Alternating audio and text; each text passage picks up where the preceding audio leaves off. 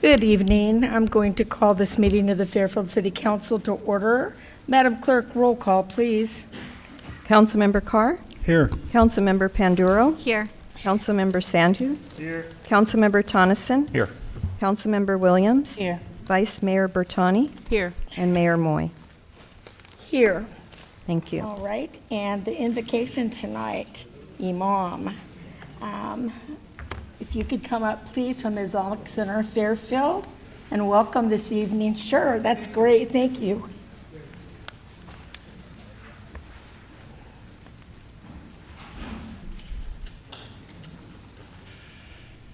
I say 9:30. Good evening, everyone. We seek refuge with Almighty Lord from the accursed devil and his mischievousness. In the name of God, the most gracious, the most merciful. All praise and thanks go to our Lord, who has created 7 heavens and the earth and whatever it contains.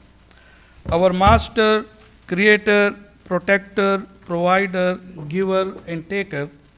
Everything belongs to you. Nothing is hidden from you. No one can benefit and harm without your will. You possess power over everything. You run the whole universe as you like without any assistance. You are independent and eternal, the only honor of the day of judgment. O our Lord, we only worship you and ask help from you. Please unite our hearts and minds, guide us towards the right path, the way of those to whom you have bestowed your grace, not of those who earned your anger, nor of those who went astray. O Lord, put the right decision and thoughts in the mind and the hearts of the decision makers. Let them decide the affairs correctly, which will be beneficial to our community. Please protect them to make any decision or pass any regulation which will be harmful for the citizens. Please pardon us, have mercy upon us, and grant us success in this world as well as in hereafter.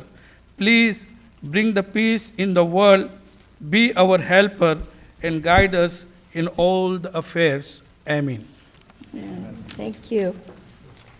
And then today I'm going to ask, Madam Vice Mayor, would you lead us in the pledge, please?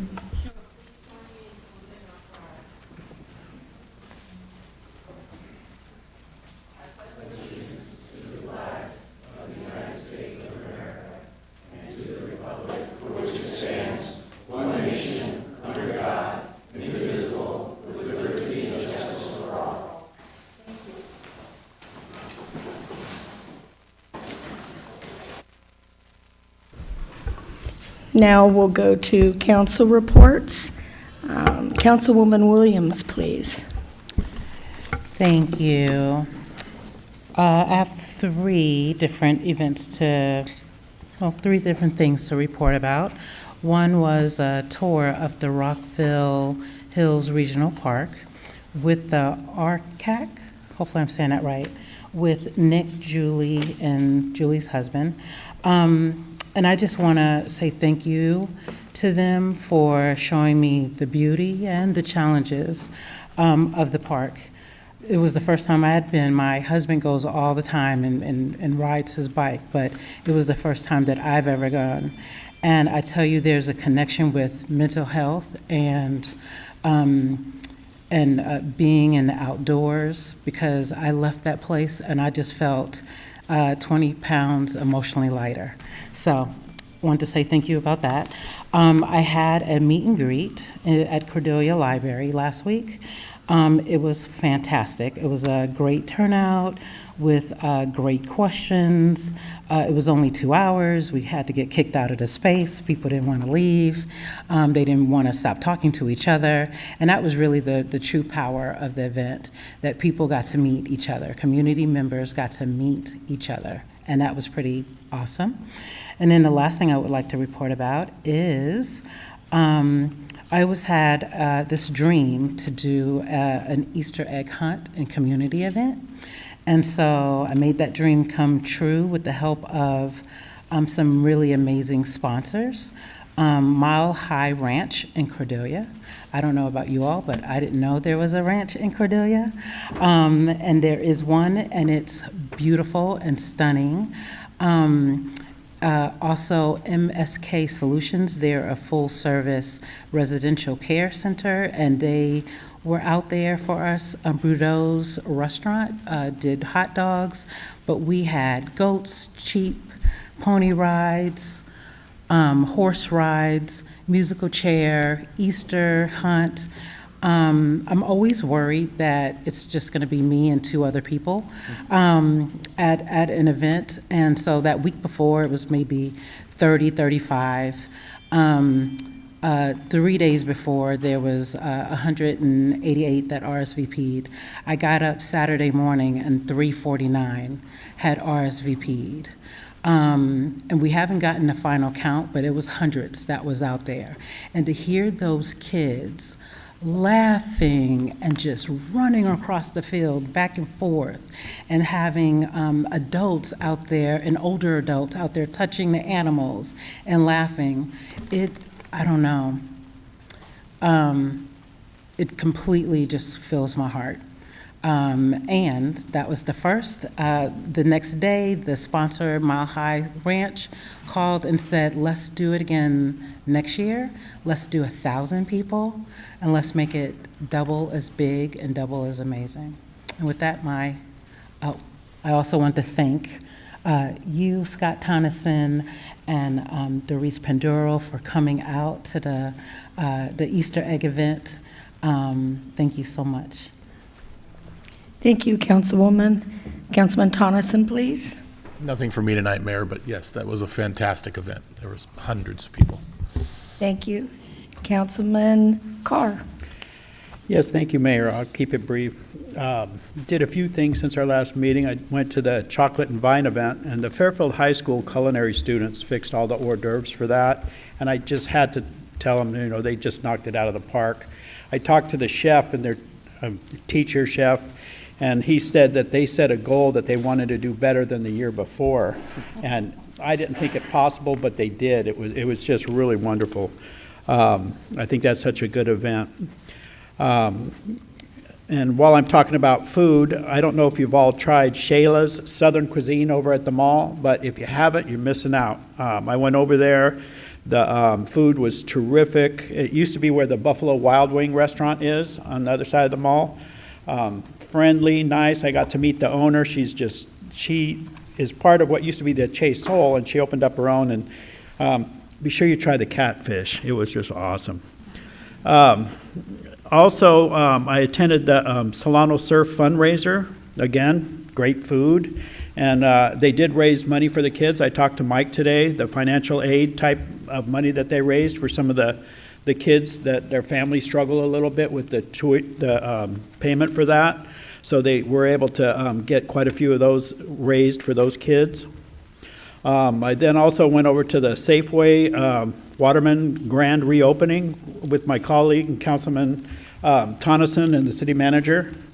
The store looks great. If you haven't been in there, it's really nice, the work they've done in that Safeway over there at Waterman. Also,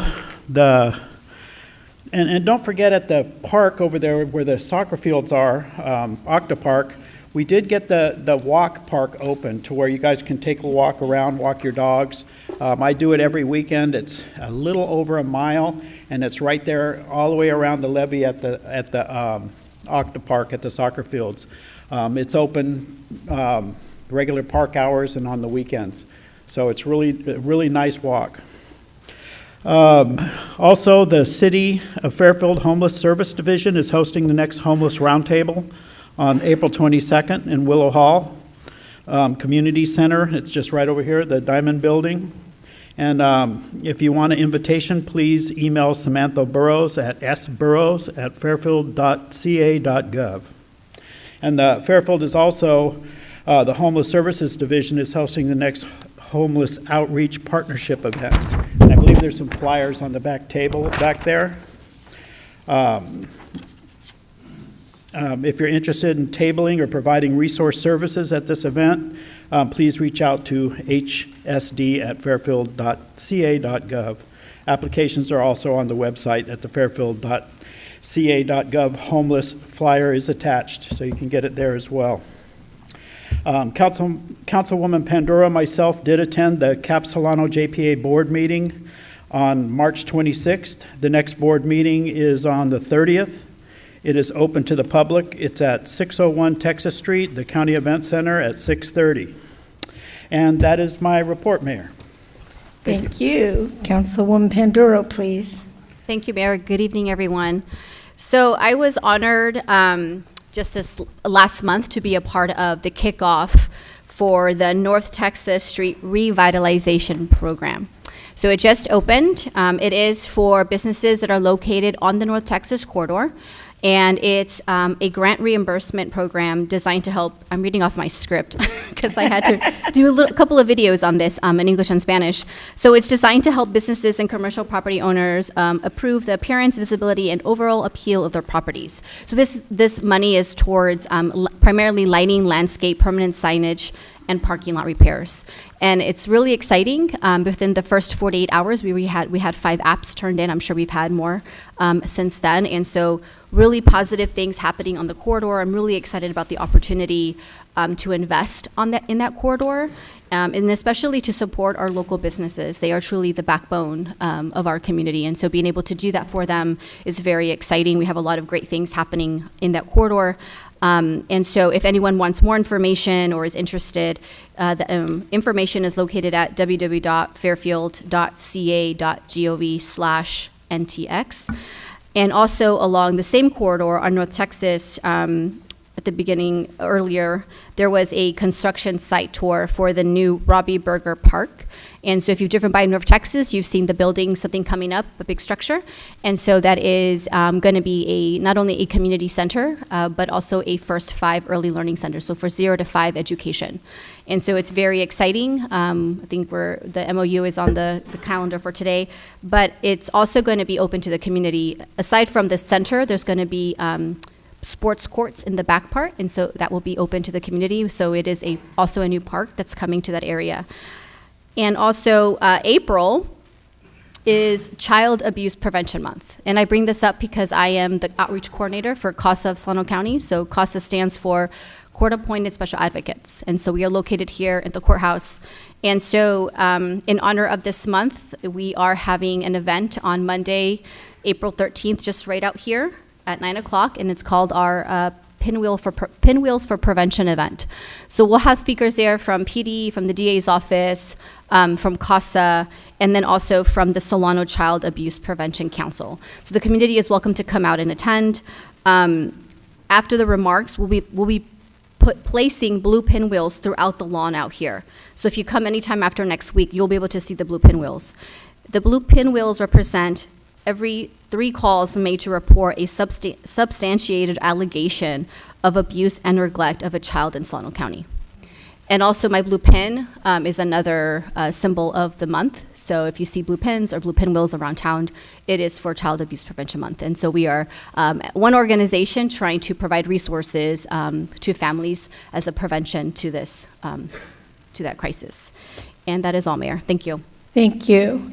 Madam Vice Mayor. Thank you, Madam Mayor. Thank you, everyone, for coming out this evening and for watching from home. It really means everything to us that you take the time to be here at these meetings, and seeing you in the chamber is always a pleasure and makes for a much better meeting. I will be quick this evening. I just want to announce that our public table town hall meetings are progressing. We had our first one at Cordelia Public Library. Great conversation, input. Thank you, Mayor, for showing up. Thank you, Councilman Tonneson, for showing up as well. We had great conversation primarily around 2 issues.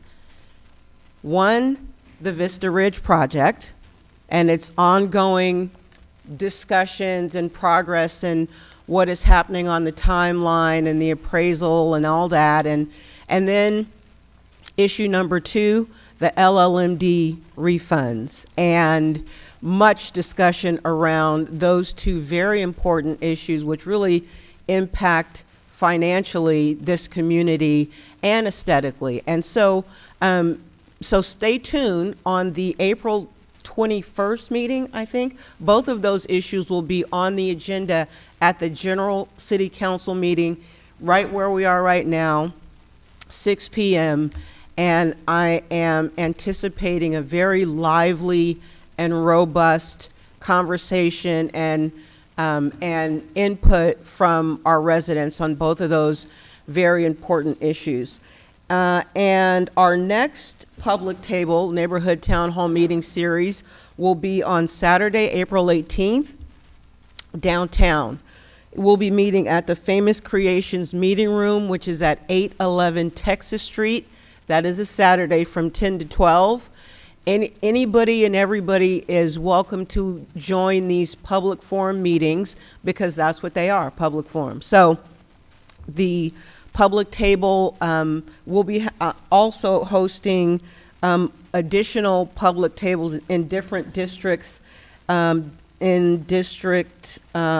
be having one on May 9th at Mancus Neighborhood Center, May 30th at Donnell, that's District 4. Saturday, June 27th at Bethel Community Church on East Tabor. And the final one will be Saturday, July 11th at the club at One Lake.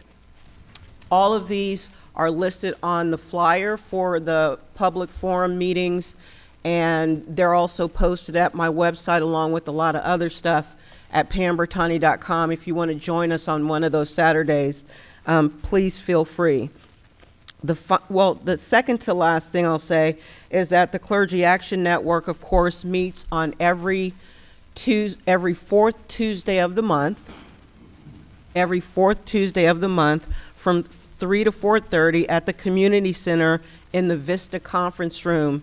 And among the things that we're discussing and planning are our upcoming Fresh Food Festivals, where we go to elementary and middle schools and give away fresh food that is delicious and much needed in those communities. We have our National Day of Prayer coming up on May 7th. Juneteenth, we're starting our first planning meeting this Friday, April 10th, which will be a Zoom meeting by our subcommittee, but we're planning our Juneteenth celebration, which will happen on the county lawn on the day itself, June 19th, which is a Friday. So again, Clergy Action Network has a website, and all of these events will be there as well. And finally, I have received so many comments, questions, concerns about the mall and redevelopment of the mall. Anybody that's been to the mall lately knows that it is still going pretty strong, but we all can agree probably that it's nowhere near reaching its full potential. And so I talked to the city manager and the mayor, and I have asked for the city council to have a special study session regarding the mall and the redevelopment thereof. The new thing is that we're going to speak with Spinoza, who are the developers of that property. In other words, it is time to restart, to jumpstart, to pump more energy into the process of beginning a robust redevelopment of the mall, to make the mall what we know that it should be and what it's currently zoned for and everything. So that meeting will take place on Tuesday, May the 12th at 5 p.m. here in council chambers. This will give the city council an opportunity to speak to the people who are in charge of, or very involved with the redevelopment of the mall. We've never had a chance as a city council to actually speak to them, to share our vision, to see how we can be better partners at jumpstarting the redevelopment process out at the mall. So I invite everyone to attend that meeting. It'll be a public meeting, but a special study session, and it's with Spinoza and the full city council and staff, Tuesday, May 12th, 5 p.m. right here in council chambers. And that's all I have.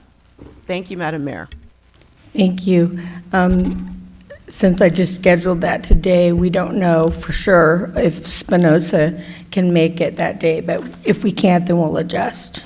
Okay, yeah, because that's the whole point is for them to be able to. Absolutely. To make it, so. Agreed, yeah, and I've not even spoken to them yet, so I can't guarantee that date, but that's certainly the date that we'll cross our fingers for. Set the date tentatively then. Okay, thank you. Thank you, and thank you for that, Madam Vice Mayor. And Councilman Sandu. Thank you, Mayor. Wanted to start off with, alongside many of my colleagues and a healthy delegation from the city, we attended the State of the Base at Travis Air Force Base. Needless to say, they have a lot going on. I want to correct the record on one quick thing in the picture. You saw a lot of the folks who attended that event. We missed the deputy fire chief, and I want to clarify that he was there, in fact. We just couldn't get him in time for the picture. Following that, I attended the Power of 30 celebration for the Solano Community Foundation, which is one of the few donor-advised funds here in Solano County. It was their 30-year anniversary. They were founded back in 1995. Just last year, they've given over roughly $140,000 in scholarships in the community, so they're doing really good work. Following that, the city of Fairfield, in partnership with the county, did a very fun Adopt a Dog event. I myself don't have a dog, but I felt like I did for a few hours. And that was a really good event. And then alongside, as mentioned, the chocolate and vine event that the Community Services Foundation did, which went really well year after year. They do great work in collaboration with the Fairfield High. And then the Solano Surf fundraiser night here at Willow Hall. And I think I'll echo Councilman Carr that we do need to put some money into that building at some point. That was a really good fundraiser, and just want to shout out the city manager, because we did take home a cake that night, and we had a really good dessert at the table. And then following that, the Can Be Stand Up for Veterans event. It was the 3rd annual event they did at Jelly Belly, and some really strong supporters of that organization. I think some of them are here in the room. I saw Medic Ambulance walk in. They do some really good work for Can Be, in addition to Kaiser. And I also want to shout out Terry Lenore, because he also took home a cake. And I want to thank you for leaning in and contributing into the community. And lastly, the city of Fairfield had a really good egg hunt at the Allenwood Park, and I met some of our mascots there, which was pretty fun. And I think that concludes my report. Thank you, Mayor. Thank you. And I am just going to report on a couple things. I first wanted to say that you know that there's a lot of construction going out on the interstate and moving into Suisun Valley along, that's going to be the new truck stop. Here I am thinking about the truck stop. Way station, basically. And I just wanted to give you an update on that. That is not going to be completed for another 2 years. It's a huge project, and I just wanted to let people know. I know I've been dropping in and letting you all know about that, so I wanted to let you know. I went to, it was last week, seems like it's been a long time ago. I was invited along with the mayor of Vacaville. There was a great delivery of food from the Church of the Latter-day Saints. And what it was 33,000 meals were delivered to nonprofits in Vacaville and Fairfield.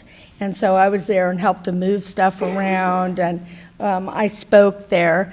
And it was, this is on top, it's really incredible what they do. They grow their own food, including cattle and vegetables, fruits, and then they pack it up themselves and they send it all over the United States. And it was just incredible. I talked to the truck driver, and I mean, you want to hear some stories. It was really cool. He goes, "Oh, I'm just a truck driver." "Oh, really?" I mean, this guy's on the road every day.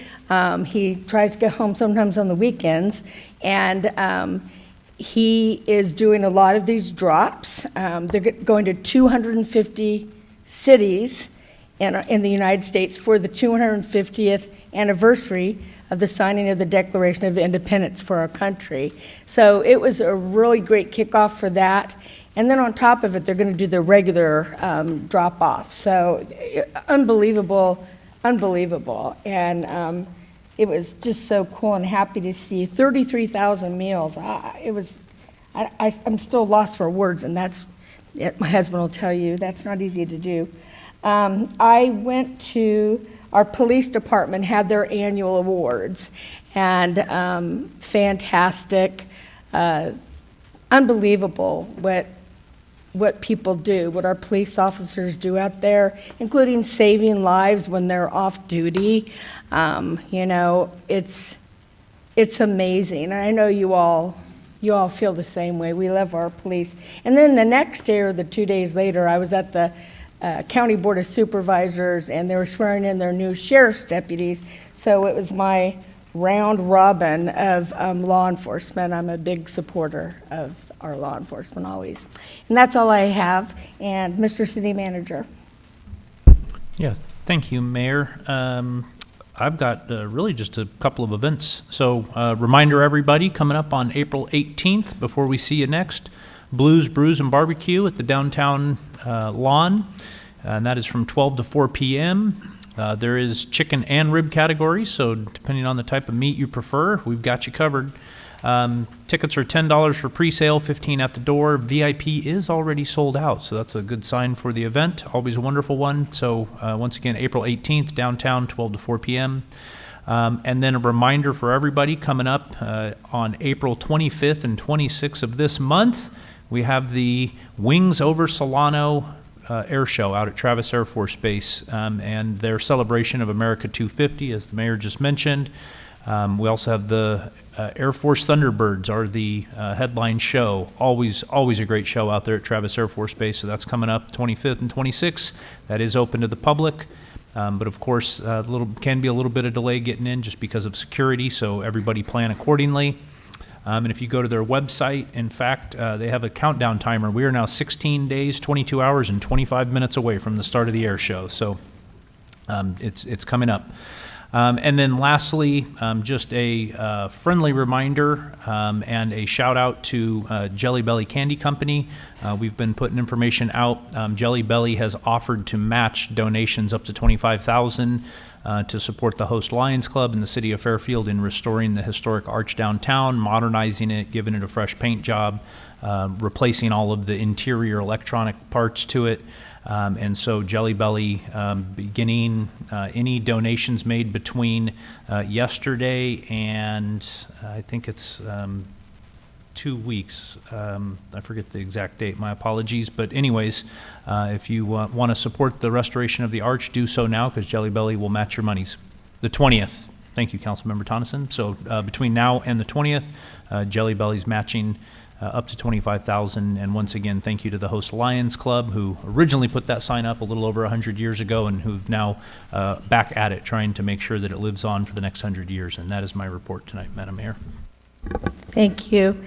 Excuse me, Mr. City Attorney. Thank you. I want to announce out that in closed session a couple of weeks ago, City Council in closed session approved a stipulation for attorney's fees in the matter of Thacker versus City of Fairfield. The court confirmed that amount and stipulation in docket CU 23-03108 in the amount of $223,509. Thank you. Thank you. And Madam Clerk? Thank you, Mayor. We are still accepting applications for District 2, the Landscape Oversight Committee, and also recruitment is still ongoing for the Youth Commission, ages 13 to 19. You can email cityclerk@fairfield.ca.gov for more information. Thank you. Thank you. And now we'll turn to presentations, please. Yes. Presentation 1, proclamation declaring American Muslim Appreciation and Awareness Month, presented by Councilmember Sandhu to the Islamic Center of Fairfield and Imam Faridbeg Misra. Thank you. Thank you. Miss Reese, would you like to come on up? Well, you got to tell your folks to come out next time. They sent you all alone. Thanks for coming. Good evening, everybody. As many of you know, we just concluded Ramadan just a few weeks ago. It's recognized by, I don't know the exact number, but probably over 1 billion people globally. And in recognition of that, we have a small proclamation to celebrate that.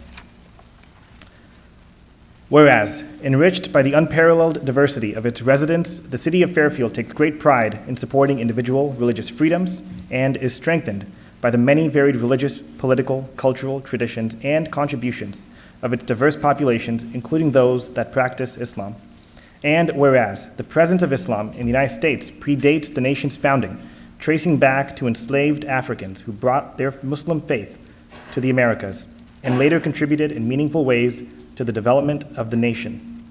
Today, millions of American Muslims, both immigrant and native-born, represent a rich diversity of backgrounds and beliefs, with approximately 1 million residing in California, the largest population of any state.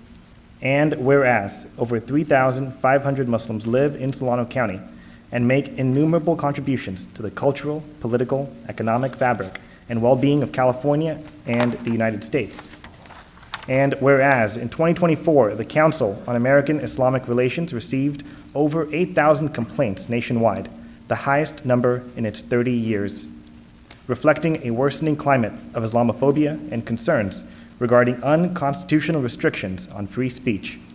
And whereas the Islamic Center of Fairfield, first established in 1982, serves as a vital religious and community hub for Muslims in the Fairfield area, providing daily congregational prayers, Islamic education, and Quran classes for youth, community outreach programs, interfaith engagement, food assistance, religious services during Ramadan and Eid, as well as a wide range of volunteer and charitable activities. And whereas the City Council recognizes the vital role of local government in promoting peace and justice, and affirms that Muslims everywhere deserve to live in peace and safety. And whereas it is appropriate to recognize and raise awareness of the myriad of invaluable contributions of American Muslims in California and across the nation, and to extend to them the respect, dignity, and sense of belonging that every American deserves. Now, therefore, I, Catherine Moy, Mayor of Fairfield, do hereby recognize April 2026 as American Muslim Appreciation and Awareness Month, and acknowledge the rich history, contributions, and guiding values of Muslims, and commend Muslim communities in California for the lasting and positive impact they have made on the advancement of our city, state, and nation. Thank you. Would you like to say a few words? Thank you.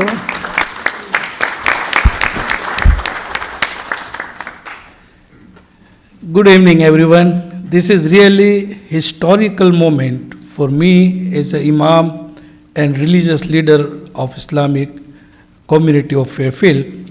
I serve this community since last 24 years. And this is the first time I'm receiving proclamation from the Fairfield city. I really appreciate from the bottom of the heart and thank on behalf of Muslim community. At least we are recognized now in public, and we really appreciate this.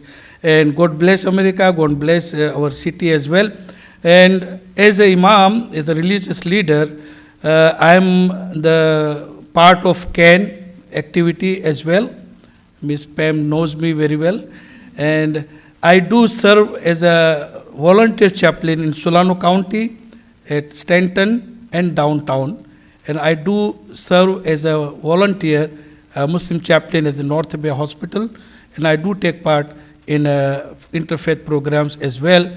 And our police chief is very kind and very helpful to us in every occasion. We call him in Ramadan, especially for iftar, and always he present and appreciate our invitation. So I really grateful, and I thanking from the bottom of the heart to Mayor and all the council members to granting me this honor and dignity and proclamation. I accept on behalf of Islamic community of Fairfield. Thank you very much. Thank you.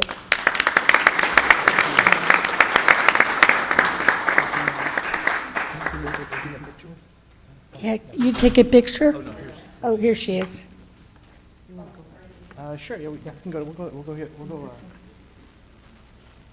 go here in the front so we can get the photo. Thank you.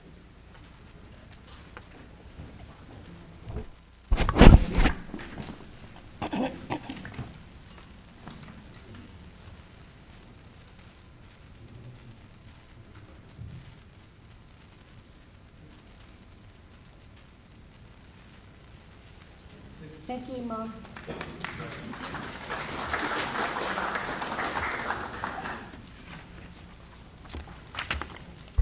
It's pretty awesome. We just got to see history made here, huh, Mom? Right on. All right. So now we are going to go into public comments, please, Madam Clerk.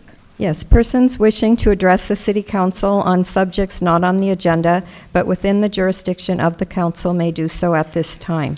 The council cannot discuss or take action on matters not on the agenda for this meeting, but council members may briefly respond to statements made or questions raised by the public, ask for clarification from staff, refer the matter to staff, request staff to report back to the council at a subsequent meeting, or place the matter on a future agenda. If you're online to speak on an agenda item, please use the raise your hand feature or press *9 on your phone. Speakers are limited to 3 minutes per item as determined by the mayor. And our first speaker is Matthew Badu.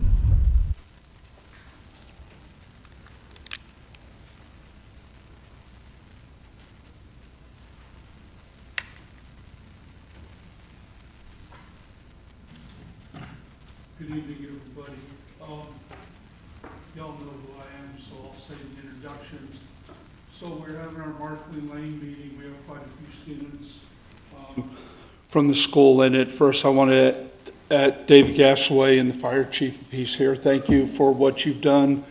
It was a blessing to see the chief at our meeting because he cleared a lot of issues up. But what came up is what's going on with the mayor. So you all know I called in and I kind of said, hey, let's just stop this. Let's not waste public funds, blah, blah, blah, right? And the kids started asking me, and they referred back to Congressman Garamini taking students. I'm sure you're all familiar what's happening, right?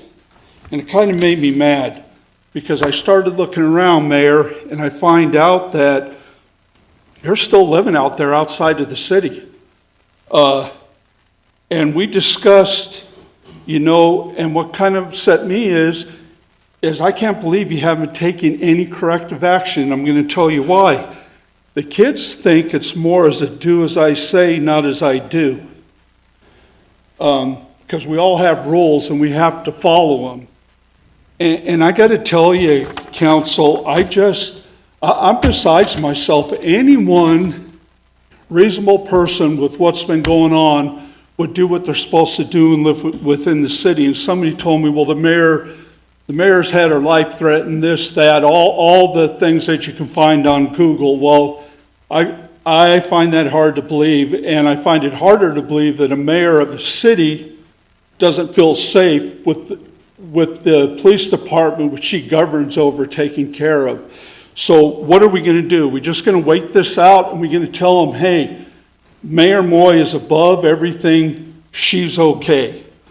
How many boards does the mayor sit on next to other mayors and things within this county, and she doesn't, and it's a free-for-all. I only have 52 seconds. She doesn't live there. There's people there that won't come and talk here because they've been talked to. It's okay to donate through PayPal, $2,400, and we're trying to push a measure because we need money. This is Mayor Moy. And City of Fairfield, when did you guys get into the business of the city spending time and tax money for make other people's plans and airplanes and all this, and then they write the city a check? I just don't get what's going on. I love Fairfield because our school district's in it. I know that you're coming to our meeting. We want to support this tax. I think it's healthy for everybody and the city. Time is up, sir. But what you have to do is you got to rein in your mayor. Your time is up, sir. Right. We all have rules, and Sir. this is a rule. Your time is that, My point, there's rules. Next is Joseph Joyce, to be followed by Nora Dizon. Well, this is interesting because I was here to speak to a matter, speak to the record.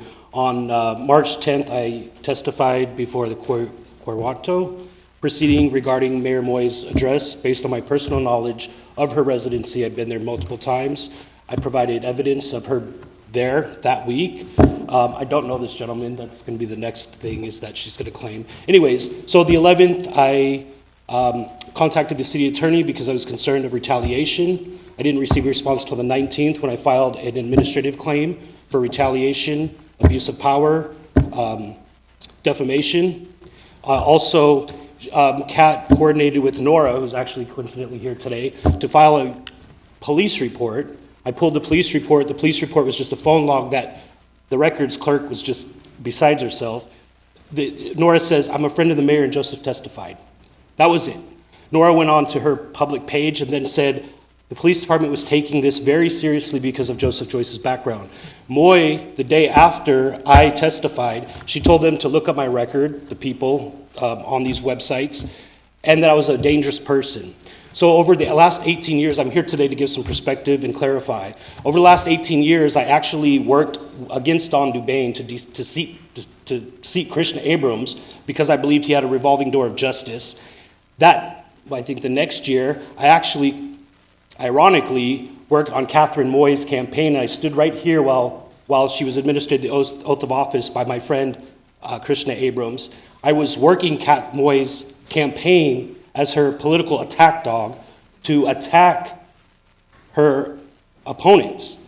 So I find it quite ironic now that she's saying that this is a political attack. I don't work for California Forever. I have no reason to attack. I'm sorry, I'm a little nervous. I didn't expect this such a packed room. But I did not initiate the proceedings or the investigation. It was just the timing of the matter. I knew the information. I just didn't know when to bring it forward because I knew it. A lot of people know it, but there was no real official opportunity to bring that information forward. So I want to let you know I'm not going to be intimidated by the mayor of Fairfield. I'm going to pursue a civil rights action on day 46 if we don't resolve the matter. And yeah, I think Kat, it's egregious. She's got a long history, like you can't, it's indefensible that she attacks, she smears people. She's using the city's checkbook to pay off lawsuits and hire attorneys for you guys to constantly fight case after case after case over the last 10 to 12 years that she's been in office. So I got my 13 seconds left, but I think that I provided enough information. I was a little nervous coming in, but I guess I'm not the only one with that sentiment. Thank you. Next is Nora Dizon, to be followed by Mark Novak.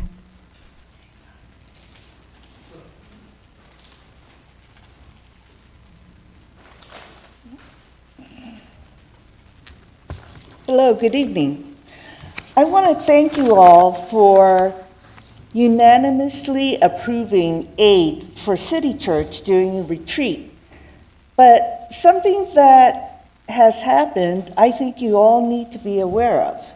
There is some sort of technical problem with, I guess, the classification of City Church, and therefore the funds that you think you may have allocated to help them are not being made available to them. So I just want you to be aware that they are in limbo right now. And it's something that needs to be kept in mind. Well, that was all I intended to say, but since I got accused here for a minute here, I asked, or I blocked this gentleman from the website because I knew there would be clashing. And he decided to make up a new profile and come back online and then communicate with me with the image of him shooting a gun. I'm sorry, that is not okay. And then he proceeded to contact other people, different image. So it's very clear that this is a threat to me.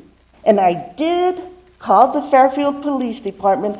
I did speak to an officer. I am not lying about filing a report. Anyway, thank you.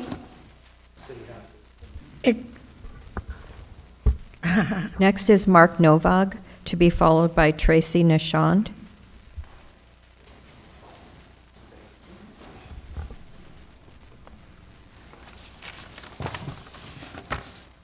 Good evening, Mayor and members of the City Council. Thank you for giving me the opportunity to speak tonight. If you've forgotten who I am, I'm a teacher in Travis Unified School District and the president of the association.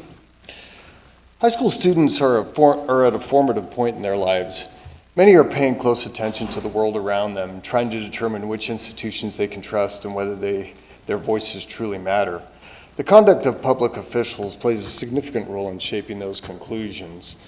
Integrity is more than simply following the law. It is alignment between words and actions. It means making decisions that can be defended not only today, but years from now, when today's students are reflecting, when our adults reflecting on whether the system served them fairly. In school, students are taught about civic responsibility and ethical leadership. They look to institutions like this one and ask whether the lessons are reflected in reality. They notice whether leaders prioritize the long-term well-being of the community and model a responsive approach to citizenship. That example carries more weight than you might expect.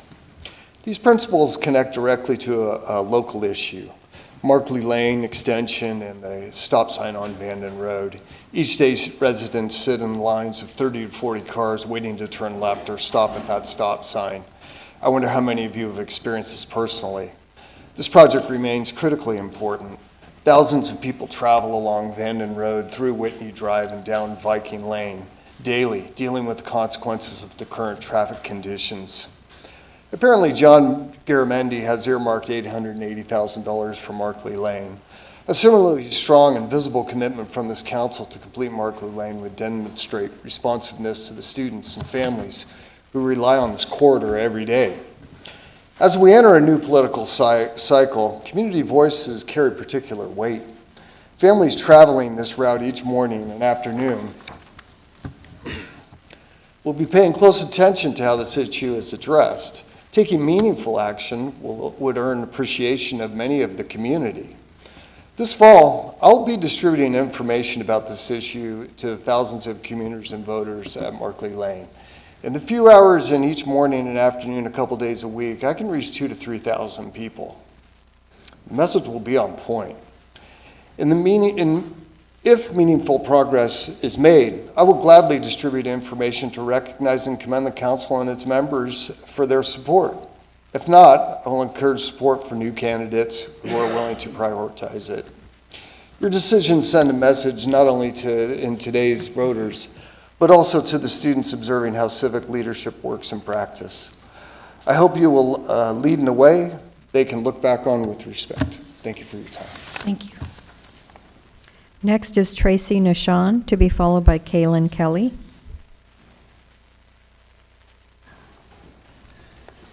Good evening, Mayor Moy, Vice Mayor Bertani, council members, city staff, and community members. Tracy Nishant, Swan County Public Health, Tobacco Prevention and Education Program Project Director.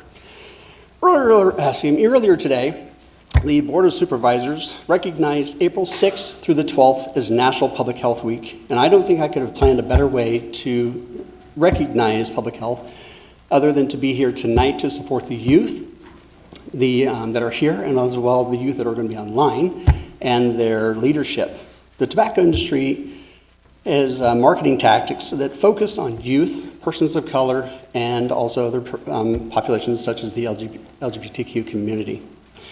My former manager, Robin Cox, who is a Fairfield resident, over 30 years ago started the Tobacco Prevention and Education Program.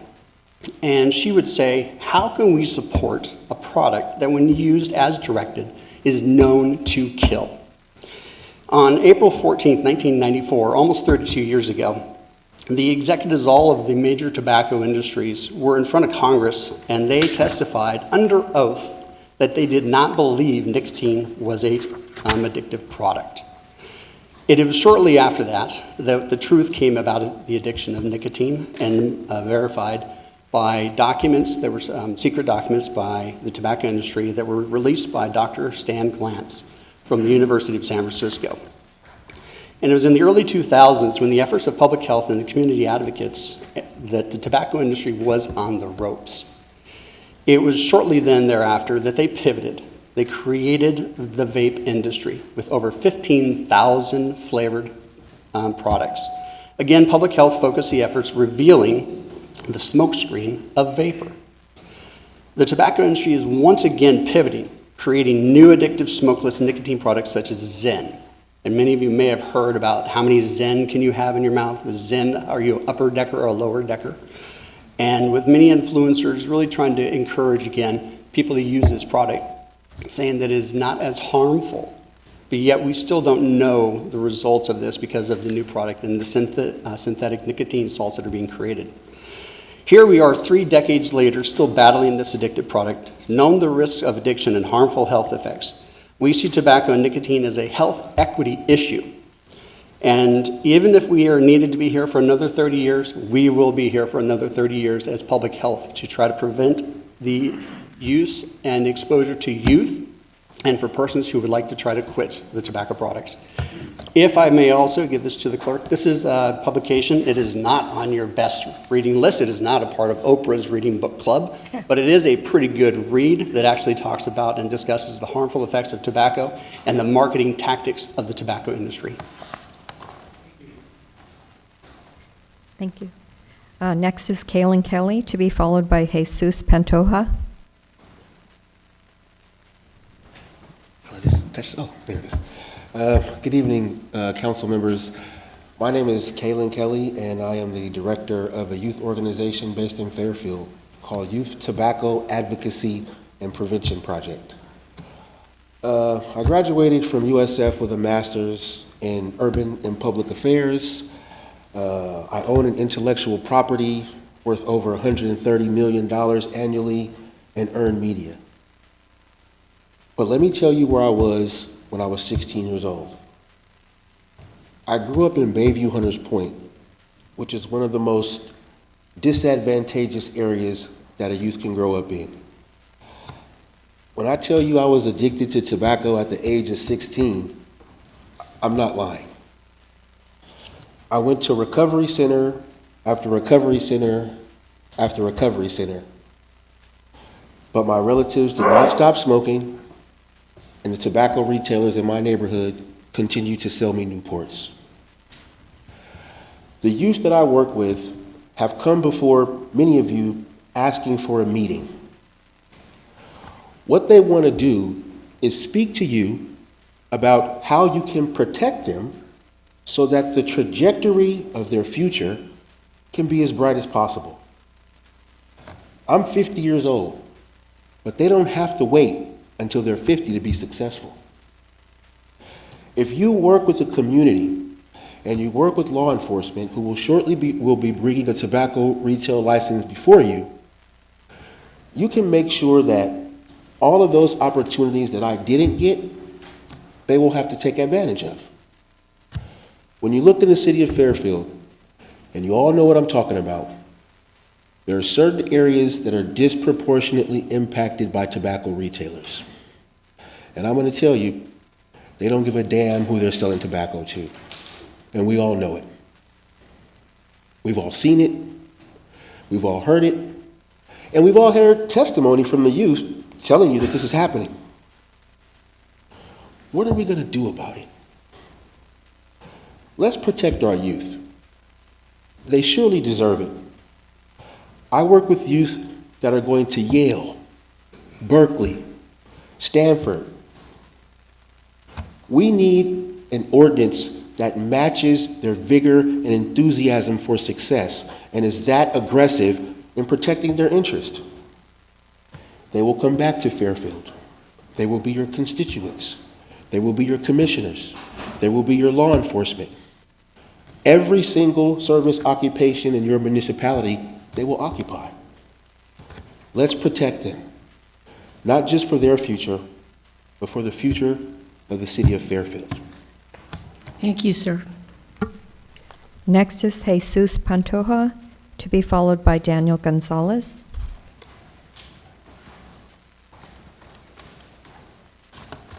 Does the timer start on its own? It'll start, yeah. Good evening, Mayor, Vice Mayor, and other members of the council. My name is Jesus, and I'm a 17-year-old junior currently attending Early College High School. And for nearly 1 year now, I've been a part of YTAP, as Kaylin mentioned, which stands for Youth Tobacco Prevention, Advocacy, and Policy Project. It's a mouthful. It's like a group of advocates that work towards securing a more safer future from tobacco addiction for the youth. Our group has already had the opportunity to present to some of you, and we're very grateful for that. This evening, I'd like to talk about the very serious issue that is the vaping epidemic. As Kaylin mentioned, I'm sure we've all seen it, whether it be on social media, on the streets, anywhere really. Did you know that nearly 1 in every 5 11th graders in FSUSD have vape tobacco? Not only that, but vapes oftentimes serve as a gateway drug and can lead to users developing risk of addiction to stronger substances like cocaine. I know this because I had a friend who started with vaping, then weed, and then stronger substances. I also know this because my older sister, who went to high school in Fairfield, she struggled with addiction because she found a dealer, and it hooked her, just because that's what the tobacco industry does. It tore our family apart, and we had to rebuild. We thankfully rebuilt. I'm here to encourage you to agenda the tobacco retail license in your council meeting so you can bring forward a policy that can address this crisis. You are going to shortly receive a collective letter that just a handful of youth leaders have signed to showcase their support for this. The youth are leaders of the future, after all, and we must invest in their well-being. Thank you for your time. Thank you. Next is Daniel Gonzalez, to be followed by Terrence Strong. Okay. Hello. Do I have to type? Oh, there you go. Hello, my name is Daniel Gonzalez. I want to thank all of you for allowing me to stand here today and present to you. I'm a junior here at Fairfield High School, and I am also a member of the YTAP Youth Tobacco Advocacy Policy Project for around a year now. I'm also a Fairfield Youth Commission member, as some of you may know this. I have been on the Youth Commission for around a year and a half. And today I'm here to talk about the tobacco retail license. As you may know, many retailers are often disproportionately targeting minority communities. This is especially seen in the east side of Fairfield. As you may know, this is where our low-income minority groups are situated. With tobacco retailers situating themselves in these areas where disadvantaged groups are settled, as well as near schools and other community areas where youth recreational areas, it is clear to see that big tobacco is targeting youth, especially those in disadvantaged communities. This is what the tobacco retail license prepares to combat. The tobacco retail license is prepared to further enforce California state laws, which haven't received much enforcement, especially in Fairfield. We've seen in Vallejo how the tobacco retail license has helped their community. And the tobacco retail license also hopes to set proximity limits on schools and other retailers, or on how far retailers can be from schools and how they can be from each other. This limiting clusters in areas that are disproportionately targeted. Last night, as a cohort of the Youth Commission, we were planning to vote on a resolution for the tobacco retail license and bring it up to City Council. However, we weren't able to vote on it since the meeting was adjourned early, since we didn't have enough members. Next month, we do plan to vote on this topic and hopefully bring a resolution to the City Council. As my friend Jesus has previously mentioned, we will be sending a collective letter. We hope to agendize the tobacco retail license and encourage putting it on the agenda. Thank you so much for your time. I just wanted to thank you and let you know that we did get a grant for this. We are working on it, and as soon as staff is ready, I will agendize it. So it'll be great for you to bring a resolution. I love the work. I liked meeting with you all. It was great. So we aren't letting any grass grow under our feet. We are moving forward with this, all right? Thank you so much. Thank you. Thanks for coming. Have a great rest of your nights. Thank you. Next is Terrence Strong. If you would be so kind as to take one and pass it down, please. Good evening, my family. Mayor Moore, you're not smiling right now. I want you to smile like you were smiling for that young man. There we go. There we go. There we go. That's Terrence my Strong. man. You know Terrence Strong. That's right. So Terrence Strong, the Regional Director of MV Transportation. We operate the Fairfield bus service, that wonderful service that you see the pretty blue buses running up and down the field. So I'm here to ask a simple question. No money donations, no political donations, just a message of love, just a message of encouragement. We are in a system right now with Meals on Wheels, statewide, and we are in the competition to run to make sure that we get 17,000 messages to our most important, our seniors. And that again is for Meals on Wheels. So something really simple, takes you a moment just to say thank you, we appreciate you. That's all it is, guys. I really appreciate your time, and thank you. Thank you, Mr. Man. See the smile? There it is. I don't have any other speaker cards for public comment. Did anyone else wish to speak on public comment? And there are no hands raised online, Mayor. All right, very good then. So now we're going to turn to the Housing Authority. Convene joint meeting of the City Council and Housing Authority. The holding of a joint meeting of the City Council and Housing Authority entitles the council members to receive additional compensation of $35 for attending this joint meeting. Resolution HA 2026-02, Fairfield Housing Authority Public Housing Agency Annual Plan, approving the Fairfield Housing Authority's Public Housing Agency Annual Plan for fiscal year 2026 to 2027, and our presenter is Tanya Tran, Housing Division Manager. Thank you, Karen. Good evening, Chair and Housing Authority Commissioners. My name is Tanya Tran. Thank you, David. And I'm the Housing Division Manager for the Housing Authority. The Fairfield Housing Authority opens the public hearing for consideration of the Public Housing Agency Annual Plan for fiscal year 26-27. This is a document that HUD requires the Housing Authority to complete each year as a condition of continued funding for the Housing Choice Voucher Program, also known as Section 8. The PHA plan includes two parts. The 5-year plan, which each housing authority submits to HUD once every 5th year. The second component is the annual plan, which is submitted to HUD every year. And it covers policies and procedures of the agency. This evening, we are considering the second component, which is the annual plan.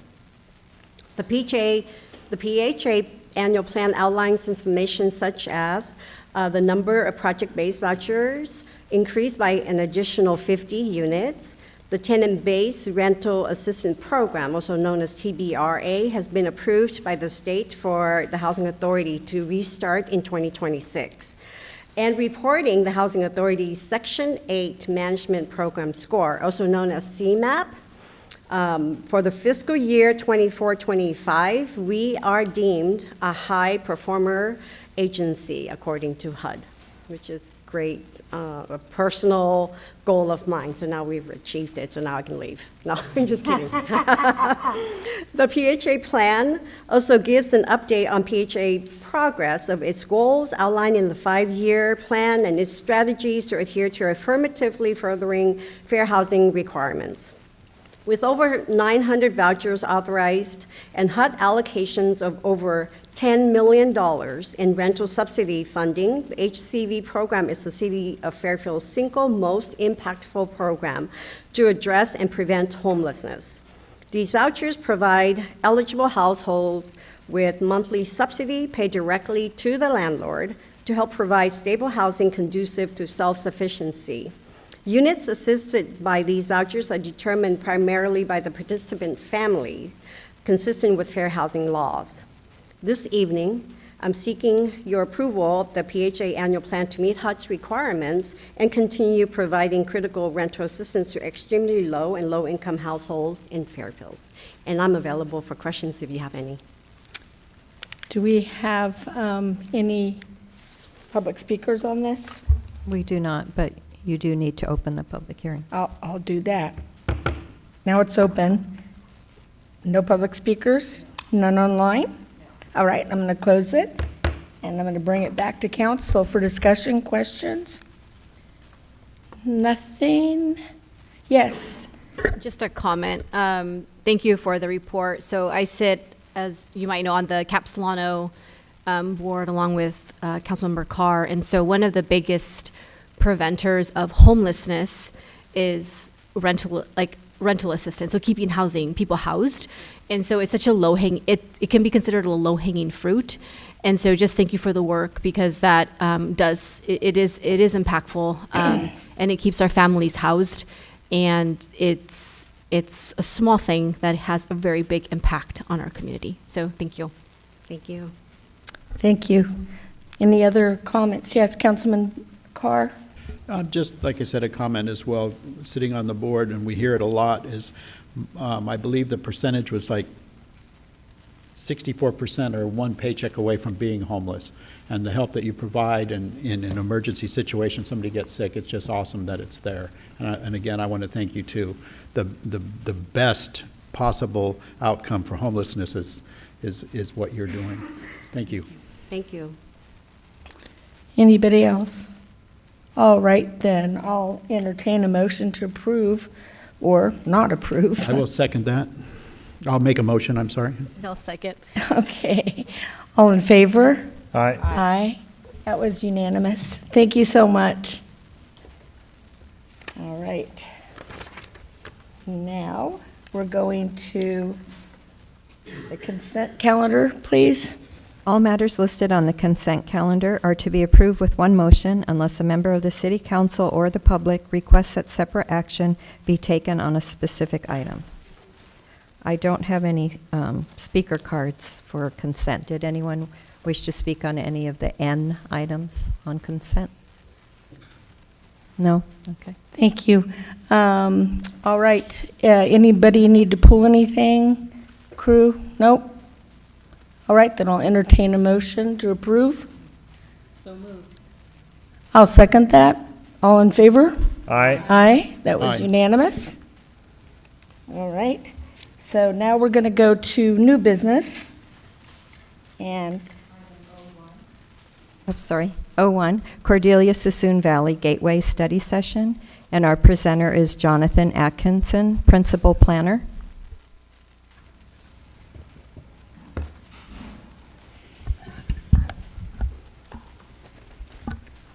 Good evening, Mayor and City Council. Tonight, I'm going to provide you with an overview of the general plan vision for the Cordelia Sassoon Valley Gateway property. I will also introduce two current development proposals that do not align with this general plan vision. Furthermore, staff would like to know if the City Council is open to a new general plan vision for the property, particularly one with auto-oriented uses, as well as health and medical uses. If the City Council is amenable, staff would like direction as to the expected level of public engagement for a general plan amendment and the quality of design for the development. Because this is not a public hearing, staff will not ask the City Council to take action on the development proposals. In December 2024, the City Council adopted a new general plan as part of the Fairfield Forward 2050 initiative.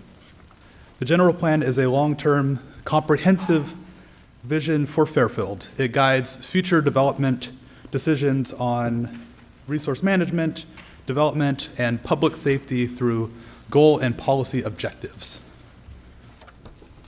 The general plan identifies multiple infill focus areas in which major development is anticipated through 2050. Approximately 44 acres of land at the southeastern corner of Sassoon Valley Road and Business Center Drive is an infill focus area and designated as Cordelia Sassoon Valley Gateway mixed use in the general plan. Under the general plan vision, the property serves as a destination gateway to Sassoon Valley. The general plan envisions the property as a mixed-use lifestyle center with a combination of retail, dining, tasting rooms, entertainment, office, civic and recreational uses, as well as parks, housing, and lodging. Under the general plan, the design would emphasize walkability with interconnected streets, large sidewalks, outdoor dining areas, plazas, gathering areas, and buildings that are oriented towards the street. The image on the left is a rendering from the general plan simply for visualization purposes only. In May 2024, Discovery Builders filed multiple applications as part of the Sassoon Valley Place project for city review. The project involves 2 commercial buildings, 2 freestanding drive-through restaurants, a service station with both a convenience market and a drive-through restaurant, a car wash, outdoor plazas, and an electronic freeway sign on approximately 9.7 acres of land.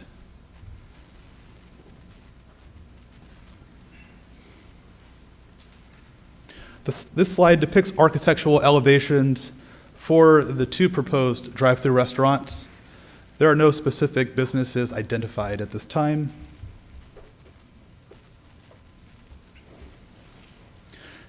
This slide before you depicts the architectural elevations for the 2 commercial buildings. And once again, at this time, there are no specific businesses identified. This slide depicts the main architectural elevations for the service station as well as the car wash. The convenience market would also include a space for an office, and as I mentioned, would include a drive-through establishment.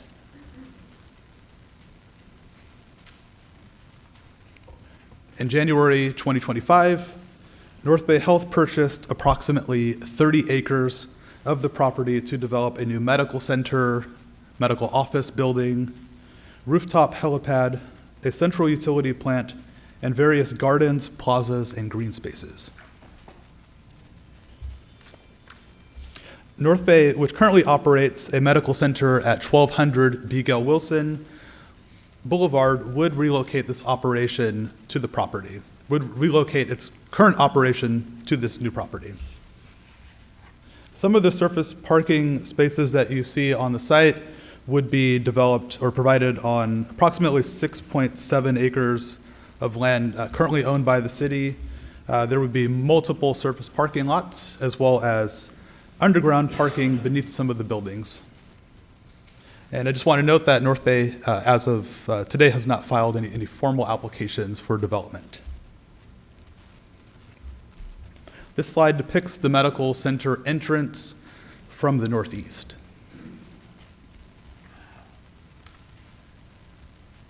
And again, this is another architectural rendering depicting the medical center entrance, or medical center, sorry, from the southeast and the southwest.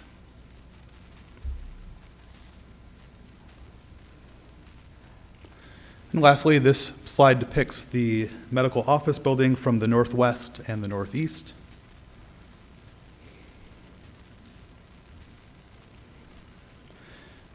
Once again, both of these development proposals do not align with the current general plan designation for the property.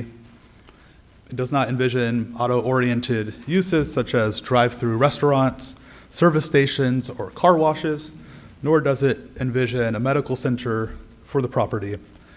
Staff would like to determine whether there is general interest in an alternative vision for the property as laid out in the general plan. Staff does request City Council feedback on the following areas or questions. Are you amenable to a no general plan vision for the property? What are your general thoughts on auto-oriented uses on the property? What are your thoughts on health and medical related uses for the property? What level of engagement would you expect for a general plan amendment for this particular case? And lastly, do you have any thoughts or what are your expectations on the quality of design? And specifically, are there specific design aspects that you would like to see?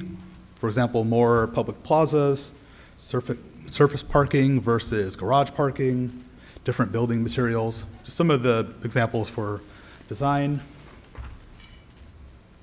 Thank you for your time. I'd be happy to answer any questions that the City Council has. I also want to note that we do have some representatives from Discovery Builders and North Bay, and they're available if any questions arise. Thank you. First, I'd like to take any public comment. Yes, I have Larry Trilops.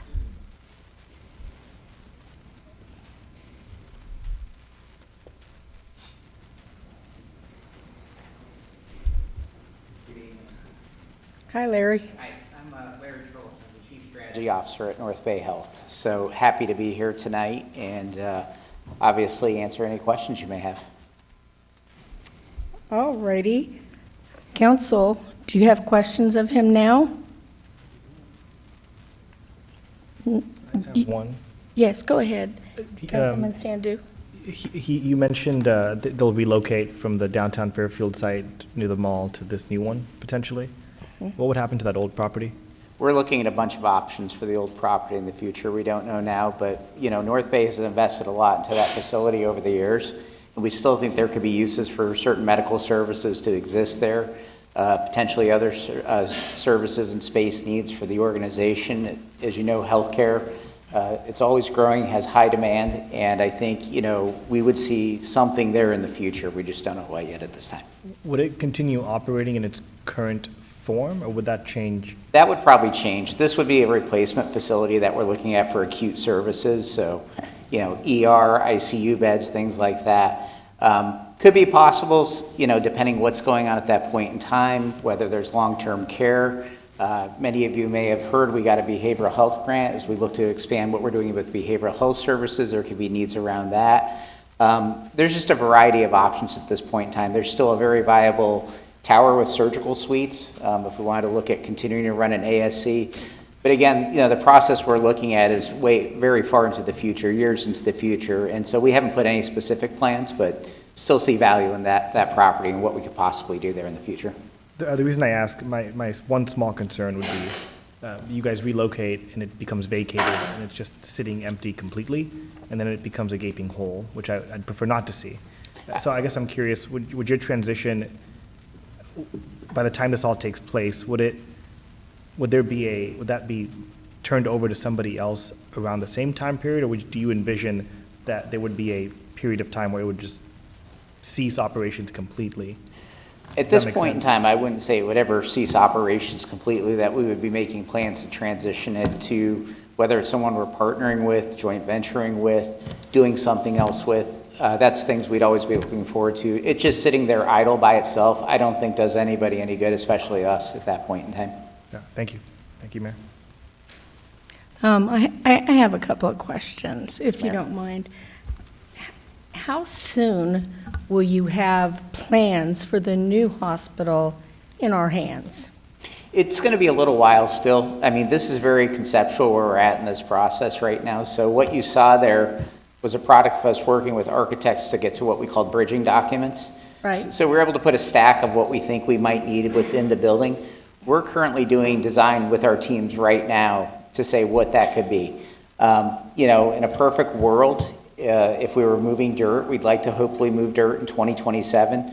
But there's a lot of steps in this process, a lot of things that we have to go ahead and look to put in place to make sure we're there and we're lined up for it. Right, because I'm working on one of those things with the Solano Transportation Authority. Mhm. Has to do with the ramps that come off the freeway, and so I'm very well aware of that. I wanted to ask you about the behavioral health grant. From the story that you all put out, it said that it would be there, and so I'm wondering, I had questions about what kind of services would be offered there. Right now, I know you have 5150s who are brought to your hospital or just walk into your hospital. Is that something that would continue at that site, or would that be at the new hospital? The behavioral health grant, what we're looking at is adjacent to our current facility, that we would do something there on campus with us. Right now, the plan is to run a 24-hour, what we're calling behavioral health urgent care, where people can voluntarily go in, receive services, and we think that's really important. We're excited about the grant. I think as a health system, and I've worked in health systems in different parts of the country, we've really taken a look at behavioral health and put a plan together of what do we think we could address that's going to help the community, help us as an organization, and really address what is a large issue in healthcare for everybody. It impacts us all across the delivery system. It impacts us in our communities and where we live. And, I think all of us could say, including myself, we probably had family members that could have or need services. And so I'm excited that we're bringing something like this to the area. One other thing to circle back a little bit too, when we talk about if we were to move dirt by 2027 on things, we're looking at a phased concept right now that we would probably build a medical office building first. And, we throw terms around in healthcare and we may realize we speak faster and don't let people understand what we're saying. A medical office building is where we would have physicians mainly located, potentially a cancer center, imaging centers, lab. A lot of the outpatient services that you would receive would be through an MOB, and that would potentially be the first step in this process before we look to the acute facility at some point in time. I see. And what about the folks who currently live in the area? And some of them are not financially able, they don't have vehicles, and they are concerned about getting out to the new place once it's built. Mm-hmm. Is there any thought about that? I can't say, we would have a plan for that per se, and I don't know what transportation is going to look like at, 7 to 10 years from now too. Who knows? We all may be driving Uber somewhere or driving in different ways. So, I think we look though, we're an independent nonprofit health system. We're here to serve the community. If there were needs or things that we're seeing gaps with, I think that's part of what our teams are always working on. We have a philanthropy arm that's always trying to do things for the community. We have a lot of people, some of our team members are here tonight. Their job is just to engage communities and find out needs and say, where can we help if needed? So I think if it got to there was some glaring need that we could somehow help be part of that solution, we wouldn't be opposed to that. We would want to step in and try to help. Right. Perfect. Do you have a developer yet, somebody who would be actually doing the work to build out there? We do not. You do not have anybody. Okay. And then I have a question. It might be a little bit uncomfortable, but sometimes I do that. Some years ago, didn't seem like that long ago, North Bay was in trouble financially. Yeah? Okay. I've been here 18 months, so. Well, this isn't a good question for you. I was just wondering how you rebounded and came on strong and kind of like it.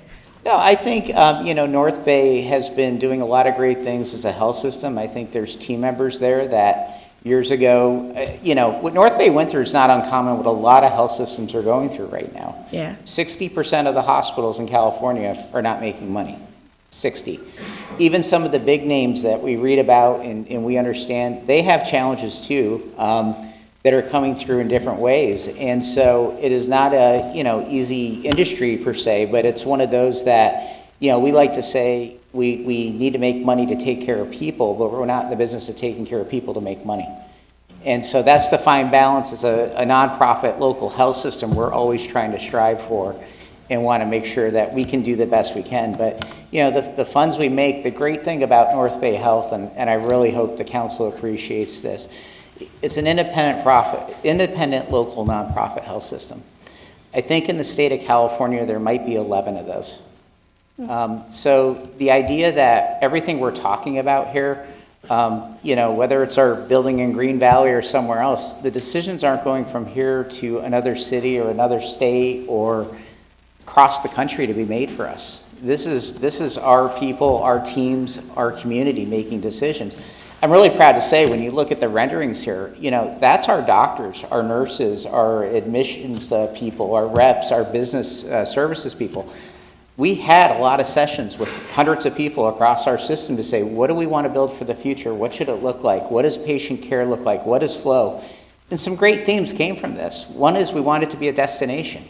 We wanted a place for people to come, and healthcare doesn't always do that. And so we're talking about a lot of different aspects of this project. There's different renderings where we talk about a garden on that shelf up there, potentially, walking areas.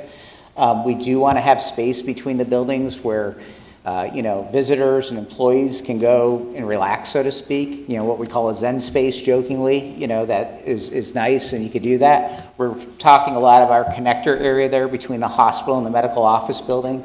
What kind of food, retail, cooking, things like that we could do that incorporate with what this community is about, that we're really trying to think outside the box of creating something really special down the road.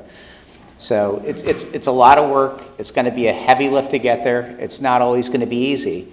But, this could be such an asset for this community for decades to come. I hope it really, is seen that way by people. And obviously, we're always open to talk about it and where we're at in the process. I personally think it's exciting. I have one ask of you, and that is for the mental health facility, which we really need. I would like for North Bay to work with our police department to make sure that any impacts, because as you know, we have retired police officers who work for North Bay now for security. I know people who work in the hospital. I was born and raised here, so I know them very well. So I want to make sure that it's not going to cause any kind of more calls to the area. So if you would work with our folks over in the PD to make sure that we are good. Mm-hmm. And I think, as we think about the facility and what's going to be there, I do come back to, we always like to jump to, what we think behavioral health is or isn't. I think it touches everybody here. Yes. And so we are always working with security and police. We have great relationships with that. Security is always important when you're running a health system. You want it to be a place for people to come, but you want it to be safe for them also. Absolutely. So I appreciate that, because if we need to hire more officers, you guys are going to have to pay for them. Yeah. All right. Well, just being honest. Yes, Councilwoman Williams. Thank you, Mayor. I really appreciate North Bay Health. Over the last 4 years, getting to meet your CEO and people within your organization has been amazing. But learning about how special you are in the community, I really see you as a healthcare gem in the community. And so it wasn't mentioned, but I wanted to say just out loud that the fact that you're a level 2 trauma center, that you're part of the Mayo Clinic Care Network, like right here in Fairfield. What you're known for, strokes, kidney failure, heart failure care. That all makes you just super special, and I'm proud to have you all here. And I'm very thrilled that if approved, you'll come to our area here. My area, Green Valley. But I do have 2 questions. One is surrounding traffic flow. The traffic flow, Nitzel Road, and crossing over from that other side of 80 West, what is that going to look like with a trauma center there? What are your plans? I think there's going to be work that's probably going to have to be done in the future. I don't know if we would have all the answers to that tonight. Obviously, next step in this process would be us be getting to environmental, and environmental would take a look at traffic at that point in time and what that means. We've looked at it from a campus standpoint, at least ambulances flowing in and out and things like that. We do feel, it is closer to I-80 from an ambulance standpoint, which, I think is something that's, better for traffic flow in that regard and patients trying to get to the hospital. But we do have work to do there. Yeah, for sure. You definitely do, because I just taking Uber, like they get turned around in that loop. So I think you're going to have a problem unless it's really almost redone. Other thing I want to ask is about the number of employees. The one thing that stands out about you all, because I've walked the halls of North Bay, is I don't know if or maybe y'all had them hidden somewhere, tucked away, people that weren't happy, but it just seemed to be just staff that is very content with their workplace and how they service the clients. And I thought that was pretty impressive. What does a North Bay relocation at this new location, what does that look like? Is that an expansion, or are you just taking what you have and just layering it in this new location? I appreciate the question. The drawing you're looking at there, actually, that facility could potentially go up to 280 beds, which right now, currently in Fairfield, we're operating approximately about 150 beds. So quite a sizable, footprint growth if we could have that. And I think, one of the things you're doing is we're trying to look a decade ahead. We're trying to look 2 decades ahead. And there's a lot of exciting things going on here. And if they come to fruition and people keep moving to the area where you never want to be, and I was talking to a hospital about this today. They're a 150-bed hospital that has probably demand for 200 plus patients at any given time. That means people waiting in the hallways, people waiting in the ERs. It's not the ideal place to be as a patient. So we want to think about having capacity in the future as we're designing this and being able to build that campus out.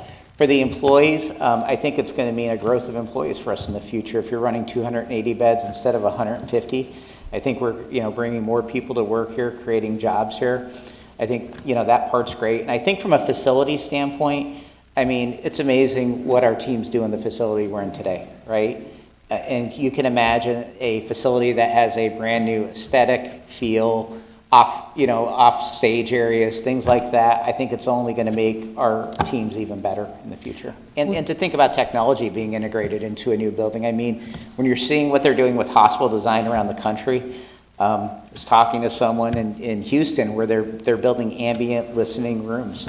So the doctor can spend more time, speaking with the patient and not looking at a computer or not looking at an iPad and things like that. Those are the type of things we want to think about as we think about the facility of the future here at North Bay. And this is just something, personally it excites me. Not everyone gets to touch a project like this in their career in healthcare. And it's really exciting, I think, for the community. Yeah. And then just final question. So, of course, Solano Community College is right down the street. Yes. And Turo is down the road.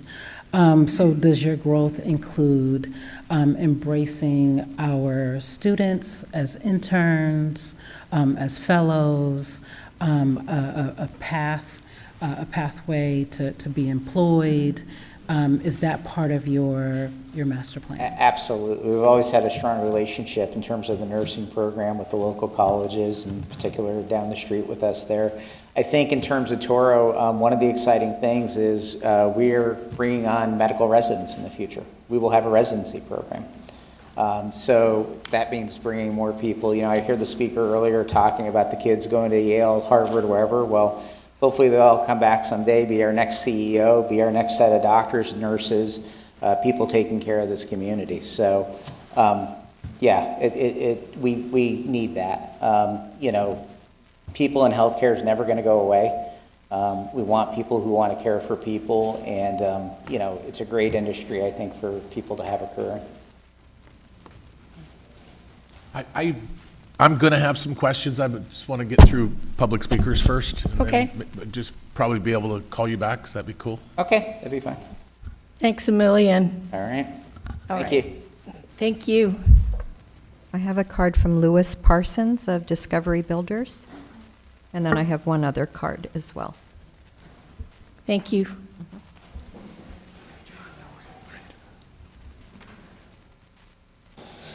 Mayor, how are you? Louis, Members of the council, good. how are you guys? Thank you guys so much for taking the time to listen to me.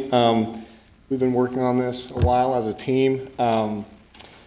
A few years back, when we had put our sort of mixed-use plan together, a combination of residential and commercial as outlined in the staff report, we were approached by North Bay, and they explained their vision to us. And quite frankly, after getting to know them better and speaking with them and looking what they're doing, we just thought this was really an opportunity to do something really transformative here. And so we're just very excited to be working with them and very excited to see what they're bringing to this community. As you know, our company is very invested in this community, building homes for many years and commercial development. And so we've done many iterations of our site plan. And what we're asking now is to go away from that mixed-use concept and now allow for this hospital use and then allow for the remnant that we kept commercial uses. And so we've provided this concept together, best in class. We've engaged John Kumpelik, a very well-known broker, to look at users to come to this spot. As you can imagine, knowing that there's this hospital coming, there's a lot of interest. That being said, without the amendment to land use and basically green lighting this, it's hard for us to really nail down who's going to go here, things like that. But we just think it's going to be unbelievable long term. It's a great opportunity to take that southern portion of the site and put commercial there. And and we're just really excited. We've got some, we've made different iterations. We've done some public outreach already, even though we haven't even started the entitlement process. We think this corner and this vision, we've incorporated this communal space based on staff feedback where you can have sort of outdoor gatherings. We want there to be a lot of synergy with the hospital. But yeah, we're just hoping that there is the at least the thumbs up for staff to at least move forward with the land use amendments that allow us to pursue commercial and also for North Bay to pursue their hospital. And we're really excited. I'm here to answer any questions, and I really appreciate the opportunity to speak tonight. Thank you. We'll continue to take public comment and then perhaps call you back up if that's okay. Thank you. Thank you. Next is Rodney Courtney. Good evening. I'll be very short on this. I live adjacent to this potential project, and I just really want the developers to include the neighbors.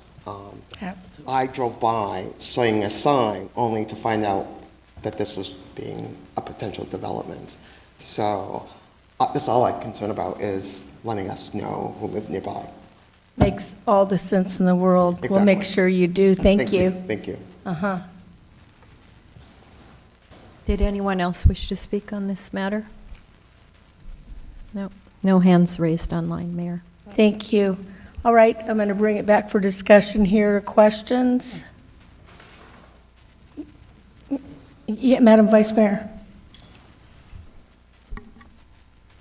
You just framed my question for North Bay. So one of the questions, and let me preface this by saying I am a North Bay fan. Love North Bay. You've treated my children, me, my family, and it's always been absolute A+ excellence at every level. So thank you for doing that. Thank you for doing that. And my question is, what the gentleman just mentioned, one of the questions that staff wants us to address tonight is the level of community engagement that we expect around this proposed development. So my question my question is just that. What is the community engagement plan for introducing, rolling out, and continuing the development of this project over time? That would be my question for North Bay. And I'm sure someone here would, there he is. Come on back up. Community engagement, I know you're great at a lot of things, including that, so I'm wondering what your strategy prospectively would be in this regard to make sure that we include our residents and surrounding entities in the process of this coming to fruition. I think we've thought about it a couple of ways, and we do want to have the community engaged. But one thing is, even through the environmental, if we can get to that mandates we have to have community sessions, community engagement is part of that also. So, I think there's things we could do around there. The question comes up about traffic flow, things like that. I think there's things that will help us in our design and how we're planning things to say what can make it great for that area. It's one of those that we have to have community involved. We did have our community involved on the inside, like I mentioned, with our employees and people helping us with the design, but we need the outside also. We're not to the point where we have sessions set up yet, or we're that far along yet, but when we do get to that point, there will be community engagement. Thank you. You're welcome. Councilman Tonneson.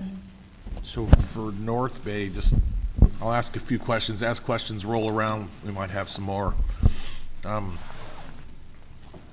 I guess I'm speaking about visions of what I'd like to see. The hotel, you're going to have a lot of people there, a lot of visitors. Is that on the radar? We personally aren't hotel developers, so we'd like to see a hotel down there also, though. And, I know there's people in our real estate teams that have thought about options of what we could potentially do there, and we would welcome that also. Okay. But we're not building a hotel within the North hospital. Bay, period. Yeah. But parking garage?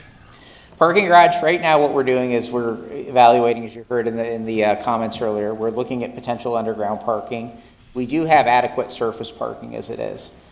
We do have plans where we could maybe do a parking garage if we wanted to down the road, but that's obviously not where the priority is right now to say, let's build a parking garage there. The way the lot's designed, we do have options for other medical office buildings in the future, even further down the road. But, we love the idea of having adequate surface parking. I mean, today, I'm sure many of you have parked at our facility. Sometimes we like to think it's getting better. We're always working hard at that to make it better. And every health system I've worked at in my career has struggled with parking in some degree. So to have a greenfield space and address parking, we want to get it right the first time when we do it. And then I had include the neighborhood too, so that's all for me right now. Thank you. Thank you. And thank you for coming to Fairfield. Thank you.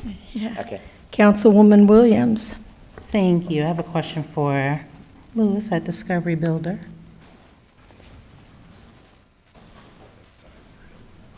Oh.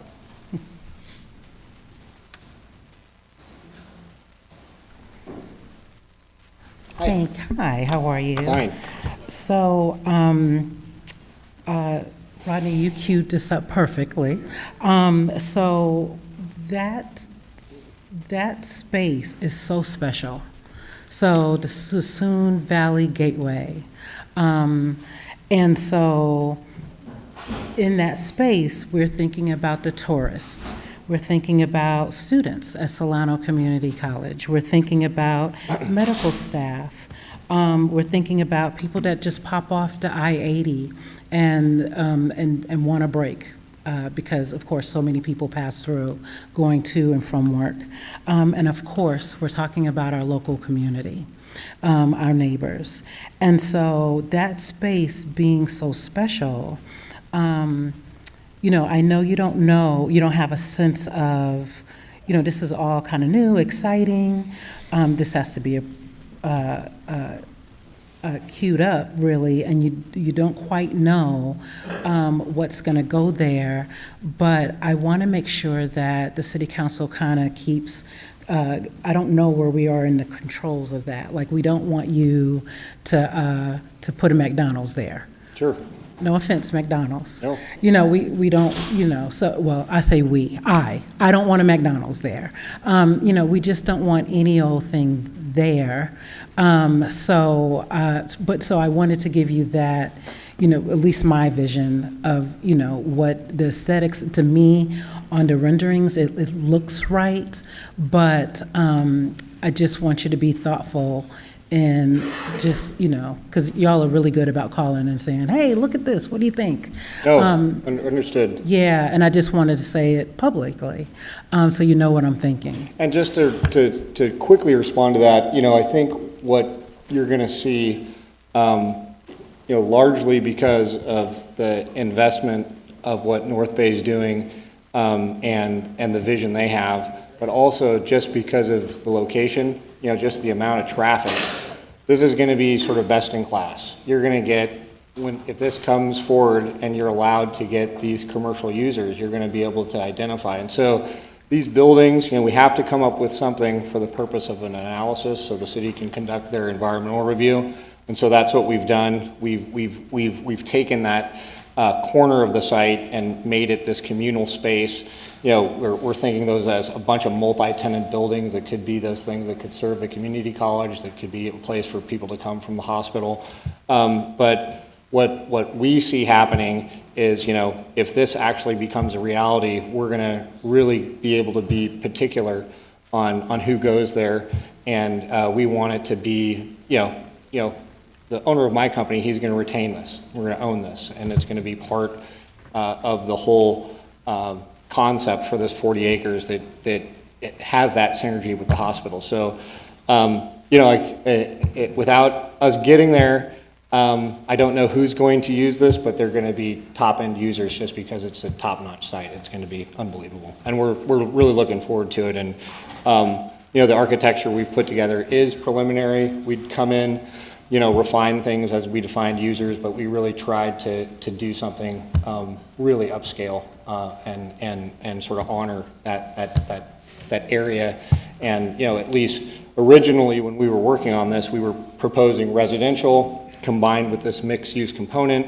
Obviously, the residential now is going to be the hospital, and so we're, you know, that's our goal. And I did want to address one comment from Mr. Tonneson. As far as the hotel, we did show some hotels originally, you know, trouble getting traction with it, but we do think now that this is coming further along. There's other pieces of land actually really nearby that we're in pretty aggressive discussions with and talking to North Bay about, because we do think, you know, once North Bay comes online, there will be a need for more hotel. There are some great operators there and some hotels there now, but once this is built, there's probably going to be a need for that, even, you know, hotels, and then sort of like the sort of midterm stays. And so that's something that we're looking at partnering with. I can't go too much into details, but want to implement in this very nearby area, because that's a very good point. I think that'd be absolutely necessary and good for the area, and good for the hospital, and also good for the city.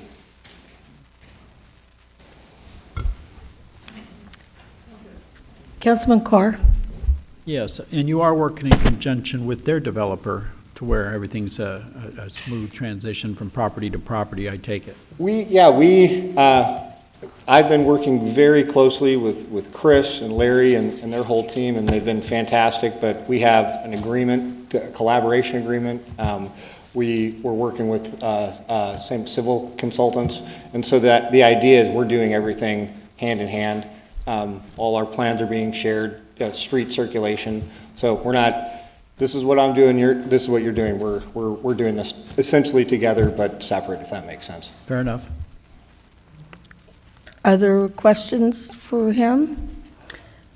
Is there any chance that you would build the hospital? That's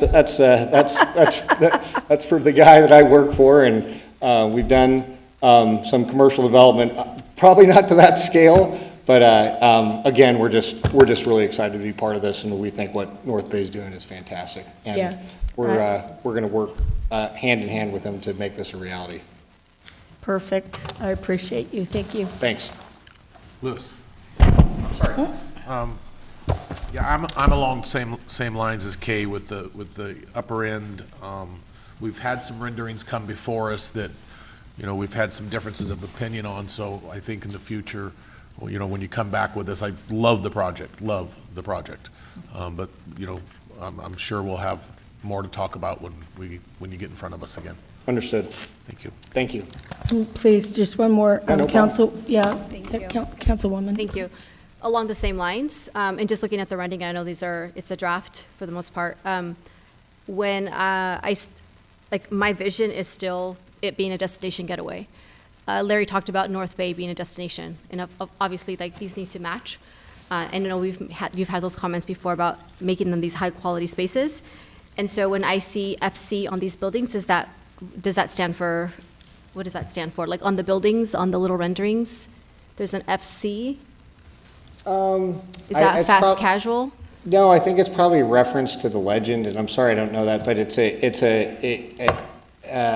I'm sorry, I'd have to look at why we have that acronym there. But no, it's not. It's not, because it just looks like it could be a drive-through of some sort for some of those, and so. What we did there is we took it's a large building, you know, and working with John, you know, there is a desire to have that drive-through component, but because of the size of that, and typically, you know, when we're doing this from an environmental review standpoint, we want to analyze this. So we want to really analyze this and show detailed queuing analysis and what is the maximum impact. And so that is utilized for this environmental review. But then when we come, if we have a multi-tenant building, you know, we come in, that here's the user, here's what we're doing. There could very well be a user there that doesn't want to drive through. But we're showing this, and we're showing the impacts of that. Okay. Thinking, you know, on that corner, you know, on that upper corner, you know, that we would think as like a high-end, you know, like a bakery or coffee shop or somebody, you know, we're just think of how many people are going to be coming to this hospital. You know, think about a nice coffee bistro, a place for people to go. You know, that's our vision. Let's get a template approved, get the environmental done. But then when we get the user, let's finalize it. And so that's really what our goal is. The retail 1 and retail 2, which is sort of the sort of right angle at the corner, we push that to Business Center, and we push that to Sassoon Valley, so you're not looking at parking and the parking is behind. Then we have like this sort of gathering area in between, and we just sort of look at that as, you know, 3, 4, 7 tenants that could go in there. Really high-end retail restaurants, place to wine taste. That you'd also have that opening there that could walk to the hospital, so you could have, you know, different events. We looked at a bunch of different examples. A veranda down in Concord has that sort of space. This is actually quite a bit bigger than that because we just think there's going to be a lot of outdoor activity. So we do have a good plan. We've really thought about this, but what I can tell you is we're going to massage this and we're going to adjust it as we get users and be working with the city because we want it to be fantastic. Okay, yeah, because I'm looking for public spaces or public plazas and community spaces. So even if looking at where it says, I guess lawn is going to be like a community space, like park. Yeah. If we can even like what would that look like in a different space? So like if we move it back towards the back 2 retail spaces in the middle there. Because I think of the veranda as well, right? Like I've been there several times, and yeah. You got to park a little far away to walk, but people show up anyway. Sure. And you do walk through. You walk through all these play spaces and community spaces where folks are just hanging out. Yeah. And that's what I envision, something similar to that, where people are just coming together. Yep. Whether it's just to grab ice cream or go to eat there, or they're at the hospital and they just need a break from the building, right? And so just being able to have spaces where not only folks visiting the hospital, but also like community can come and enjoy the space. Yep, and we sort of, thought about this space exactly like that, where you have the parking sort of around that area, but you could also even close off a portion, for events, close off the road that goes through it. So we really think that opportunity is that sort of placemaking opportunity. We do have, I know we're high level, but when this gets further refined and presented, we have a bunch of rendering examples of what this looks like. We're kind of high level, but I know exactly what you're talking about. Thank you. Yeah. Anything else? Nope. Thank you. You're free. Thank you. Uh-huh. So now, council, could you put it back up here, what you want us to answer, and we'll go through it.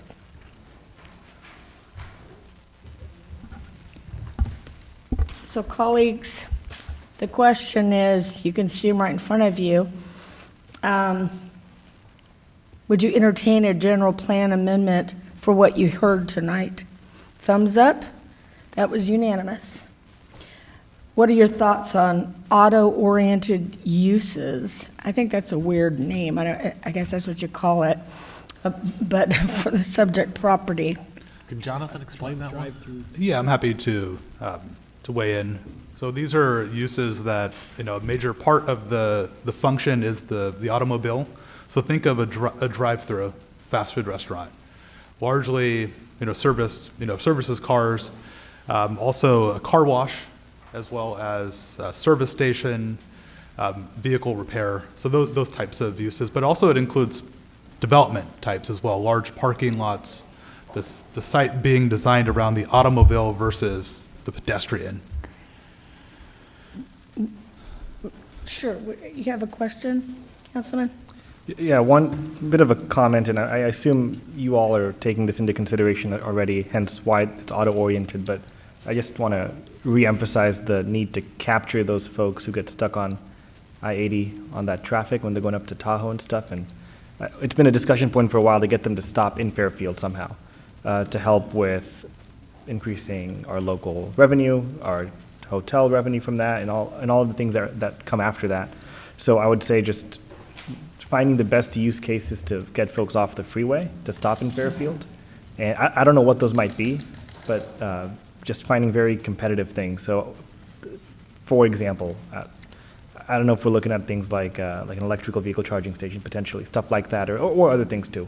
But I don't want to get caught up in whatever is the easiest to get done, as much as what has the best chance of getting folks to stop here. So, but yeah, in general, I like this. Just wanted to reemphasize that point, and I'm sure you're already thinking about that, but just wanted to bring it up again. Thank you, Mayor. Yes, Councilwoman Williams.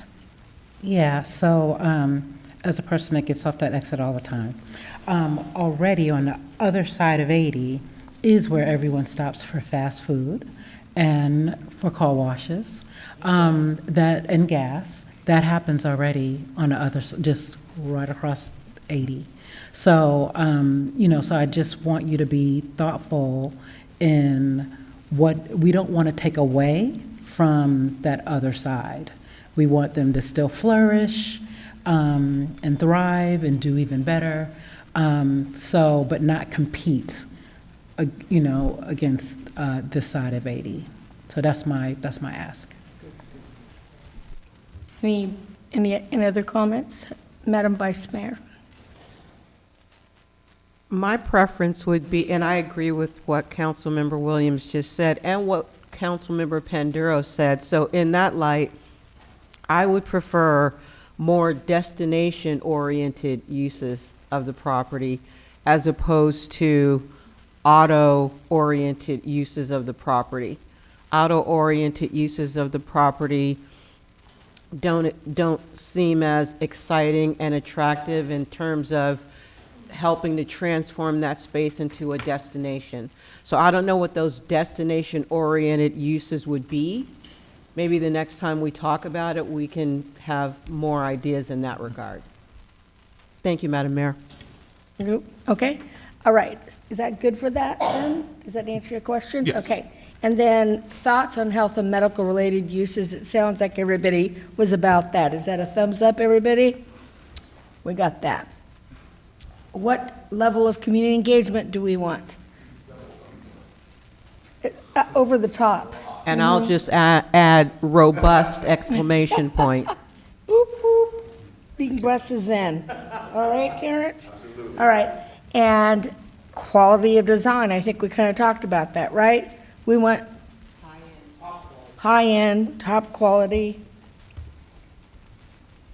entrance to our wine country that's number one in the country, the world now, I like to say. Does that give direction? Yes, thank you. All right, thank you very much. Yes. Oh, I think we just said that. Yeah. Thank you, though. Thank you very much. Great presentation, and thank you all who came up and let us put you through the grinder. Thank you. All right. Now we're going to go on to, Item O2. Yes, item O2, please. Resolutions 2026-54 and 2026-55 Advisory Board Report and Levy and Assessment against North Texas Street Business Improvement District. Resolution 2026-54 approving the report of the Advisory Board for the calendar year 2025 and proposed budget for calendar year 2026 in connection with the North Texas Street Business Improvement District. And Resolution 2026-55 declaring intention to levy an assessment against businesses within the North Texas Street Business Improvement District for calendar year 2026 and setting a time and place for hearing objections thereto. And our presenter is David Zellers, Director of Community and Economic Development. Good evening, Mayor and Council, and thank you, Clerk, for teeing up both the resolutions. Appreciate that. Makes my job a little easier. This is one of those annual things that you get tonight, so you'll get the first part here this evening, and then 2 weeks from now I'll be back with the rest of it. Jen Rice is usually here to do it. She gave me a little script, so I'm going to stick to the script tonight. The North Texas Street bid was created in 1999 under the Parking and Business Improvement Law of 1989. The law requires an annual report and public hearing before assessments can be levied. The advisory board, established by the City Council in 2000, prepares the annual report and proposed budget. The advisory board report estimates approximately $58,000 in assessment revenue is anticipated for 2026. The assessment rates themselves remain unchanged from those set in 2000. The board plans to continue their membership outreach activities, beautification, and planning for a signature event this year as well. And I see the crowd. We have here this evening some representatives from the Fairfield Sassoon Chamber, who may or may not have put a comment card in. I'm not sure. I guess no. As they are the administrators for the North Texas bid. So tonight, staff is recommending council take the following two actions: adopt the two resolutions, and then I will be out of your way. That's it. Well, what if we don't want to? I mean, you could do that. Okay. I don't know what happened. That's all David Lim will have to tell you what happened. Well, thank you. Any? We have one speaker, Lisa Bonington. Okay, come on down, Lisa. Thank you, Madam Mayor and City Council. I just wanted to, on behalf of the Chamber of Commerce, thank you for your partnership and consideration of us continuing to administer the North Texas Business Association. It has been a wonderful partnership and an opportunity that really aligns with the Chamber as far as being of service to businesses. There is a tremendous amount of gratitude with the small community we have in the executive committee, which we think that additional interest will grow because we are implementing our feet on the street application, where we are putting forth information about the one-time ARPA funds for the revitalization program.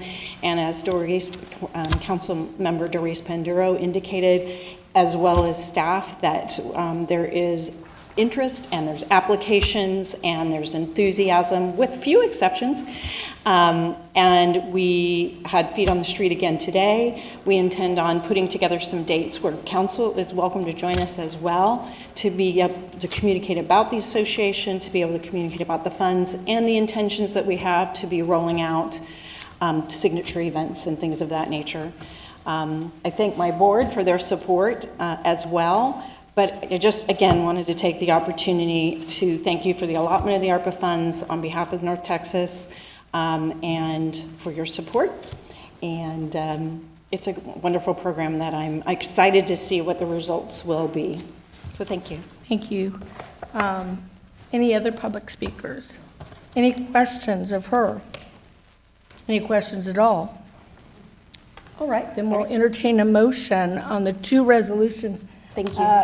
Both together, yes? He says two thumbs up. So moved. I'll second it. All in favor? Aye. All right, that was unanimous for both of the resolutions. Thank you, council. Thank you. 2026-54 and 2026-55, and now we move on to item 0.3, please. Landscape Oversight Committee recommendation to modify member residency requirements. Discussion and direction regarding the Landscape Oversight Committee recommendation to modify membership residency requirements to allow at-large appointments for all member seats. And our presenter is Chris Lewis, Senior Management Analyst from Public Works. Good evening, Mayor, members of the City Council. The item before you tonight is from your Landscape Oversight Committee, and we have with us Member LaTroy Smith, representing District Number 6, and he will be presenting a recommendation to make modifications to the current committee's structure. Just as a little bit of background, this 7-member committee was established in February of 2023, and the qualifications for appointments has been that 6 of these seats will be filled by residents who live in and represent their respective council district areas, and then 1 of the seats would be filled by a member at large. And at the most recent Landscape Oversight Committee meeting here this past February, the members all moved to bring a recommendation to you all to modify that structure. So I will invite Member Smith to provide the details of that recommendation and close out the presentation. Thank you. Hello, Mayor and City Council. I'll keep this brief. I know you've already received the recommendation to modify our commission's member residency requirements. So I want to just highlight the key issues and our request. Right now, the Landscape Oversight Committee is the only one of the city's 7 committees that requires each member to live in the specific district they represent. While that structure was well intended, in practice it's limiting our ability to function effectively. As outlined in our recommendation, we've had a vacancy in District 2 since October of *24. And despite outreach efforts from both the committee and the city, we have not been able to fill that seat due to district requirements, residency requirements. At the same time, we have qualified and willing volunteers who simply don't live in that district. This has real consequences. It affects our quorum, delays meetings, and slows progress on important work like our strategic plan. An at-large structure would give us access to a broader pool of engaged, capable residents and allow us to fully staff the committee so we can do our work as you've requested. As at-large members, we would continue to bring the perspectives of the areas we live in. What changes is our ability to serve effectively. So today, we respectfully ask that you align our committee with the other 6 committees in the city and allow all members to be appointed at large. Thank you for your time. Any questions? Questions?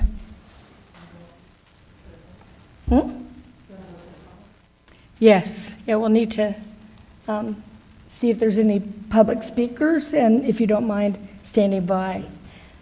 I just have one, Nora Dizon.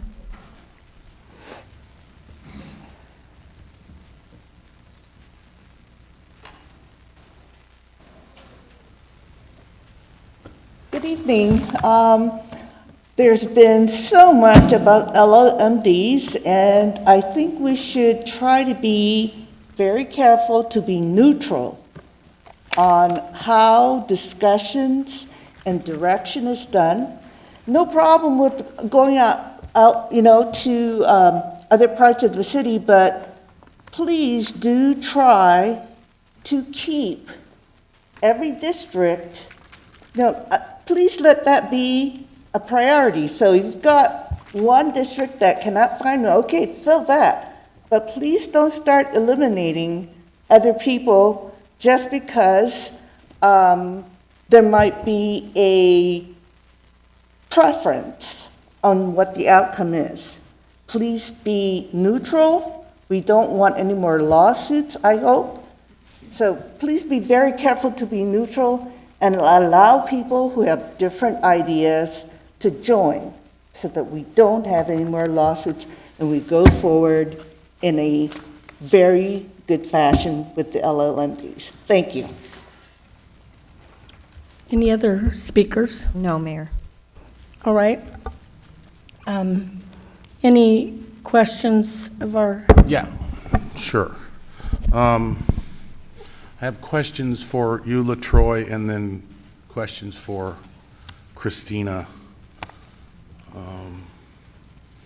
Why did I say Christina? Because I just emailed you today, sorry. LaTroy, how do you think it affects or limits the quorum, or how does it having more members or having District 2 vacant, how does that affect a quorum? It affects the quorum because there are times when maybe there's another member that doesn't show to the meeting, and so when we don't have the number, we need to have at least half of the members there. And so when we have, I just filled seat 6, so there were 2 that were vacant. And so it's the quorum is hard to fill or to meet when there aren't enough people in the meeting. Then we can't have the meeting. Okay, so I'm not gonna pick on you. I'm just gonna state I get you. the research that I did. I mean, I have all the attendance records. So of the 3 non-quorum or lack of quorum meetings that happened, 2 of them had 7-member committees. So I just don't see having a vacant district, which we'll fill, as a quorum reason. I can go through all the vacancies, but I mean, there's people that have missed a lot of meetings. So I don't think expanding this LOC is, I don't think that's the answer. I think I've noticed because I read through all of the notes and all the meeting notes, and it seems like you guys are trying to address a problem by saying we need to reduce the time that we spend on each item, on each agenda item, because you're not getting through the items, is what all the notes say. That's what I have for now. I don't know what a strategic plan is. I don't know what a landscape oversight committee, maybe Chris, you can answer that one. What is the strategic plan? The strategic plan was something that, as a group, we decided was very necessary because this group has been in place since our first meeting was November of 2023.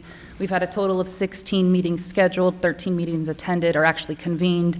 And the group, this is something we've talked about openly at the committee meetings. All committee members and including staff can agree that there's not been much movement. At first, there was a little bit of confusion as to maybe not the purpose of the committee, but how we achieve the goals as stated in the guidelines and duties. There was a revision to that guidelines and duties document in 2025. There was a subcommittee of Vice Mayor Bertani and Councilmember Williams who came to the Landscape Oversight Committee and was acting as a subcommittee to provide some additional guidance as to what they'd envisioned the committee to be. But there is still some confusion on how to make that happen. I think the different members of the committee have maybe different visions of how to of what the committee is meant for, oversight versus maybe management or like implementation type of working committee more instead of just oversight. So this strategic plan was meant to bring everybody together and set goals collectively as a group so that at these meetings we can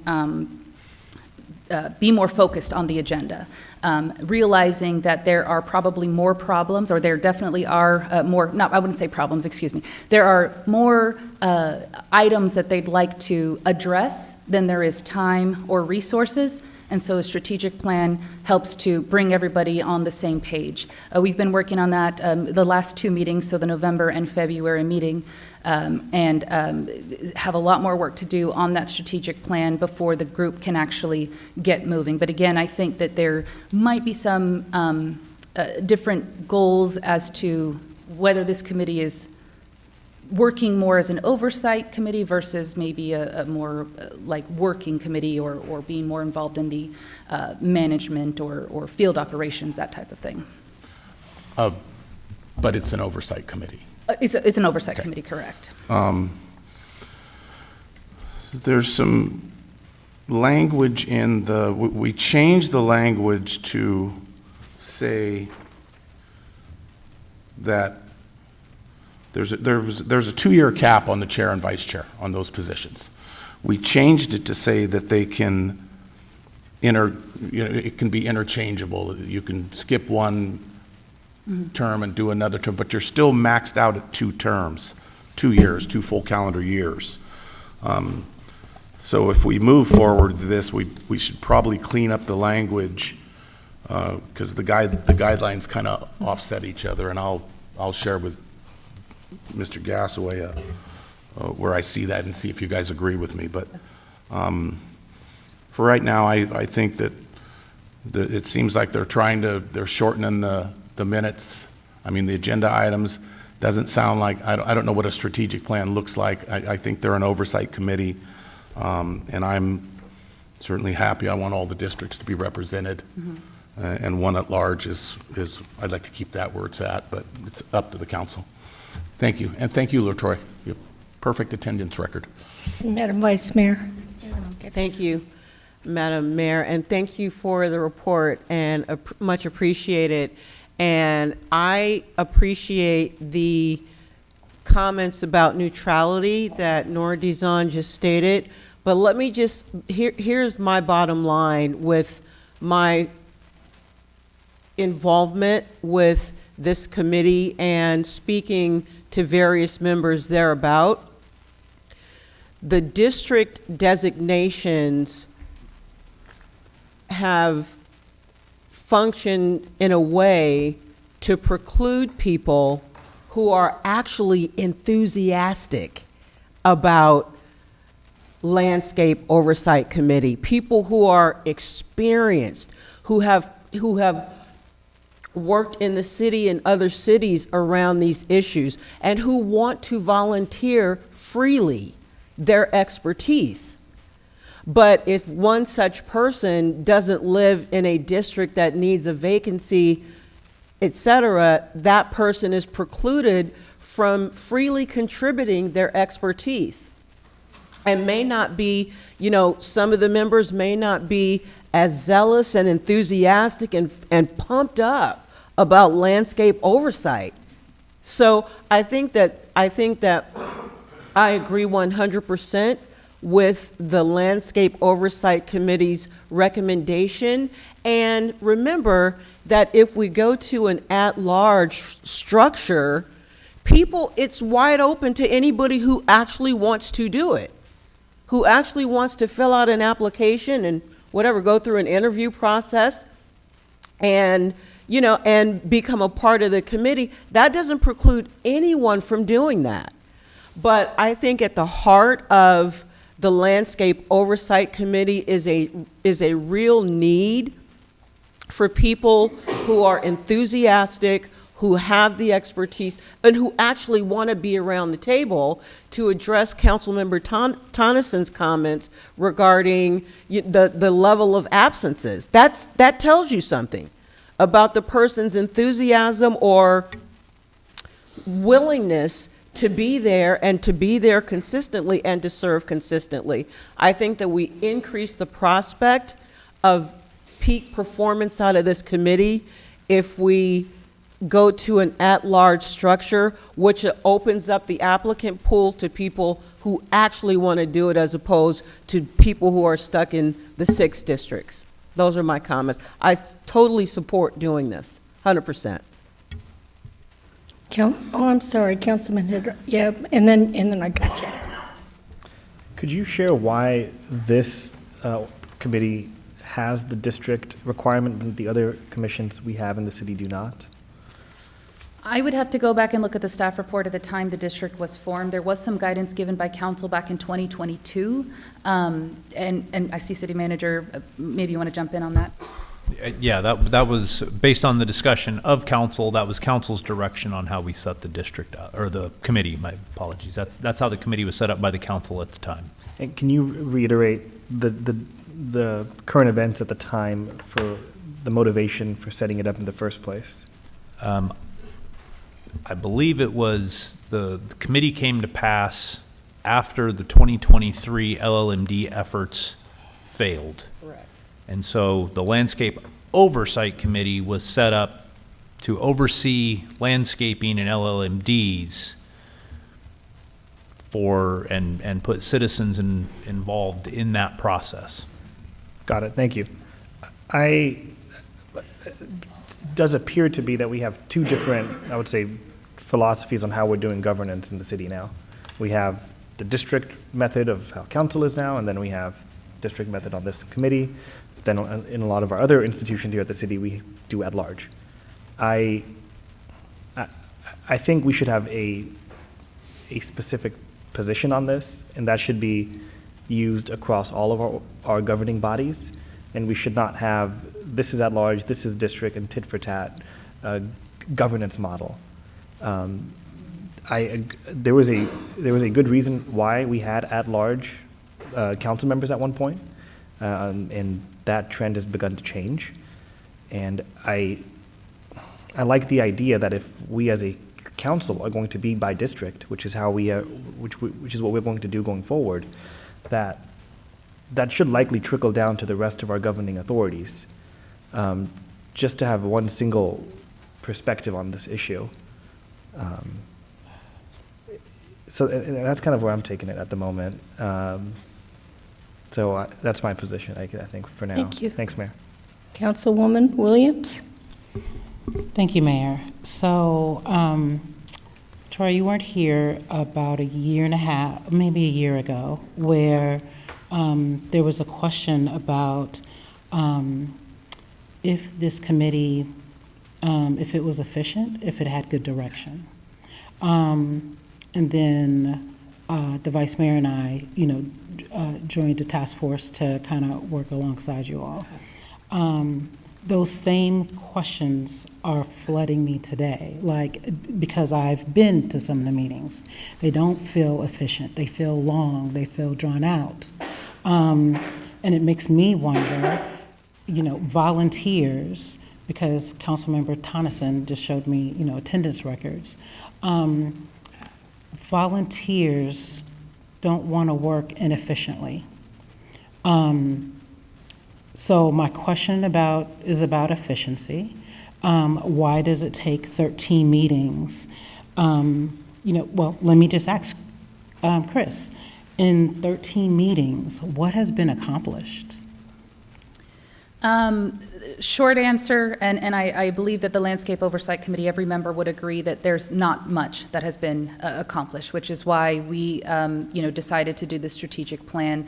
There's been a lot of discussion on what they think the committee should accomplish, but I don't think there's actually been much movement towards that. I will say that a couple committee members, Member Smith included, has actually gone out to the community, and I know that they've come back and reported to the committee that they've gone out to the community, sat out on the Paradise Valley Loop, for example, on Saturday mornings to kind of get some feedback from the residents out in Paradise Valley. A couple members went to the farmers market, but in both instances, while there was, a few people who maybe stopped by, there wasn't much participation from the community. And so I guess to just loop back to my original short answer, there hasn't been much movement as of to date.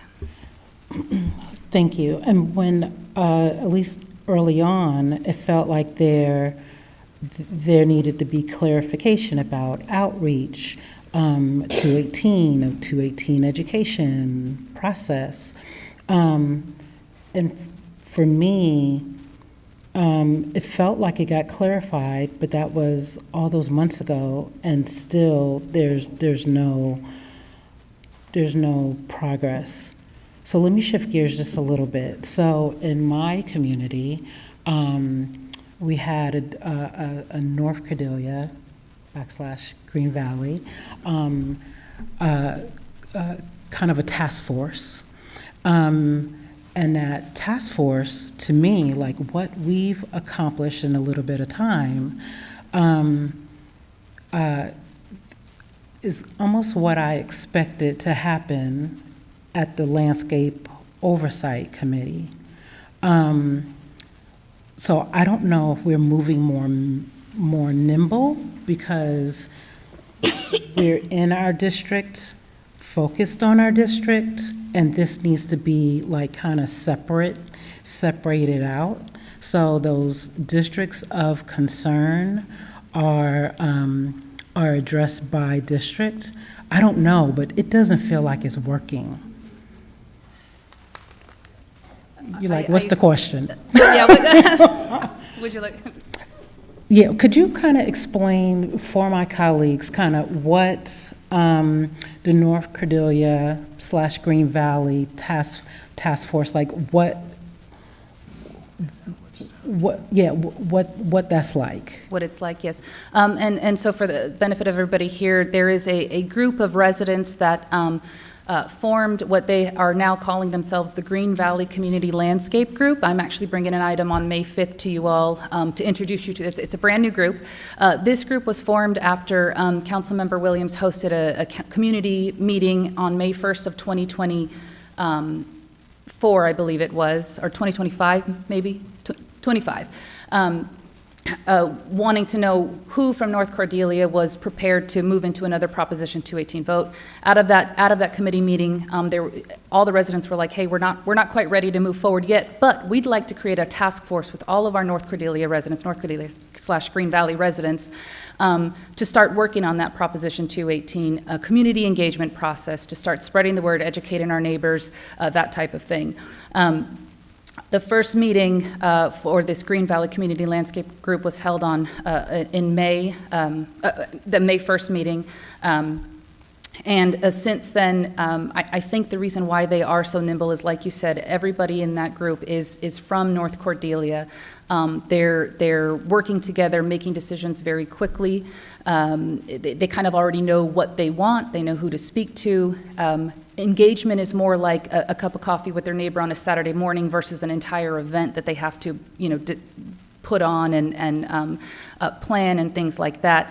There's also a little bit more freedom, definitely, because there's no Brown Act restrictions where they can't work together with their group. They can meet when they want to. They can pick up the phone and call.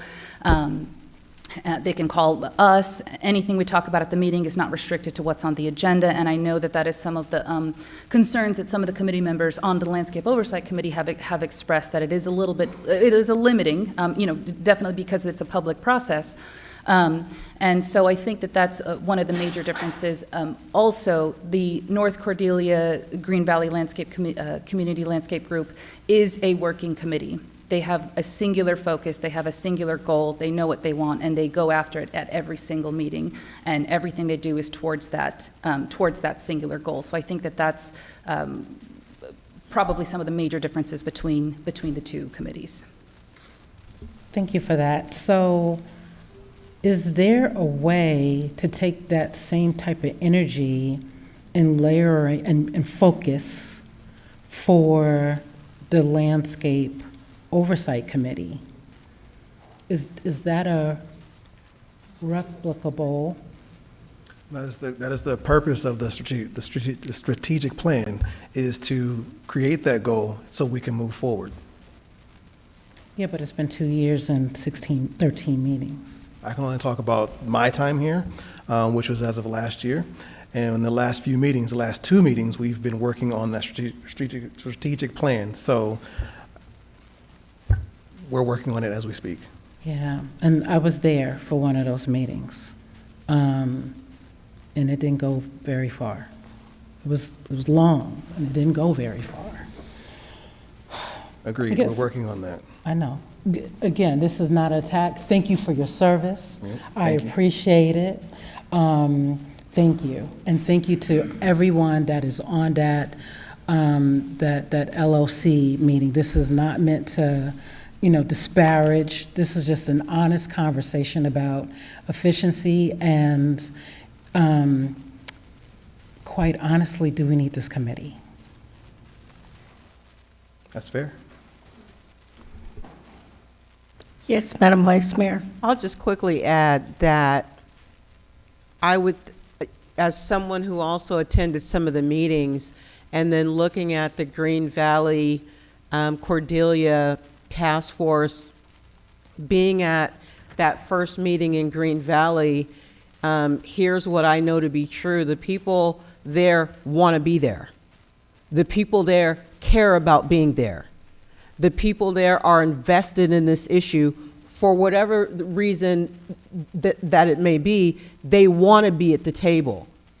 And they don't want to be at the table working inefficiently. They want, the people have lives, but they want to be there because they care about how Green Valley and North Cordelia look. Yeah, the whole discussion was about how it looks. And so I'm saying that to say, I think that is a main issue about what is going on with the Landscape Oversight Committee.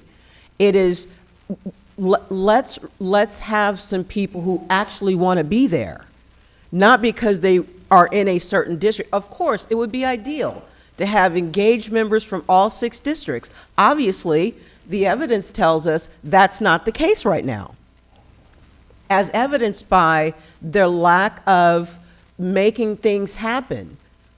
And I think the key difference, the common denominator, is the wanting to be at the table. We tried it with the districts. We have not been able to recruit those folks, as evidenced by the lack of, the high percentage of missed meetings and all that. So why not try a model that makes more sense to get people around the table who actually want to be there, like they are in Green Valley and North Cordelia? I say that the at-large structure facilitates that a lot, facilitates that a lot more, I think, effectively than sticking on the district model that has proven to be not as effective as we would want it to be. Councilman. A question for the city attorney. In the event of a vacancy on the city council, and for whatever reason, we are unable to elect anybody in a special election, nor is there any applicant to fill that vacancy, what would the council at that point do? Would it turn into a 6-member council, or would we appoint somebody at large to fill that vacancy for a temporary time? So well, first of all, I need to point out that city councils are required by law as a general law city. This Landscape Oversight Committee is not required. It serves at the pleasure of the council. They can form it, they can change it, you can have, whoever you want on it, you can disband it, and by operational law, you as a council are fully entitled to do whatever you want with this committee. So that's a huge difference between a city council. That being said, great question. Under law, if there is a vacancy during any council member's term, council has 60 days to appoint an interim council member who will serve the rest of the term, or call for a special election, and that is at the discretion of the city council. Would the interim member have to live in that district? Yes. Got it. Now, you're putting me on the spot, because let's say you decide you don't want to appoint somebody, or no one applies, or you call for a special election and no one runs, I need to go do more research. Okay, thank you. Never happened. The second point I'd like to ask would be, is it possible, there are some good people doing some good work, and there is a sense that their energy might be going to waste, or not being utilized to the best effect. I'd like to potentially consider maybe down the road if there's a different way to get them to serve for Fairfield. But I want to ask specifically, is this a responsibility that could be delegated to the Planning Commission to take over, and then we can maybe repurpose the energy of these people somewhere else potentially? Could the Planning Commission take up this responsibility? Are you asking me? Whoever is best suited to answer that question. The city council could appoint the planning commission with those types of duties. It would be somewhat rare, in my experience, not something that is typical for a planning commission to deal with, but as the city attorney just explained, in terms of the authority of the city council, that would be something that would be within your right. Got it. Just to clarify, though, I misspoke. The other body that is required or allowed under law is the planning commission. So they are legislatively ordained with certain powers. So I would actually need to do research to see if you could just be like, and you're doing landscaping. And I'm not sure if you could do that. I think you could. Yeah, I think you can, but I'm not sure how happy they'd be, but, you know, you could, I guess. I don't know if I don't think I see any of them here right now, so we'll just kind of do it and they'll deal with it after. I'm just kidding. The last point I'd like to ask, I don't think we would take any of their opinions or decisions any less seriously if the body was maybe turned into an advisory body, and then they wouldn't need quorum anymore. And I'd like to maybe we can consider changing their status from a formal committee to an advisory board. So, sorry. Yeah. Sorry to douse your idea. So this committee is already advisory. They have no authority to budget, to pass regulations, to judge. They are merely advisory. But under the Brown Act, if this body creates a standing committee, it is subject to the Brown Act. Can we make them a not standing committee and make it a more temporary one and reconvene and convene as needed? The only committees that are allowed to be non-Brown Act are what are called ad hoc committees that are formed for a short period of time for a very specific purpose. If you formed, so let's say, for example, you formed a landscape oversight committee for, let's say, a 218 process that was scheduled to take place in August, and you said this committee is only formed to advise the council until that 218 vote, I think that would count as an ad hoc committee. Where cities most of the time get in trouble is when they say, oh, this is just ad hoc, and then like 3 years later, they're still meeting. You're Sure. going to you would probably get a challenge from someone in this room, and I'd have to advise you that, yeah, you probably violated the Brown Act. Maybe we can turn it into an ad hoc committee and reconvene as needed. That's another idea. That wouldn't, well, No. that would not fit the definition of the Brown Act. Having said all that, I'm the attorney, I give you legal advice. You can do whatever you want. Thank you. Councilwoman Williams. So, you know, I'm trying to tread lightly here. So after a year, I had talked to a few committee members and felt like, and they weren't showing up, and then we had a whole bunch of people quit. And I will say, at least two of them were passionate about this opportunity. Also went to a few meetings and felt the passion there too. And now I'm looking a year later at the absentee rate. I also notice that at times meetings float on my calendar. So it's here, I'm like, oh, and then all of a sudden it moves, which makes me feel like having problems pulling together for quorum. There's something else there. I'm not sure if it's the right leadership leading that committee. Not for you to say yes or no, but that's what I suspect. That's what I suspected before.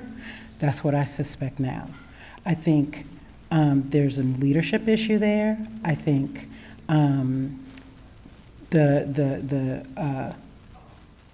I'm just trying to be careful here. I don't think there's an inefficiency thing there. I think people don't like their time wasted. I think people have passion for landscape. I don't think you just put your hand up for landscaping and you don't care. I just don't think so. And then the people, when I interviewed for District 1, like literally there was like 5 people, and they had me putting together a freaking scoring matrix on their conversation. Like they were all incredibly passionate and dope. And I had to, they were like literally a point different. They were all incredible. These are people that care. There's something else. And we're not calling it out. I know why. We want to be careful. But the lack of inefficiency, that's what the problem is. So even if it goes to a general, I would be concerned because I don't want all the passion just focused on one area. I see what you were saying, Councilmember Mambier, because there's something about being on this council, this general body, and I know District 1 like the back of my hand. We're talking about an exit. I know what exit we're talking about. I know what's there. I know every tree that goes like this. I know my district.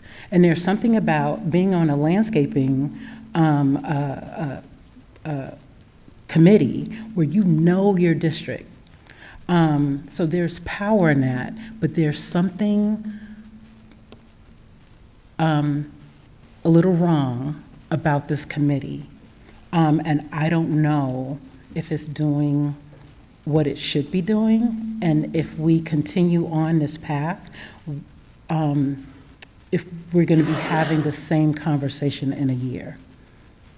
That's my concern, just upfront. Yeah, go ahead, Scott. So, I think we're getting points across everybody as, do you want people that want to be there? 100%. I've said in the past, it's not a secret, I think they should form a 218 committee. When you read all of the notes and the meeting notes, they brush right up against the line of being a 218 committee, campaign committee, which we know they can't do. I think that this committee is hamstrung by the Brown Act.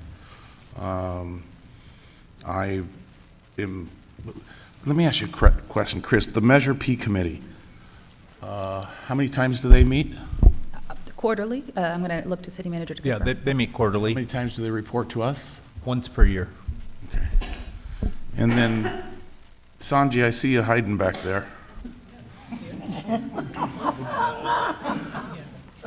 How many hours a month do you spend on committees in general?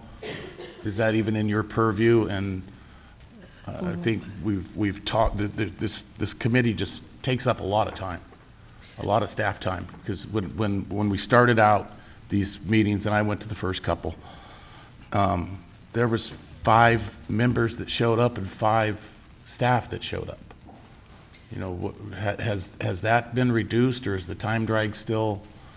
Yes, initially when I came in on board, the time we were actually 6 staff. But over this period of time, we have reduced the staff to about only 4, or at the times only 2 right now. So slowly I have reduced staff. But just Chris and Valerie, both of them actually present in this meeting for the last 2 meetings. But before that, myself and David Gasway, both of us with Chris and Valerie. Before that, it was about 6 to 8 staff, but we have removed all. And then you have 2 staff members working on this after the meetings. Yes, background work is a lot. We deal with LLMD overall issues, as you know. So very community interested, so we do a lot of background work. Sanjay or Chris, how much time do you spend on the committee that Kay's formed? How many staff hours? Is it comparable, or is it? No, just because we don't have to put together an agenda, prep, do all the, posting of the agenda, that type of thing. Minutes, we don't have to do any minutes for those meetings. Oh, so it's night and day? I would say yes, Okay. Yeah. We want people that want to be there, but I'm struggling with the amount of staff time that's spent on this committee now, and the lack of accomplishment.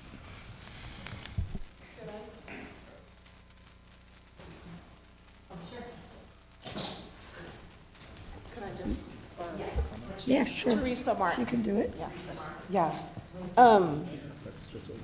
I applied for this position with Patrice. I was one of the members. But I believe in 3 years, you're gonna have to reapply, or the commission, I believe it's on a 3-year commitment, so I don't know, if it took 2 or 3 years to get to this point, what really the goal is. So I just wanted to bring you to that point, that we're almost to the point where you're having to select another person. And so, I don't know. Thank I've been you. following what's been happening, and I haven't seen anything, so that's why I'm speaking. Thank you. I'm going to ask the city manager to help us along here a little bit. And I appreciate you coming up, and I appreciate you Just signing because signing up. I'm one of those people that was really, passionate about it, so, and I thought it was more like a committee to bring Fairfield into one, beautiful community, so. I could see That's how what you we want hope. one from every district, because it would give a common purpose, but it is a hard thing to consider, so. If I may invite you to the North Cordelia, the Green Valley Community Landscape Group. If you just Google that name, you'll find their website, and you can participate with that group at least. Yeah. But for the rest of Fairfield too. I'm passionate about where I live, but Fairfield is a city. Thank you. All right. Listening to this robust conversation, I want to try to maybe help you all move this along.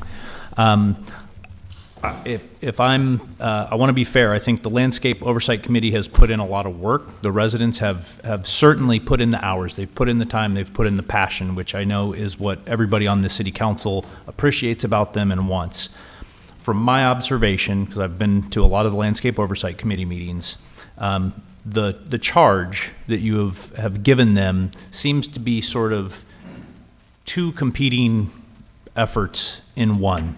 On the one hand, typically an oversight committee would be one where there is some sort of formal reporting, right? So the Measure P Citizen Oversight Committee, the Rockville Hills Citizen Advisory Committee, right? They meet on a quarterly basis.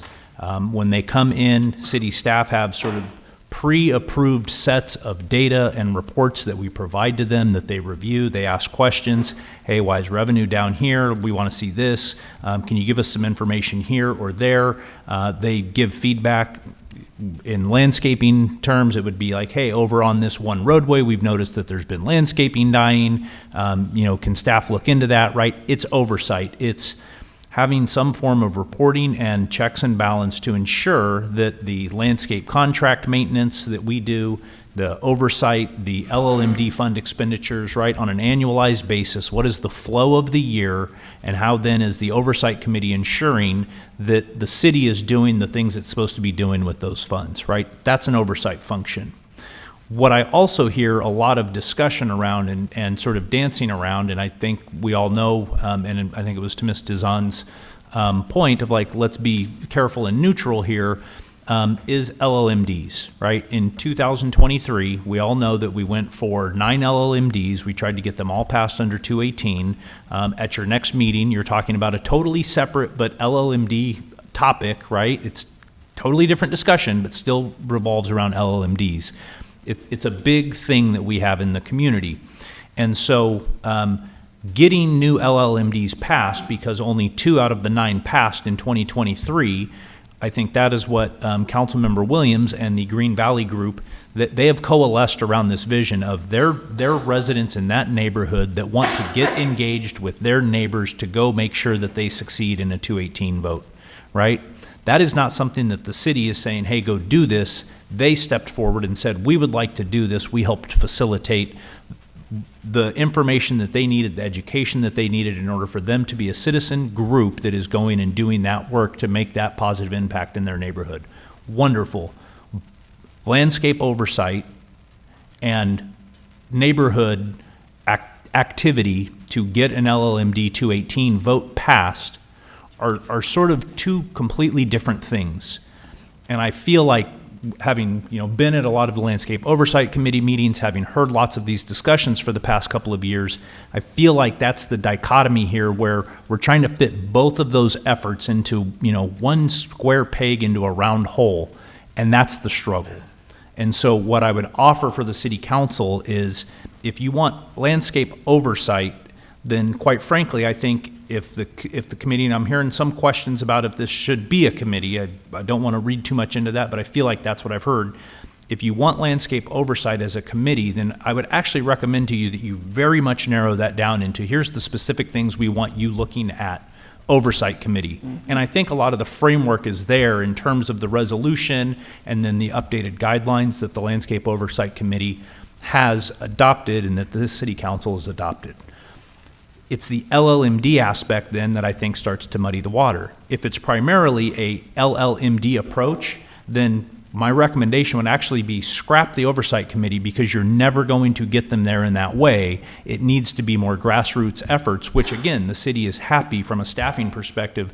We're happy to convene, engage with, educate, and give the resources and knowledge that neighborhoods need in order to start their grassroots efforts at telling their neighbors, educating their neighbors, and convincing their neighbors that that's a good thing to vote for. But again, that's where I think these two things are two separate topics, and I feel like that's what the council's sort of talking around and wrestling with right now, and that's where I'll leave it. I'll make a comment for the first time on this tonight. I think that what the city manager just laid out is that, and also what Councilwoman Williams has said and the Vice Mayor said, I think that we as a body failed, not them. And here's why. We didn't do that, give them specific thing. You're going to do oversight. And I know that folks who look at the landscaping and are passionate about, like she said, it was about making Fairfield beautiful. And so with oversight, landscape oversight, not LLMD, but landscape oversight, we could do that. Like he said, very specific things that we're going to talk about, and they can put the report together, just like the Measure P, and it's much more specific, and it's not going to be a waste of staff's time. They're going to be productive. They're going to understand what they're doing, because what they want is they want the city to listen, and they want standards, and they want to have oversight of that. And I think those are things that they can do, we can direct it. So that's what I think. And I think that will cure a lot of the messiness at the meetings, and hopefully inspire people to keep coming back. Does that make sense to you? Yeah, no, yeah. Oh, both of them, they're both nodding their head. Okay, so that's what I'm going to suggest. Yeah. Yeah, go ahead. Oh, thumbs up. What was the he says. suggestion specifically? Oh. I mean, are we making a vote, I mean? Oh, yes, that we do basically what the city manager talked about, and not mix up the LLMD, just call it landscape oversight. LLMDs are a 218 thing, that's more legal. This is oversight. They want our city to look, and we all do. Well, if we're going to do that, and I like the direction you're going, can we mimic the Measure P committee, Yes. where they meet a couple of times, 3 or 4 times a year? Quarterly, that's what I'm Quarterly, talking and they about, report to us exactly like yearly. that. I would like it to mirror that, so. I can absolutely get behind that, but I want to keep it districts if it's a landscape oversight. That's all good. Okay. I think we keep it at And districts. I don't want to expand the committee. So, do you need a motion with this? I think I understand the direction, and I'm happy to take that direction, and we will come back with probably some amended documents. I'll talk Yes. with Chris and Sanjay and the team, and we'll talk with the Landscape Oversight Committee. I've got some ideas on how we can make some recommendations, but we'll come back to you all with what that looks like at a future meeting. Councilwoman Williams, that So sounds just to good. clarify, we're talking about a very specific, narrow scope. Correct. Yes. And that what happens when the bus comes off the track? Oh, no. Like, Thank you. are we Thank you, able- Daddy. Are we able to be like, okay, we're out of scope? Yes. Yeah, absolutely. I mean, that's your prerogative as the city council. But I think that's where if we narrow it into, here is typical oversight functions similar to some of the other committees that you have that play those functions, I think that would be tremendously helpful and delivering for you all some assurance that citizens are having some oversight or some say into, yes, the city is managing landscaping in a way that is maximizing efficiency with the limited revenues that we have, that is, ensuring that contractors are doing the types of things that contractors are supposed to be doing in their contracts, that we're addressing issues that neighbors are seeing out in their districts, in their community of challenges maybe that landscaping is having, right? I mean, with maintenance or, shrubs dying or those types of things. And then that can be turned into a standardized reporting mechanism. Yes. Councilwoman Last question. Williams, sure. We're really working our $7.50 an hour. Girl, I get more than that. I'm at $8.50. $8.50, okay, thank you. So, trying to make a joke and forgot what I was going to say. Hold on. So, give me a second. Now I got to remember what I was going to say. I think I was on to something good. I know it's going to be good when it comes out. Look at David like, what? I really forgot. All right. I'll fill the gap. Well, I just, before we end, LaTroy, I want to say thank you. You came into this game Yes. late. Obviously, I have the attendance records. You have not missed a meeting.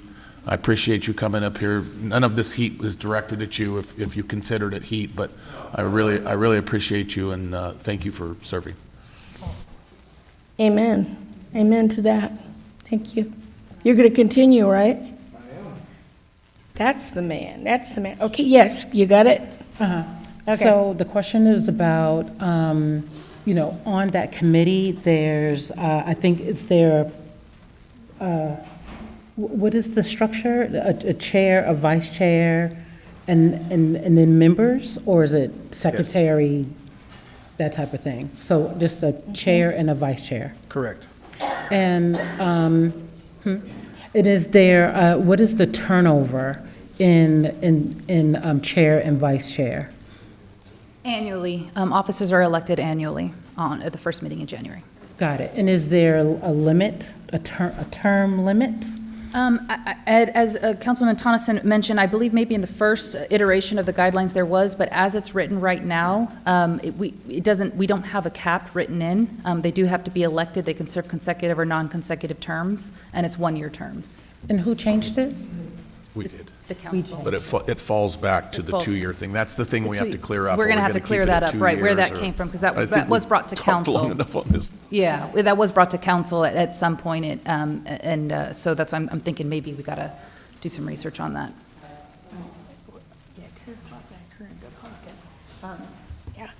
So we're good? The direction's good?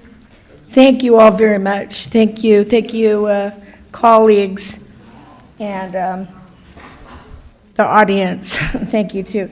So, colleagues, real quickly, do you need to take a break, or we just roll? They're saying just, your bosses are saying roll. Oh, you got something? Terrence Strong just would like all the cards that he passed out.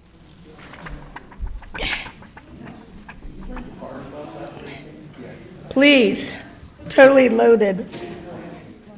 Mr. City Attorney. Yeah, Madam Mayor, I'd like to ask the mayor if we could call item P2 out of order. That's the massage appeal for Miracle Massage. We have the appellant here, and I want to see if she's okay calling it, but I want to be very transparent. The only reason I'm asking is, as you know, under law, the city attorney cannot staff both the council and the Correct. city staff presenting the revocation. So we've had the attorney Joanne Tran, who handled the first hearing and is here for the second one, but she is now 30 weeks pregnant.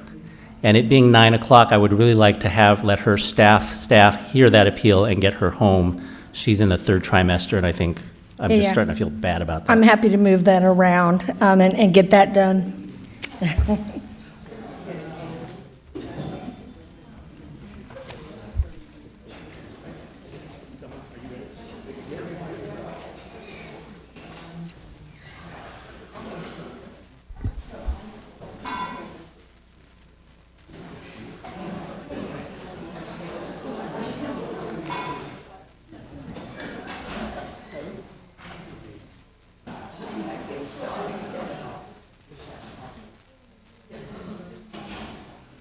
I'm sorry, I misspoke. She's staffing you. I'm punchy too. She's staffing. I'm staffing staff. She's staff. Yes. Yes, that's right. She staffs. Okay. We're all sorry. Last time. You guys haven't been No, that's- drinking, right? Huh? Uh-huh, yeah, very good. Let's roll.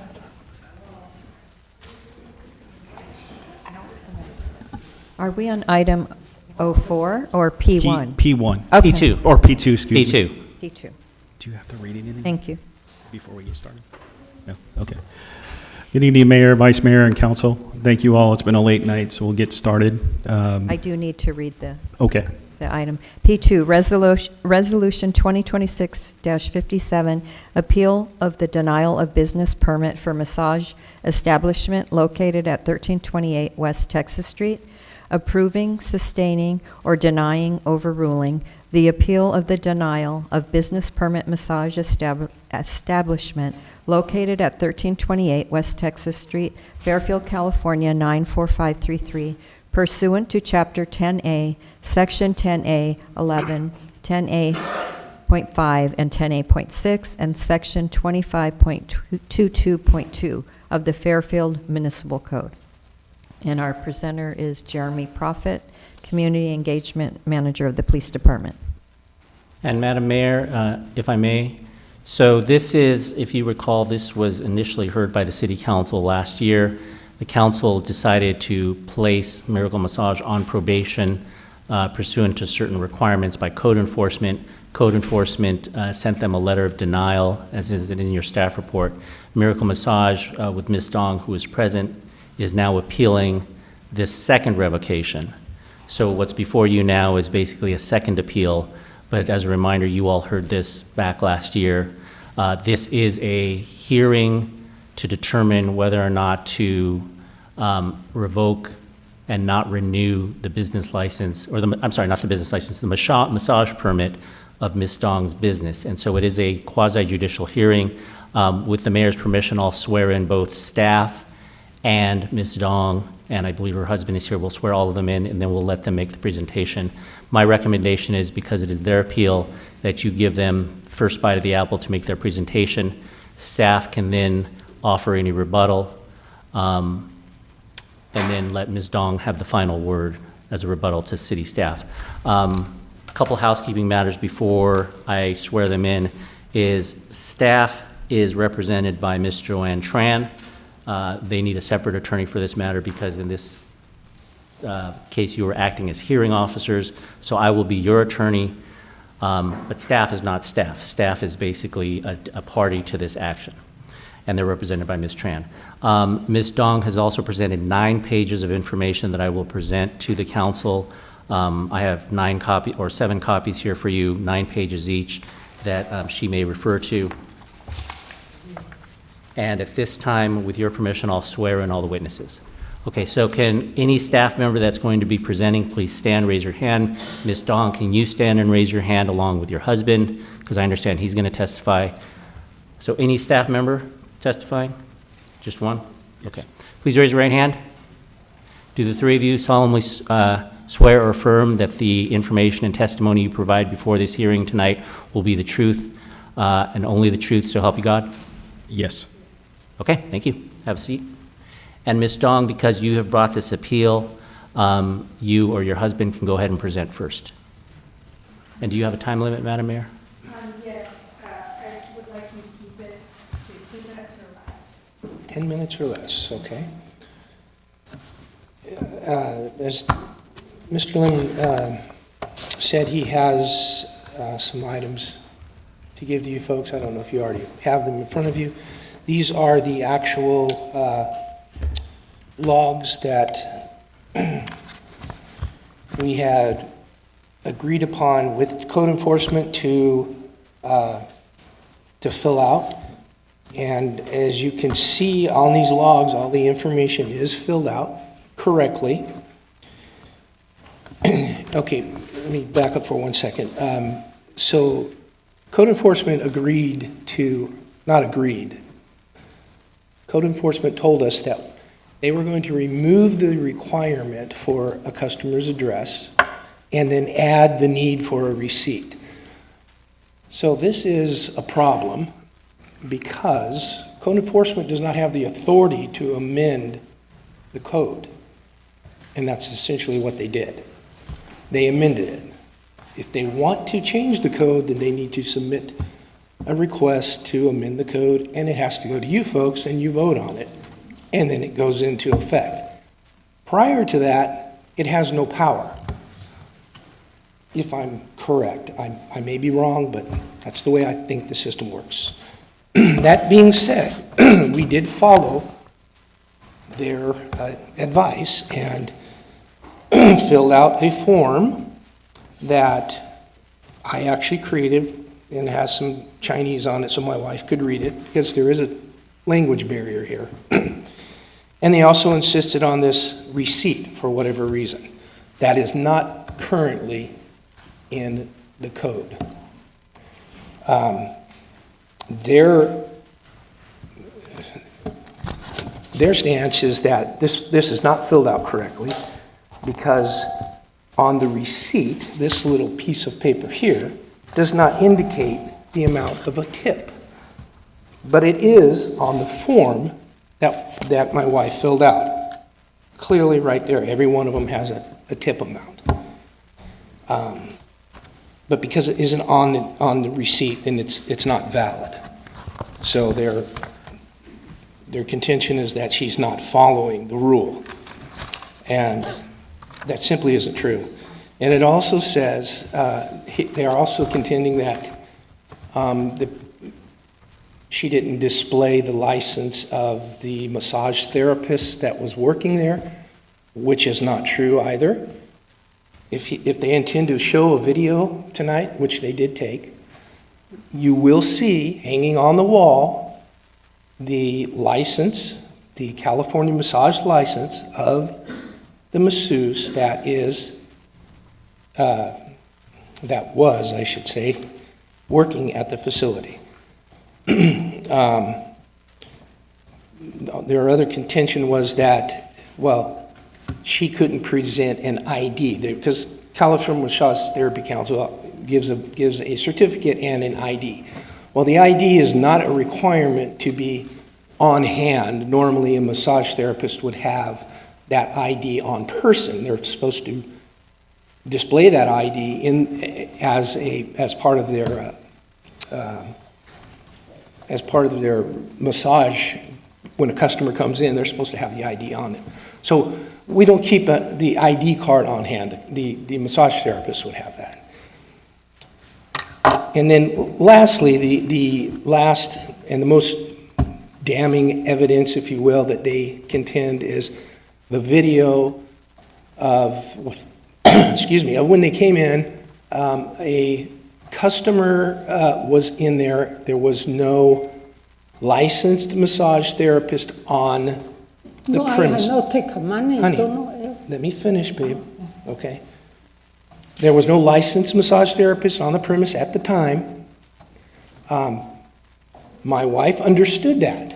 She told this customer, I will give you a body rub at no charge, completely free, no compensation required, no compensation asked or implied. Within There 1 is- minute, there- 2 minutes, okay. half hour, you know, Honey, I said, within minutes. Wait, please, wait. No compensation intended, okay.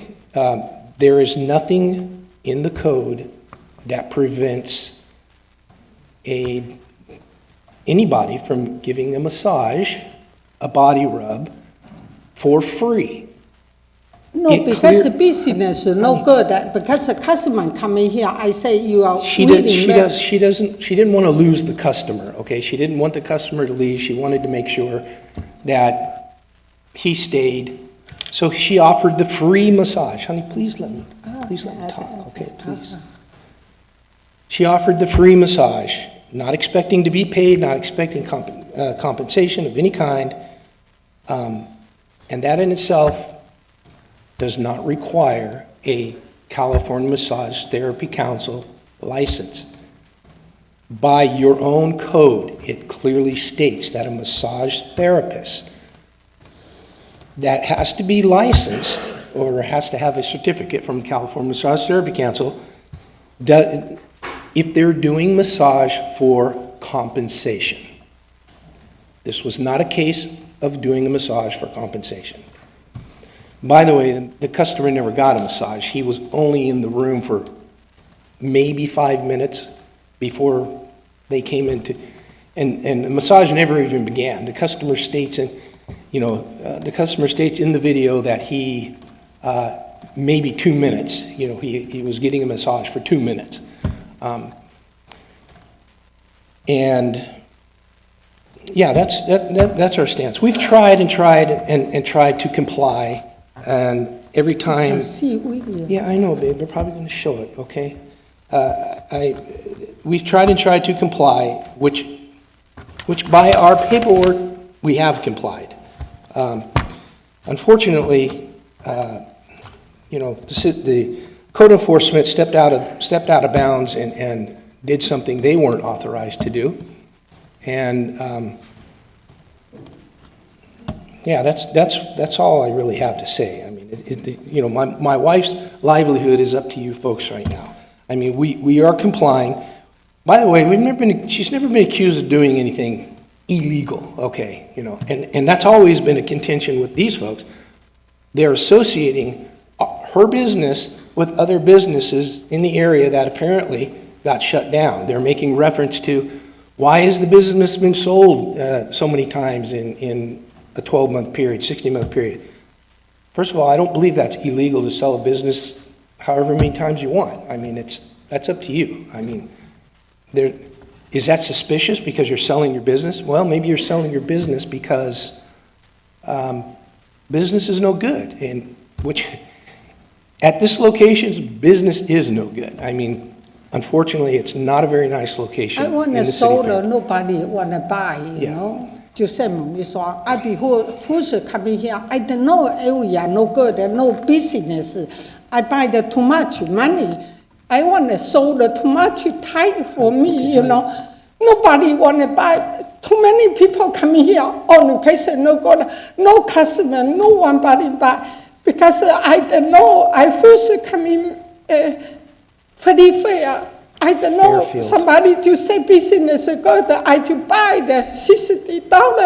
I want to sold little money, okay, nobody want to buy, So- Too much trouble for me, So now the code enforcement, I believe, is recommending, obviously, to deny the permit and to close the business down completely and not allow another massage business there for a year. On what grounds?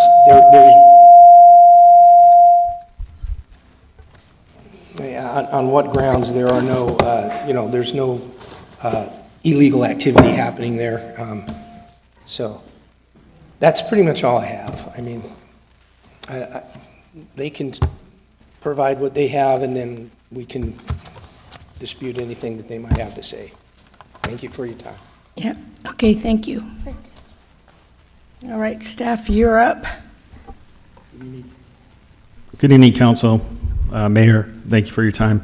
Again, my name is Jeremy Profit. Just to give you a little bit of history and my qualifications. So I've been overseeing the Code Enforcement Department for about 5 years now. Before that, I worked in various departments and units in the crime prevention in the Fairfield Police Department. Before during that time, I also was a hearing officer, so I understand the challenges and the expectations as hearing officials. We make difficult decisions, but we stick to the facts. So I want to present those facts tonight. A little bit of my history. Before I joined the city of Fairfield, I worked in the military. I was an investigator, military police. I did 2 years of supervising a narcotics unit. So I've done a little investigative work over my time, and that's kind of where my expertise background is in supervising this unit. And there's a lot of things that don't add up to this story and are concerning in facts. Stories continue to change, and I want to really start, I think we got caught up in the first hearing. We were stuck on the records, the audit trails. Think of this business, just take this business out of, it's not a massage business. If we were to get a haircut, I don't get my nails done, but I have 3 daughters, so I take them to a nail salon. They all have state licensing that has to be posted, right? When we get haircuts, we transfer and we share information. We don't just do cash. We don't usually don't leave anything behind. This is very common practices, so we're not treating this because they're just a massage establishment. We're looking at it as a standard practice of businesses. There are ordinances in place in our code that governs those ordinances, and that's what we're applying today. So this is not picking on a massage parlor. This is not abstractly applying rules. Council did give us direction to work with the business. We conduct extensive outreach. I personally went out with my team and showed and worked with them on different ways to come in compliant with audits, right? How do you run a business with no audit trail? Like, you don't have receipts, you don't have all these different things in place. How do you do your taxes? How do you employ people? Where's the work comp? Where's all those different documents in place? There's none of these records in place. So that is not normal for this line of business. What we're looking for is suspicious activity. Is there a lot of cash flow? Do the log books add up? That doesn't add up. People are coming and going out of this business, but there's no record trail. We have a lot of massage businesses. We have a lot of sex trafficking. We have a lot of trafficking. It's very known that there's trafficking going on in the city of Fairfield. They're happening in these businesses. So that's what we're trying to prevent. We're trying to regulate with these authorities. So what is the chapter that we're looking at? 10, B as in boy, 33, which is the business license practice. We're looking under subsection C, the business or the activities or the conduct of the business at the proposed location is prohibited by this provision in this code for any local, state, federal law, statutes, rules, or regulations. So we're looking at, are they violating anything in the ordinance, anything state law, and we could apply that to a revocation, taking a business license. Now, we don't do this lightly. We understand that Ms. Dong has a livelihood here. This is not a simple task. This is why we continue to work with them after the hearing back in July. So these are the regulations that continue to be an issue for us. Was the certificate posted? Sometimes there would be a certificate posted, but there would be a massage therapist that didn't match their certificate. Again, when you walk into a barbershop and you get your hair cut, usually there's a certificate posted. Those things should match up, and that's really what we look at these businesses. Go to a nail salon. They usually have their state certificate. Anything that you provide these services. So this is not just about massage. This is about equally applying these laws across the board for all businesses, all standard practices. We look at food vendors. We have a permit process. We have things in line. We're applying these equally across all businesses. So records of treatment, that is a huge red flag to us if you cannot show any records of treatment, any records of anything. That is a flag. How are you paying? How are you receiving these things? So we worked with Ms. Dong and her husband, Dave, to establish those regulations. To keep in mind, this is not their first rodeo in this business. They've been operating, I would say, 5+ years, maybe not in Fairfield, but from Milpitas. Why all of a sudden these are challenges to meet regulations in the city? Needless to say, we tried to work with them. We did our outreach. We met over several months to try to get these things fixed, and we gave them several opportunities without revoking their license again. We took some time. This started in July of last year.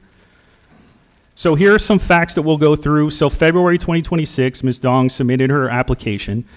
This is when Officer Elcherham, back in March of 2025, Officer Elcherham allowed Ms. Dong and her husband to operate Miracle Massage on a probationary period. The items that he addressed was look at Municipal Code Chapter 10A and follow those rules and regulations set forth. And this is something that he does with every business that comes into Fairfield. So make sure you understand our local ordinances. Really, when you get a business license, we shouldn't have to teach that, but we do our outreach and engagement to help these businesses succeed. We don't want businesses to come into Fairfield and fail. We want them to succeed. So we do provide those additional things. The logbook really was a problem in the beginning, but you'll find out at the end, the final kind of straw that we revoked the license wasn't the logbook. It was actually an illegal massage being given, and there was a lot of mistruths being shared with that, and I'll go into that here shortly. But May 2nd, Officer Elcherham and Officer Figueroa, who are here today, conducted an inspection and found various violations from our Chapter 10 massage regulation code, including failure to maintain proper logbooks, that's the audit trail, failure to have clean linen, failure to provide adequate lighting, and sleeping on premise. So there looked to be signs of people living there. That was argued back and forth during that hearing, but that is something that is a red flag to us. Are they operating late night after hours? July was the hearing that we had time to spend with you because that's when we were denied the business license back in May 6, 2025. For the due process, we held a hearing with you all on July 1st, 2025, which you asked for code enforcement to work with these business owners to give them a second chance to really become a successful business. On September 5th of 2025, city staff conducted an inspection at Miracle Massage and found violations including failure to maintain a proper logbook, again, failure to display a valid CAMTC certification. Again, think of it, the state licensing that you post on the wall. The city then extended an additional opportunity. So here we are a few months afterwards. We could have came right back to you and say, we're going to pull the plug again. Like, darn it, we keep providing resources and we can't get this straight. But we worked with city staff. I worked with our team to provide additional resources, and that's when I came involved, and I went out and conducted outreach. We met with David and Ms. Dong to conduct, what does this logbook need to look like? And yes, we did make some changes to try to get them into some compliance. Did we have to? No. Did we do it to help the businesses? Correct. Really what we are looking for is that audit trail. So, okay, if you can't have an address, can you show us a customer walks in, what service did they get, where's the price dollars, does all this match up, right? So I'm looking at customer A came in, he or she received a 45-minute massage. On the wall it says a 45-minute massage is $60. Does that receipt match up to $60? It was kind of a mess. We could not figure that out. There was no real good record keeping. Again, how can we fix that? Jeremy, you have about 2 minutes left. Okay, we'll keep it quick. So I wrote a letter to them on May 10th outlining how we can improve those issues. I went into September 10th, the final inspection was done. The logbook entries did not correspond.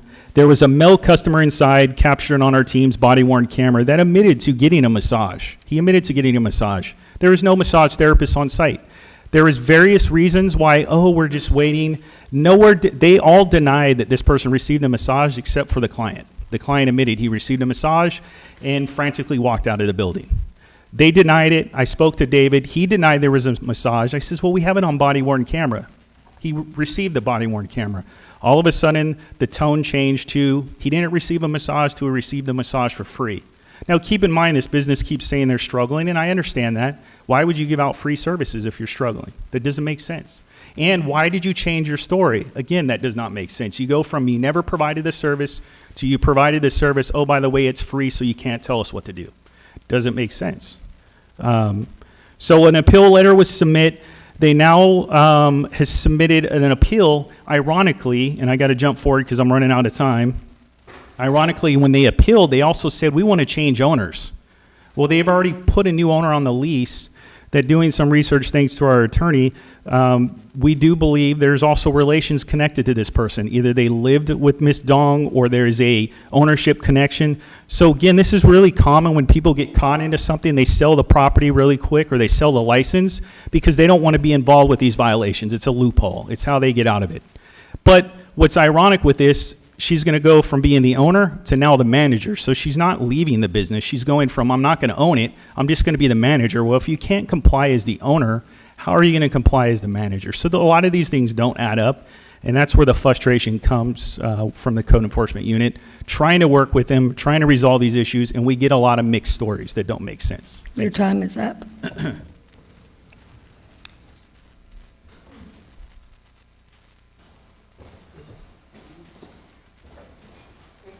And stand by, Jeremy, we may have questions, okay?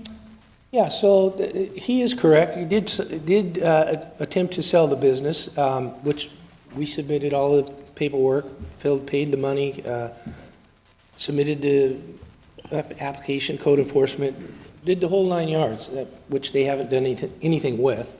I don't believe it's illegal to sell a business to a relative. I don't know why that's a red flag.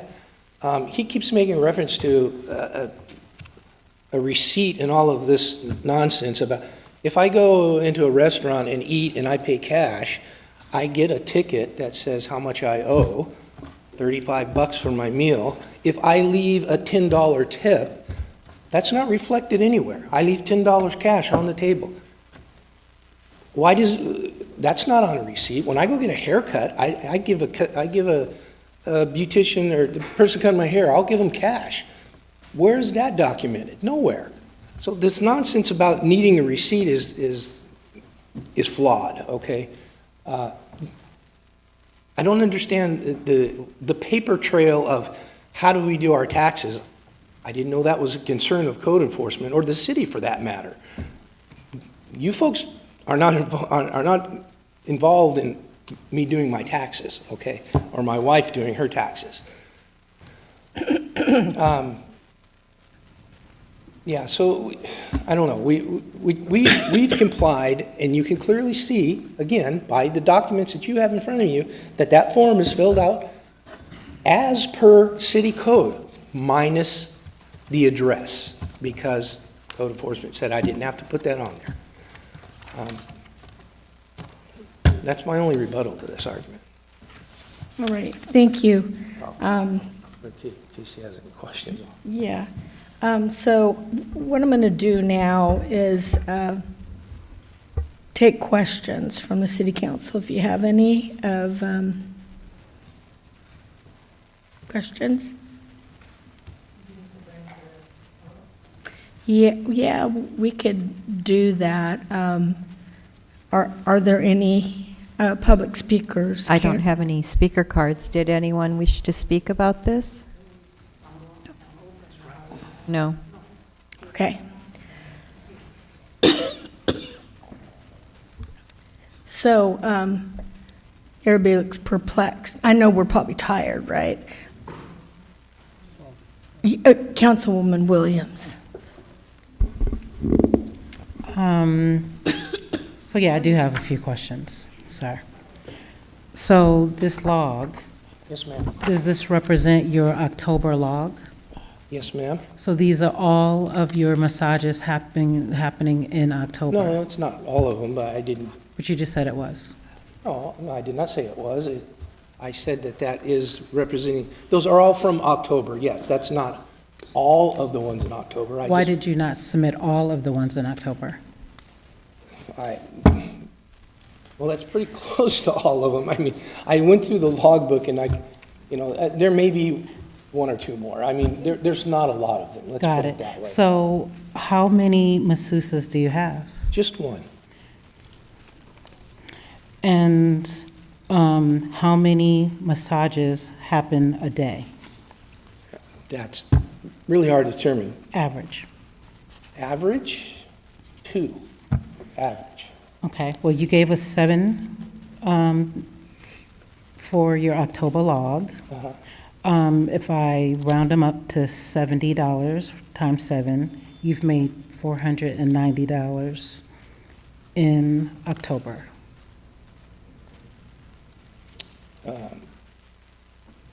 Well, yeah, those are not all on the same day, of course. Those are different dates. I see them. Okay. Well, I guess that would be accurate. I don't think they're all for $70, though. Yeah, some of them for 50. Yes. I went up. Okay.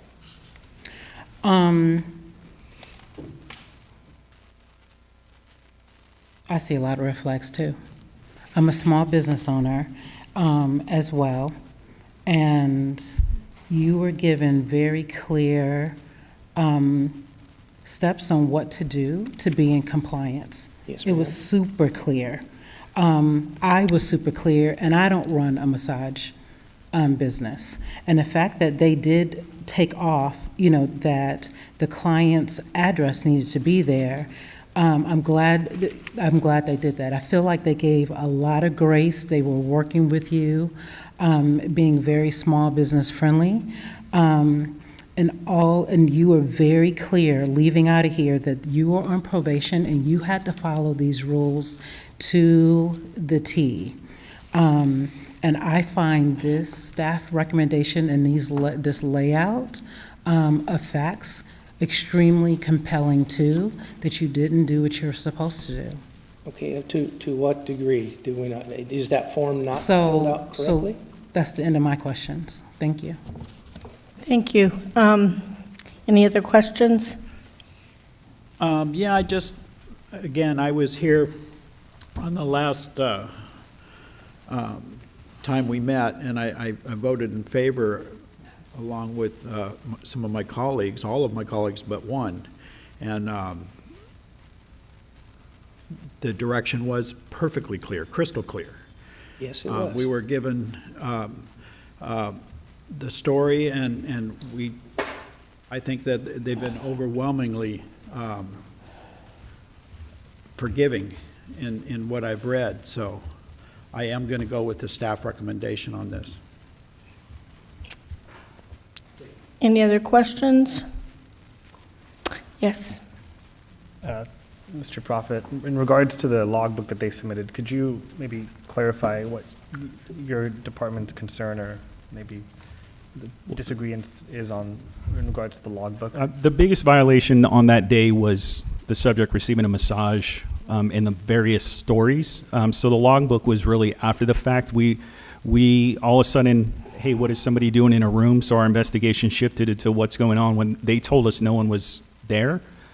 So the logbook was kind of erratic, meaning, oh, here's some of our stuff, but we don't have all of our stuff together, but we really focused on what was going on with the person in the building. But what we received is not the full records on hand, so that continues to be an issue. It's an improvement, but it's not resolving the matter after countless outreach attempts. I guess that was my next question. Since this issue began till now, have you guys seen improvement in their attempt to comply with what we require? With the receipt side, yes, we have seen an improvement, but there's the continued violations and now providing a massage without a licensed person, and the non-truth to that story is very concerning because it started with they were adamant no massage happened. Well, why do we have a person in there to, once they received our body-worn camera, to now there's a new story of, oh, he did receive a massage, but it was free. That is a serious problem. That is a serious problem. And for a business that's saying that they're struggling, why are you giving out free service? Thank you. Mm-hmm. I have a question of Jeremy, please. Yes, Mayor. The question is, the owner here said that you changed or weren't abiding by our code. Could you address that? Yes, so under direction, I won't say we changed. We loosened, yes, we did loosen the code to support the direction that council gave us to work with the business. Okay. But what we did is we didn't say you couldn't have a logbook. We just made it more user-friendly. And by doing that, we said this is how we need to connect the dots to show that you're providing service A matches with your receipts. But we took off the address. That is correct. We did say we understand that might be a little bit of a vulnerable situation based off of direction from you guys. That's just something we could adjust, if that makes sense. So when your folks go into other massage businesses, are they looking for the address? We're looking, yeah. We're looking for the full logbook. You're giving just special because of what we had directed, right? Kind Yeah. of? a little favor to them. I won't say favor, we don't give people favors, but we be based off of support and direction to Okay. our leadership. We worked with you guys on that. Everything we do in code enforcement is gray. There's nothing black and white, just like applying the law. Sometimes you could speed, you may get a ticket, sometimes you won't. Right. Does that make sense? I got it. May I address that? Well, hold on just a minute, I have a question for you. Thank you, Jeremy. Did you sell your business, and if you did, how much? It's not been officially sold yet because we were waiting for the outcome of this. How much you selling it for? $40,000. 40? 40, And this is a family member? yes. And would you still be involved? My wife would be the manager of the business, yes. I mean, is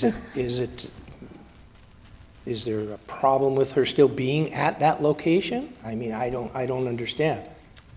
Look, my problem here is that staff, we gave you a big chance. Yeah. And we were specific. And our code enforcement officers work very hard. I don't like how you've demeaned them at all. And I am going to vote to revoke the license. Anything else? Y'all good? We're good. Madam Mayor, I do have one procedural thing Yes, I need to please, clarify. I go do ahead. apologize. So the city has provided 8 attachments, which is included in the agenda packet of the city council packet. Ms. Dong and Mr. Davis have submitted 9 pages, which you have all had a chance to review. Yes. Attachment number 5 for the city is the email confirmation from Miracle Massage, from the city to Miracle Massage regarding the appeal date. And the appeal date was originally scheduled for March 17th. That date was rescheduled till tonight because Ms. Dong sent an email to the city indicating that she needed to be out of town. Is that correct, Ms. That Dong? is correct, Okay, yes. so I wanted to clarify that, and we did send her notice via email and in writing, and Mr. Davis just confirmed that. So that's the only That's correct. procedural clarification I needed to make. Thank you so much, Mr. City Attorney. So I'm going to bring it back to the council for a motion on this. And, sorry, Madam Mayor. Yes. So on the motion, before you is resolution number 2026-57. This one is a little different as hearing officers than your normal resolution. It provides you with 2 options. So I'll just remind you that the 2 options are either number 1, to approve and sustain the appeal of Miracle Massage brought by Ms. Dong. So an approval would basically mean you're approving the license. So approval sustaining means you're going to grant the license. The second option is to deny or overrule the appeal, which means you would be denying, basically upholding the decision of code enforcement and denying the issuance of a massage permit. So whoever makes a motion, I would recommend that you say, I either approve, sustain resolution number 2026-57, or say, I make a motion to deny or overrule resolution 2026-57. And just to say it one more time, if you are approving it, you are granting the massage license to Miracle Massage and Ms. Dong. If you are denying or overruling the appeal, you are denying the massage license. And just for clarification, on the resolution, there's 2 different addresses. There's 1312 West Texas and 1328 West Texas. So I don't know if that's my a mistake. typo or. And you're at 1312, correct? What's the address there, Hannah? 1328. Address. On the 1328. 1328. Yeah, so it should be 1328. I apologize, it's 1328. It's 1328. It's 1328. It's 1328. I hope I would buy say I don't know change. Honey, they're voting right now. I do have one Councilman. question before you vote, if I may. Who are you asking the question? To you, Madam Mayor.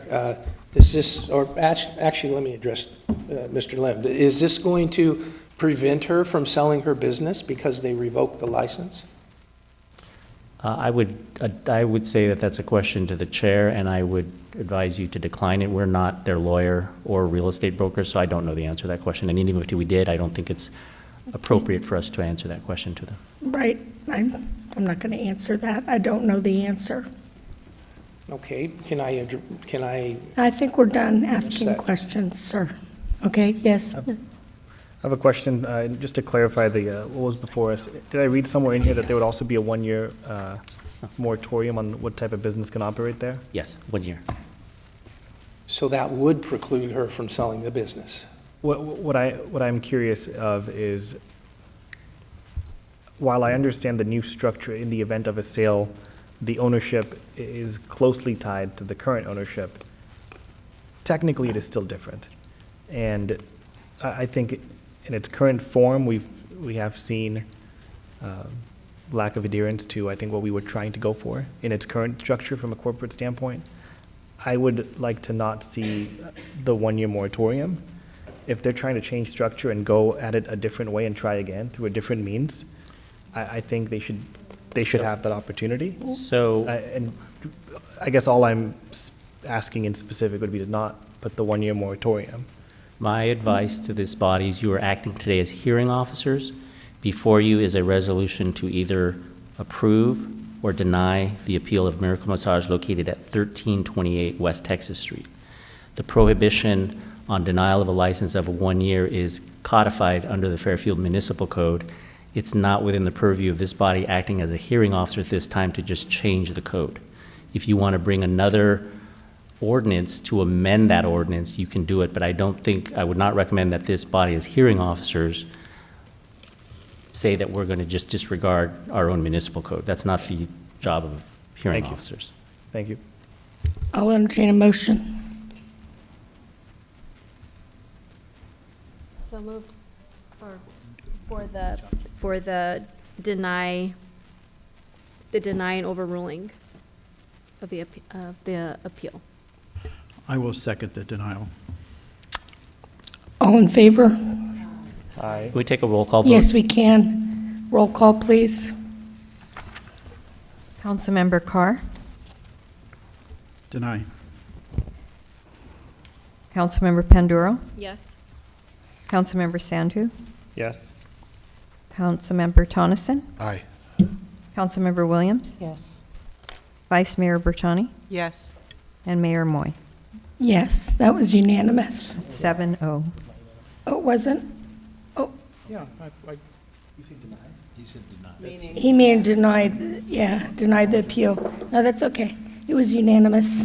So, Madam Mayor, if I may address the appellant. Yes, So, Ms. please. Dong, city will send a letter confirming the city council's vote and a copy of the minutes, so that you'll have that. And then code enforcement, I assume, Madam Mayor, you're just instructing code enforcement to do anything necessary to give them notification of the denial of the permit. Absolutely. So you'll get something in writing from the city. Thank you. Thank you for letting us take this out of order.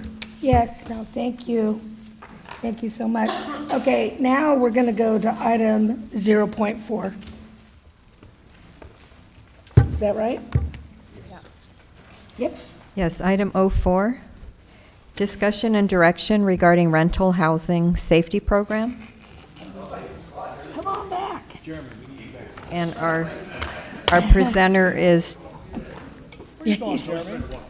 our presenter is again Jeremy Prophet, Community Engagement Manager of the Police Department.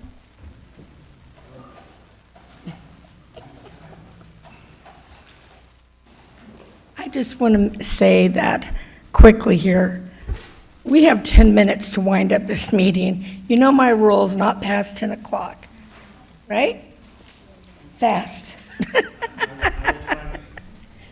I'm just kidding. Can I start? We have seven. Please. We have 7 speakers on this item. Okay. All right, good evening, Madam Mayor, Council. And I want to thank the community members that are out here tonight. Good to see some familiar faces. We did host a community meeting. As you all know, we've been talking about this topic for a little over a year now. And I would say a little bit longer than that, addressing quality of life issues throughout our community. So let me get into this presentation so we can give our audience, for sticking through all this tonight, their engagement. Just to kind of give a flavor, we had 27 people online and about 20-ish in person, I think is a good estimate. So a wonderful turnout. Thanks to our amazing small team, we sent out over 600 letters to business owners that are renting, not only to business owners, to property managers, anybody that had a vested interest in this ordinance that we're looking to improve our city with. And we're really been kind of tasked to come up with unique ways to improve our quality of life, improve our services in a challenging time in the city right now. So this program was kind of to help address multiple issues in our community through this. So as you see, what are our program goals? The rental housing safety program ensures that all residential rental properties in the city of Fairfield are routinely and thoroughly inspected, verify that they meet health and safety standards. The program also provides outreach, education to property owners, managers, tenants, and really a way to work together to address multiple issues in our community right now that we face. All rental properties must register. So we looked at this, and you'll see quickly when I go through this, there's a lot of legislation out there that is asking cities to get involved with rental housing, such as apartment complexes. There's a ton of legislation that says we need to be in compliance and have rental programs. What we looked at holistically in talking with different cities and talking to the apartment rental associations, they're asking cities to fairly enforce or fairly come up with programs that support all rental housing, not just targeting large apartment complexes, not just targeting single-family rentals, but how do we enforce quality of life standards of living across all rental properties? And that's what we're trying to do with this program. What is this program? It's here to help property owners, property managers, tenants, and the entire community improve the quality of life. Look at substandard housing. This is a photo from the city of Fairfield. All my photos in this presentation are real photos. We didn't use anything from Google. A good question that was asked the night of the community, the property owners and managers was, who gives us this authority? Because people are concerned, like, are we overstepping our boundaries? Why does code enforcement get to do this and so forth? So there is a code. I just could not recite it Tuesday night. You guys got me good on that question. I could not remember. It was 8 something. The authority is 829 A and B, establishing legal definition and authority of code enforcement officers. There's multiple subsections. Really what we're enforcing is the Health and Safety Code, section 17920. All of our inspections are going to be based off of this Health and Safety Code, which I did not have a chance to give you all, but there's 7 different packets of what our inspections, a sample packet of what our inspections will look like that will be standard across all rentals to address those health and safety things. If you guys weren't aware, but I think I've explained this, the county is no longer truly investigating these. What they do is they'll take a complaint and they refer it to code enforcement.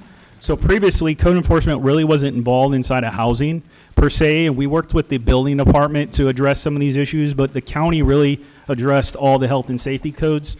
That is no longer happening, and we're seeing a large uptick. I would say 3 or 4 complaints from the county is sent my way to code enforcement weekly right now. I think I have about 15 on my desk in the last month of complaints about housing with the section 17920 and the health and safety code. Substandard housing, again, these are photos. These are photos taken within recent of an apartment complex. I have had the privilege, I volunteer outside of my work here, but I've worked in this city since 2014. I think there's only one person in this room that I could say that has done outreach and engagement, that is the chief of police, that has been to this many properties in the city. I've delivered food, I've delivered furniture, I've done code enforcement work, I've done outreach, I've delivered toys. I've been to a lot of rental properties in this city, from the beautiful multi-million-dollar homes that we have in this city that has hoarding issues. Okay, I'll back off the mic. We've dealt with multi-million-dollar homes that have substandard issues, that have had hoarding issues, and this is really this impacts all walks of life. But I'll tell you, it impacts the east side of our town, which is our lower income, that don't have a voice, that are scared to report things. I was at a property about a month ago in an apartment complex. Basically, they were trying to report flooding that had mold in substandard housing, and they were asked, hey, we're not going to move you until you drop your lawsuit. So these stories are real. These are issues. Do I say this happens to 99% of the apartments, to 99% of the rentals? No, but it happens a lot. So just like I would say from the law enforcement perspective, not everybody is bad, but there's a huge majority that keeps us busy. And a lot of this is all quality of life issues that we're trying to address. And that's outside, inside, that is junk debris, faulty plumbing. This apartment complex here is missing windows. I mean, I've been to a third world country. We have places that look like a third world country in Fairfield, and it's sad. It really is sad. Do I say that's everybody? No, but there's enough issues out there. We went to issues last week on an apartment complex in Alaska that turned into one complaint, turned into 6 complaints with running water through 6 different apartments. They're using broom handles and makeshift buckets to reroute water out the door, and no one's doing anything about it until code enforcement showed up. So these are real issues in Fairfield. None of this is being made up. None of this is saying, there's not a problem. There is a serious problem. There are slumlords in Fairfield. I'll be blunt, honest with you. There are slumlords in Fairfield. It is sad to see some of the conditions that we see throughout the east side of town. Serious. And I'm sure council members that serve these districts could probably say the same. And it's concerning, and that's what we're trying to address. So this is, I would say, the biggest concern that our folks that showed up, and I understand when we talk dollars and cents, we live in challenging times. No one wants to have to pay $1 to anybody. But I had to, as a leader, look at cost recovery, look at what does it cost to stand up a program? What are the services that we cannot provide today because we're such a small team? How can we tackle this? And this is where this assessment came into. So we see a fee of $195 per unit. That would be anybody that is in a fully registered program that is not self-registered, and I'll try to go over that quickly here shortly. You would pay $195 a unit. Where did that number come from? In our fee schedule, we charge $255 for an inspection for code enforcement. There's a ton of staffing, there's reporting, there's administrative staff. We have to send out letters. Think of a code enforcement unit as we provide service, but we're also like a court system. We have to provide due process. We have to submit records. We have to make sure people receive their due process in a timely manner. We do this from beginning to end. So this is all staff time that goes into this stuff. So that's where the $255. Our goal is to look at a self-certification program that's incentivizing hardworking, good property owners at $85 a unit. So a Netflix subscription is what? $29 right now. For $85 a unit, divide that by 12, you're looking at about $6 per month, and I'll explain what all those different services that these properties will receive with that. And again, I understand even $1 is challenging for today's time, but I have to look fiscally responsible. How do we deploy something? How do we look at cost recovery? How do we run a program? Because we can't do it on current staff, and we can't currently manage code enforcement on the current level. So what we pride ourselves in what other cities are doing. There's no hidden fees. So there is no, hey, we're going to charge this when we show up, we're going to charge that later. Some cities offer a lower registration fee, but provide additional fees when they do inspections. They provide an 8% technology tax. There's all these different fees. It's one stop. This is what it is. This is what the expectation is. Our goal is to get everybody self-registered. What does that mean? You don't have any violations, and these are verified violations. These aren't just because a tenant or a person calls and says, because we understand the civil that goes on with renting, this is verified and non-corrected violations. So if you become a slumlord and you don't fix these issues, you're not going to get into self-certification. If you're a hardworking rental property, you're going to get in that self-certification right away, if that makes sense. There is a re-inspection fee, but like the standard is you get to the third inspection, re-inspection, before we charge that fee. So what it is, $195 or $85 per unit, covers everything except if we have to come back to your apartment or your unit, your rental property, a third time for the same issue, then we could charge a $255 re-inspection fee, which is what we do in code, but it takes that third visit. So it's not something that happens consistently. There is a late fee if you do not pay on time. We're looking at establishing rules where you'd pay similar to a business license. It must be due by January 31st. If you day 31 through day 60, there could be a 50% late fee not to exceed $7,000 on that. We hope we don't have to go down that process. Here are some of the facts that I presented before. This is the true cost of trying to get 4 additional code enforcement officers, a management analyst, and an admin person. Currently, right now, code enforcement does not have this staffing. We have 4 code enforcement officers and a supervisor to manage the entire city. There is cost that will come. There will be abatement fees. What does that mean? So if we have to abate a property, attorney fees, cost of boarding places up. There's a lot that goes into a code enforcement unit because it's all legal. It's all stuff that we have to provide. One-time fee of purchasing 4 vehicles for the 4 additional staffing is in here. Equipment and training, which will be ongoing. So the first year cost would be 1.4 or 1,407,476. Future cost would drop about 300,000 because you're not buying the vehicles. It's now routine maintenance. The cost to operate this will drop about 300,000. With the CPI, what we're forecasting is prices going up by 3%. We're looking at 1,191,685.28. First year credits, what is that? And I'll go into this next slide. This is the cost recovery per unit. We're looking at first year credits because those that don't self-certify as falling under the guidelines will be at the full 195. If you self-certify, you'll be at the 85 based off of the ordinance that we drafted. So that really is a flex of 1,579,871 to 1,200,676. Our goal is to really drop full service, meaning full registration, by 25% within the next 2 to 3 years, which is incentivizing hardworking, good rental properties. And that's to drop it down to the 85 per unit fee, if that makes sense. So we really want to push the more folks to get into self-certification. And that's where these property management groups could do their own inspections and submit the paperwork. And we just do random checks of those units, and we do auditing and so forth. So it'd be less staff time to do that. But it does not mean we still don't provide services. We still don't go out to the units and do inspections. Am I still too close to the mic? All right. I'll bring a lapel mic next time. So these, I want to be very honest with you, these are extremely rough numbers. The reason why I tell you, none of this data 100% exists. We're looking at census tracts. We're looking at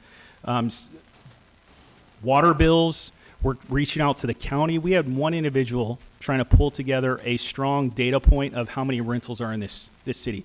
That is not being captured anywhere. To this day, we're probably been the first data to collect a strong data point. I know there's more rentals out there, but I have not had time with our small staffing to collect the 8,000 to 9,000, potentially 10,000 rentals. We don't have enough data we are painstakingly going through water bills, reaching out to county assessors, matching up different things. So I will tell you, these are estimated numbers, and they're trying to be conservative for a reason. We do know apartments are a lot easier to track, so we have a strong number on that. The hardest part is the properties, the single-family rental properties, because those are just so many different ways you could either not accurately track a rental property. So the number is conservatively sitting about 476. What does that mean? If you're renting 2 or more properties in Fairfield, we're asking you to be a part of that program. So if you're running a business and you're renting 2 or more properties, we're asking you to be part of the rental. If you're renting 1, you're excluded. If you're renting to people that are not paying rent, it's a relative. If you're not receiving any tax-related purposes off of that as far as collecting income, we're not asking you to be a part of the program. There'll be a way to exempt yourself on that. So currently right now, as the code states, if you're renting 4 properties anywhere in the country, basically, that doesn't have to be 4 in Fairfield, you're supposed to have a business license. Shocker, most people don't know that, and it is a code. We're supposed to be receiving business license fees. I would say it's less than 50% of folks operating that way are even paying a business license. I could tell you there's apartment complexes today, large ones, not paying a business license. So that's a current thing that we're trying to correct with this program. They're not paying business license. You are operating a business. What we're trying to look at is if you're renting 2 or more properties in this community, that you should register your properties as conducting a business in Fairfield. What does that look like? If you're renting a single-family housing unit and you have 2 or more, you're supposed to be paying at least $60 on that. So if we're talking you're a good renter and you're paying $85, it's only a $25 increase, but the services that I'll show you later that you'll get out of this, because we're asking to waive the business license in exchange for paying for the rental. What we don't want to do is stack fees, right? We're not trying to say you got to pay this fee, then you're going to pay that fee. We don't want to do that. So we're looking at in an exchange is you'll pay the rental housing annual unit fee. It's annually, not monthly. There was some confusion on that. And we'd waive the business license fee that really is not being fully collected. Here's where I did a cost showing everybody again. Code enforcement cost per hour is $255. That is a fee study. That is actual fact. An average inspection is an hour. The annual rental housing, if you pay the full price, is $195. We're looking at cost savings and adjustments to waive the business licensing fee, less paperwork, more services provided. Self-certification would be even less, $85 per unit. Here is the legislation, and yes, a lot of folks pointed out this is all for multifamily housing. Why would we not want to support our renters, whether you're living in a single-family house or a apartment complex? Because we've ran across all these issues in both. So we think it should be fair across the board and not just say only apartments have to participate in fair housing or safe and healthy housing. These are actual pictures of the apartment complex we were just at. They used a dustpan to reroute water off the wall. This was 3 weeks ago, maybe. Again, supporting owners, tenants, property management groups consistently reached out to us. Hey, I can't get a tenant to comply. They won't let me inspect. Can code enforcement help? We could write inspection warrants. We could help work with these apartment complexes. They're already asking for these services. We just can't keep up. We really can't. Last year, over the summer, we had 6 cannabis grows, 12 total over the entire year, all rental properties. So what we're also looking to address these issues, how many times has council kind of connected with us about supportive housing was a hot topic, right? We cannot regulate the people that live in the homes. You can't, that is illegal, but you can address, are they living in safe housing? What is that? Are they sex registrants? Why do we have 15 of them living in a house? These programs allow us to do safety inspections. They allow us for them to, right now there's no reporting mechanism. Mental health facilities are operating in beautiful neighborhoods and they're housing 5 to 6 to 10 people. They're flying under the radar. Are they really living in rooms? Are they renting out beds? We don't have a mechanism to inspect those. Farming housing. The state of California supports farming housing. How many complaints have I received from council members like, I need you to go in there and see if they're living in standard housing. Are they okay? This would help address those. Again, we can't address people, but we can make sure they're in a safe and healthy environment. I hope that makes sense. We can't say, no, they can't live here, or no, they can't live in this place, but we can say, why do you have 30 people in one house? Do you have adequate living conditions? Benefits, owners can become self-certification, so lower the rates. We're talking about trying to revitalize our crime prevention support, so bring back the crime-free multi-housing in support of this rental housing program. Most of you that have been around here for more than 10 years, we know how successful crime-free multi-housing was and is. And we would try to revitalize through these programs to bring more of that back to the community with some of these cost recovery mechanisms. We'll provide free crime prevention CPTEDs, assessing, do they need to improve lighting? How can we make the house or the apartments a safer, healthier place to live? Preventing crime, a lot of these places, a lot of the areas that we discussed are high calls for service. These are some of the total numbers that we just discussed, but I'll continue to hurry up because I got 29 slides. We're about 7 multi-units, 6 to 7 multi-units in development as we speak.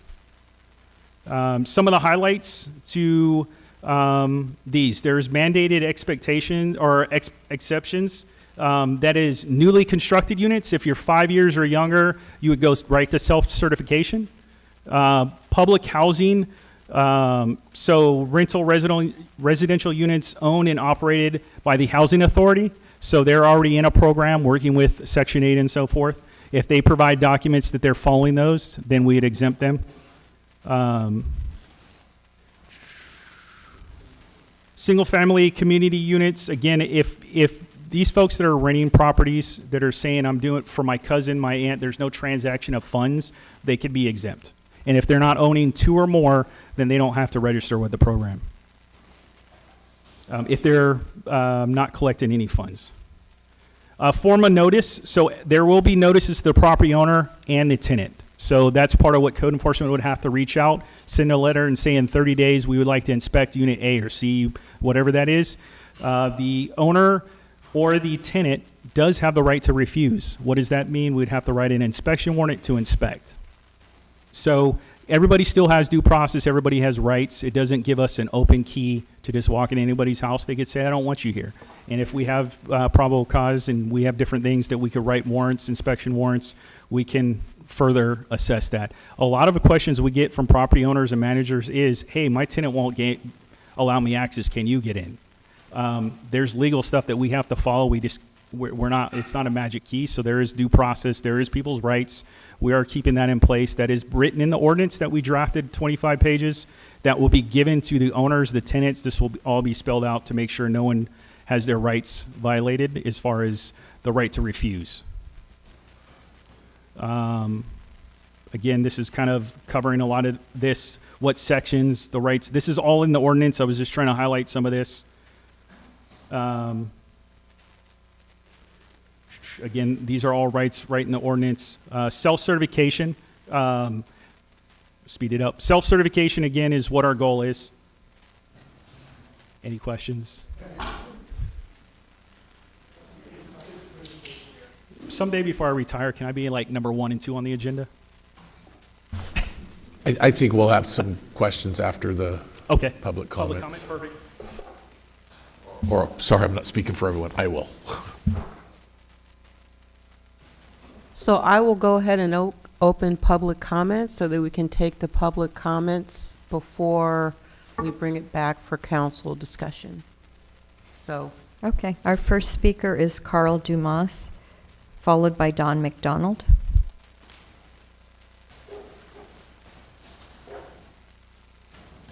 Good evening, council. My name is Carl Dumas. I've lived in Fairfield for 35 years, and I am a rental property owner as well.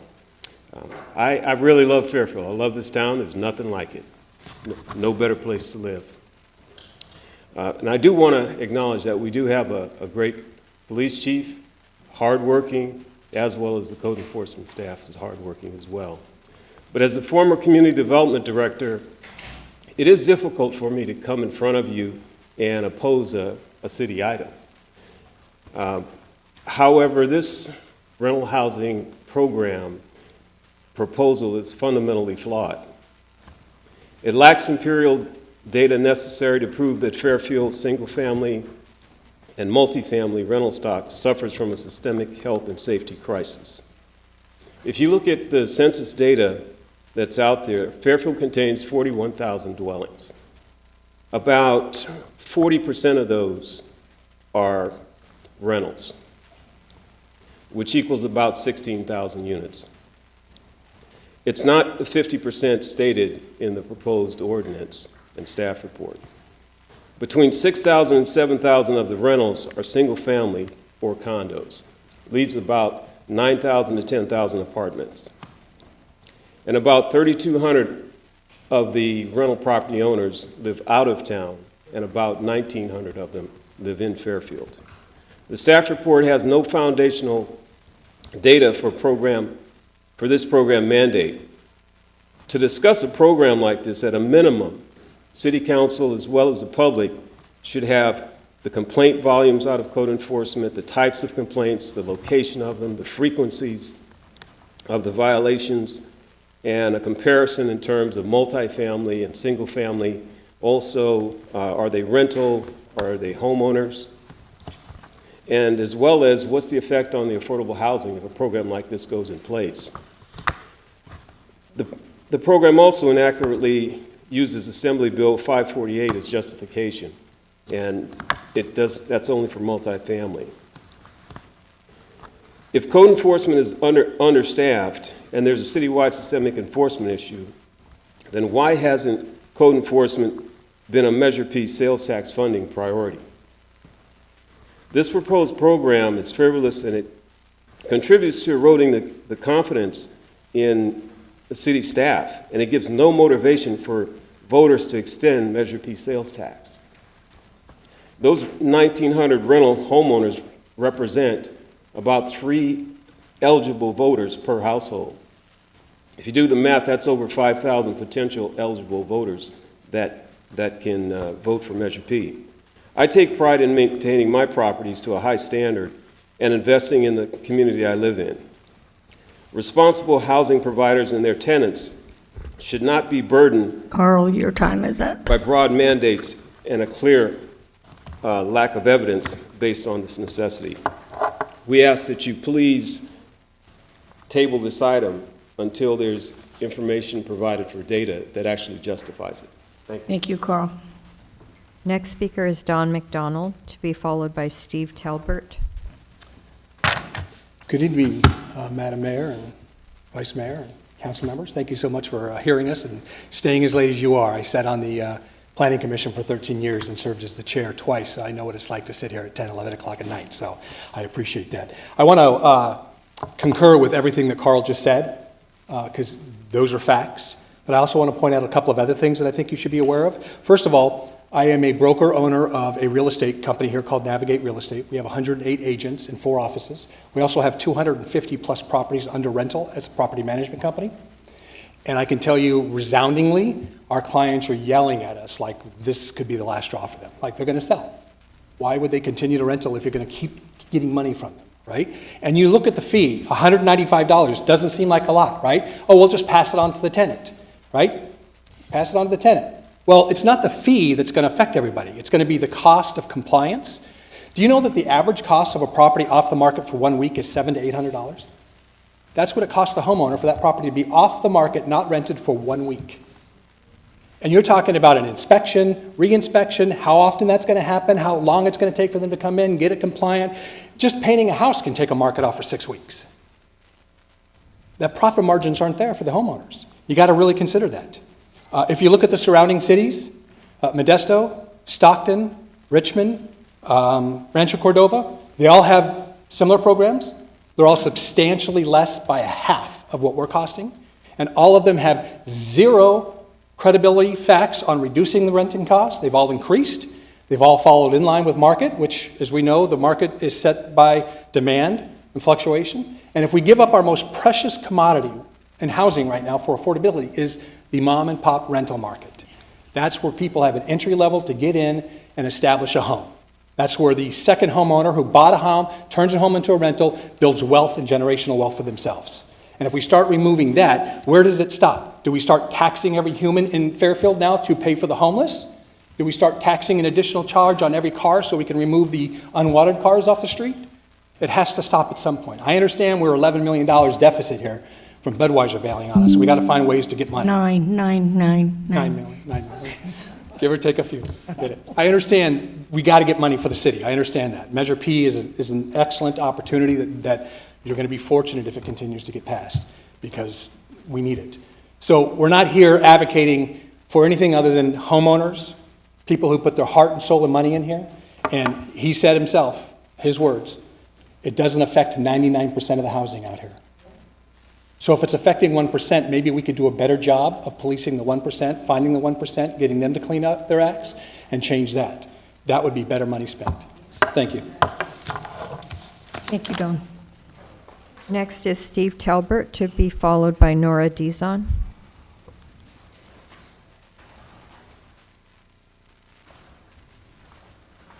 Oh, thank you for listening to me this evening. I'm sorry I didn't dress up a little better.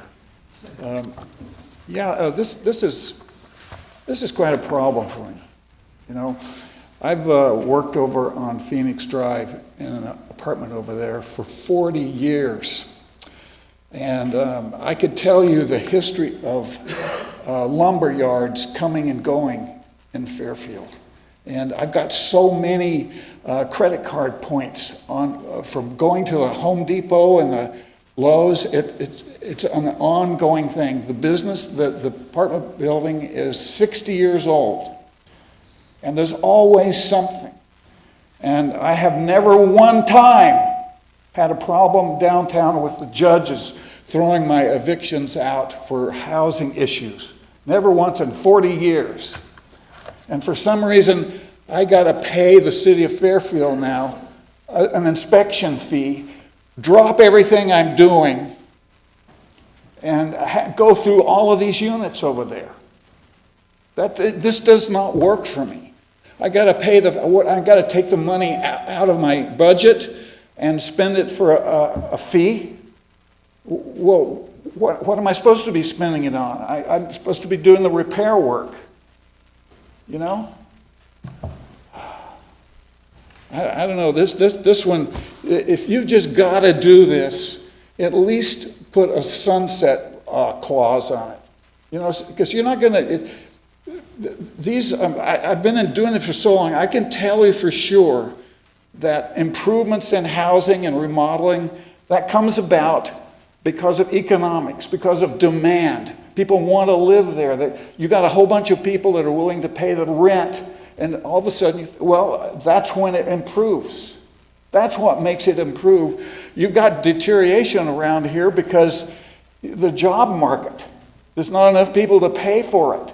And so the landlords they're not going to put money into a dilapidated thing, you know, to get a rent that you just can't get. I got a vacancy rate right now. I got to put a lot of money in these places with kitchen, and they're just sitting there. I can't get the money back from these things. I don't know where the tenants are yet. So I just don't need any more expenses.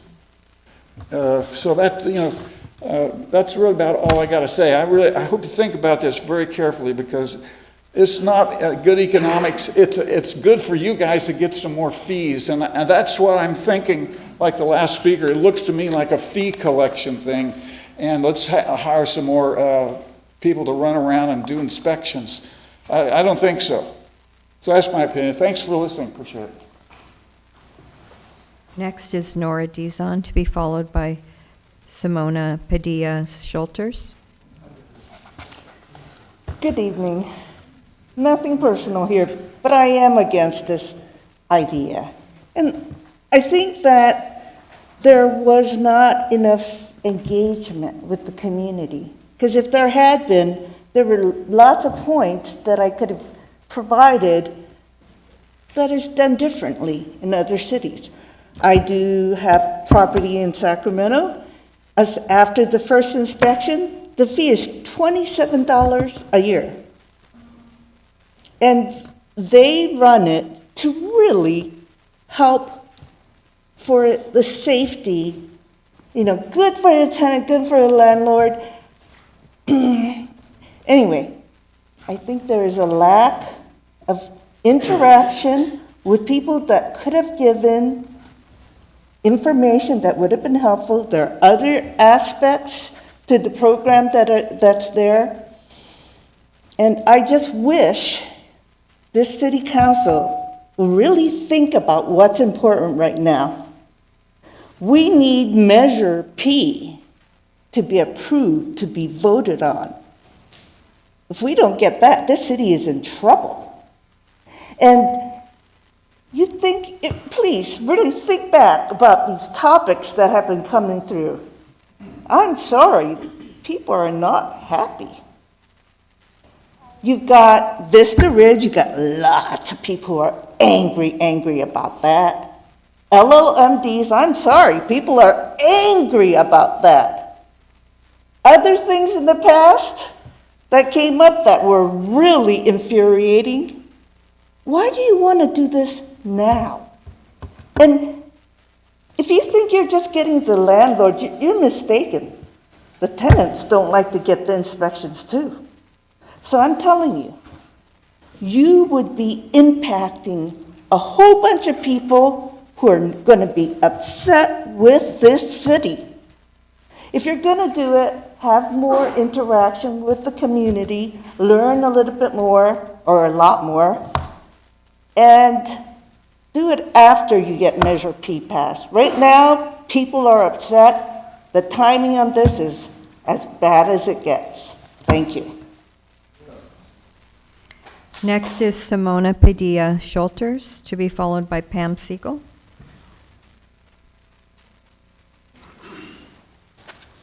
Good evening. I am Simona Padilla Schultens, and also owner of several rental properties here in Fairfield. I was not aware that this discussion was going on until a couple of days ago, so I don't know how the outreach was done. If it was strictly through the property management companies, you're missing a lot of us that have not been kept informed as to this proposal. I am strongly opposed to this proposal, primarily because I think that the majority of the property owners take pride in how we maintain our properties. My husband and I work very hard to make sure our properties are kept up, and it's a full-time job for us. We don't just sit back and collect the rent and let the properties go downhill and create problems, because then you're not going to have tenants for very long. Rental properties are not like they used to be. You have vacancies now. You could have 1 or 2 months, and if your property is not competitive, you're going to have a problem. I agree that you have what you're calling slumlords, and that is true with many of the cities, not just the city of Fairfield. But I believe that the slumlords are the minority, not the majority. The majority take pride, and the minority is what's causing the problems, and it's the focus of your attention, and you're putting all of us in one bucket. And those of us that take pride in taking care of our properties resent it and do not appreciate the city trying to put their hands in our business. I think that you need to focus on where the problems are. You need to focus on the minority. We all know, I've lived in Fairfield for 57 years, and I know where the rental blight is. And I think you guys do too. You can walk the streets and you can tell which apartments, which homes, which areas in Fairfield you're going to have the problems. So why don't you focus there and leave the rest of us alone? Simona, your time is up. Thank you. Good to see you. Next is Pam Siegel, to be followed by Greg Owen. Good evening. I know it's late. It's way past my bedtime. I just want to thank you for taking the time to be here. I don't have much more to add because everybody has already said what I was going to say. I have a couple rental properties. I do use a property management company on some, and I already pay them a monthly fee. They do a yearly inspection, so why should I pay double dipping? And most of us do take care of it. I have another property that I maintain it, and I've never had any complaints. I've had the same tenants for 8 years. They're great. So like she said, it's more of a minority that's not taken care of. Some of those pictures on homes, I sell real estate. Some homeowners live like that, you know, and they should be under the code enforcement just as much. It kind of sounds like it's a money-making business.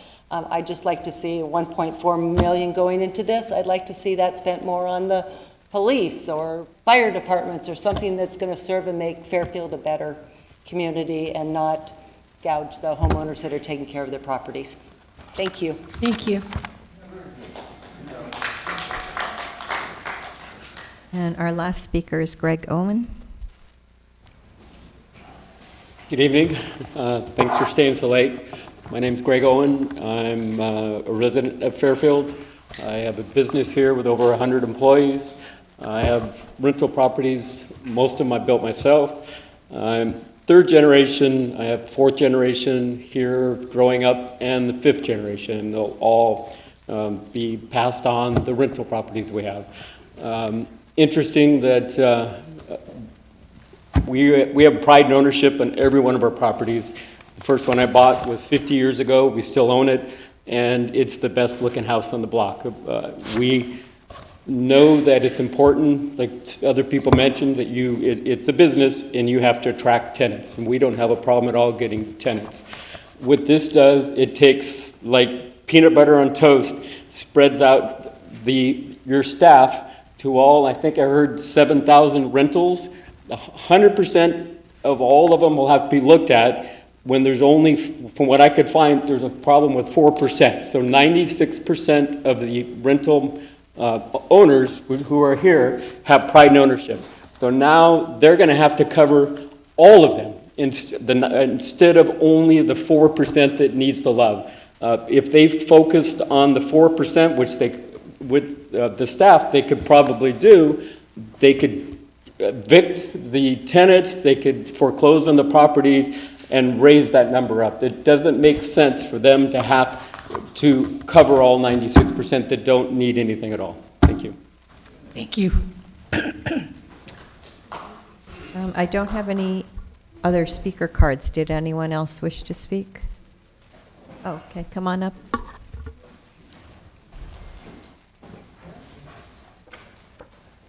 You actually have a card for me, ma'am. I just put it in the wrong space. Oh, are you Jim Stever? Yeah. Oh, okay. I screwed up. Okay, that's all right. Real quick, ladies and gentlemen, this guy did a great job the other night explaining everything. He really did. He had a full hour. He did a great job.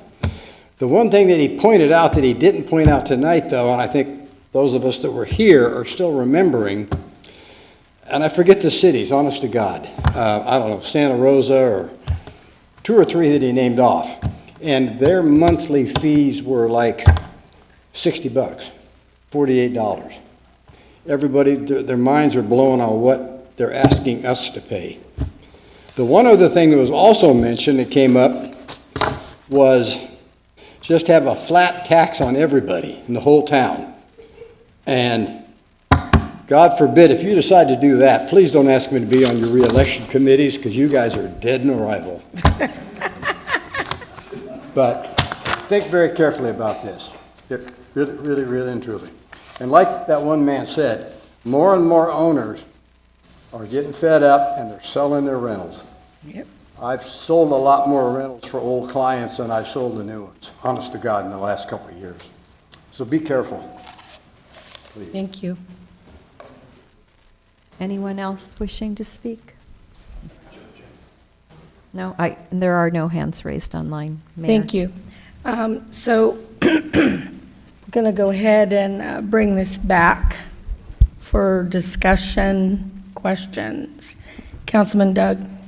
Yeah, some of you may or may not know I was in the trades for many years here in Fairfield. I've been here 63 years. I know the town as good as anybody.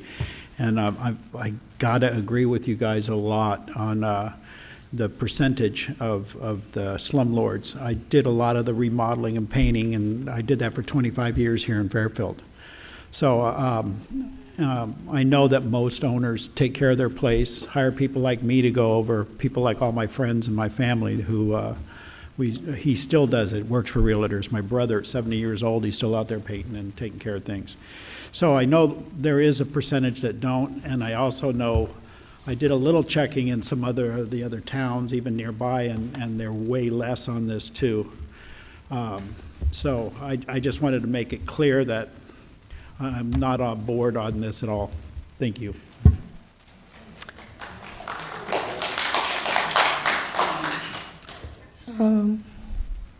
Anybody else have anything to say? Yeah, thank you, and thank you. I've been in the real estate business since I was a kid, so I know most of the people in the room. Yeah, I think we need to relook at this and maybe pause for now.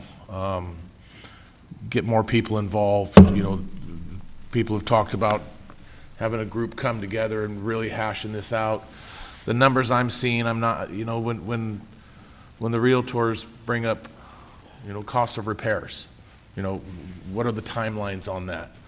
I know inspections are tough. You know, I know that, and again, Jeremy, I think you did a lot of good work on this and you dug in, but the $85 a year, I think that's a fair fee for self-inspection, but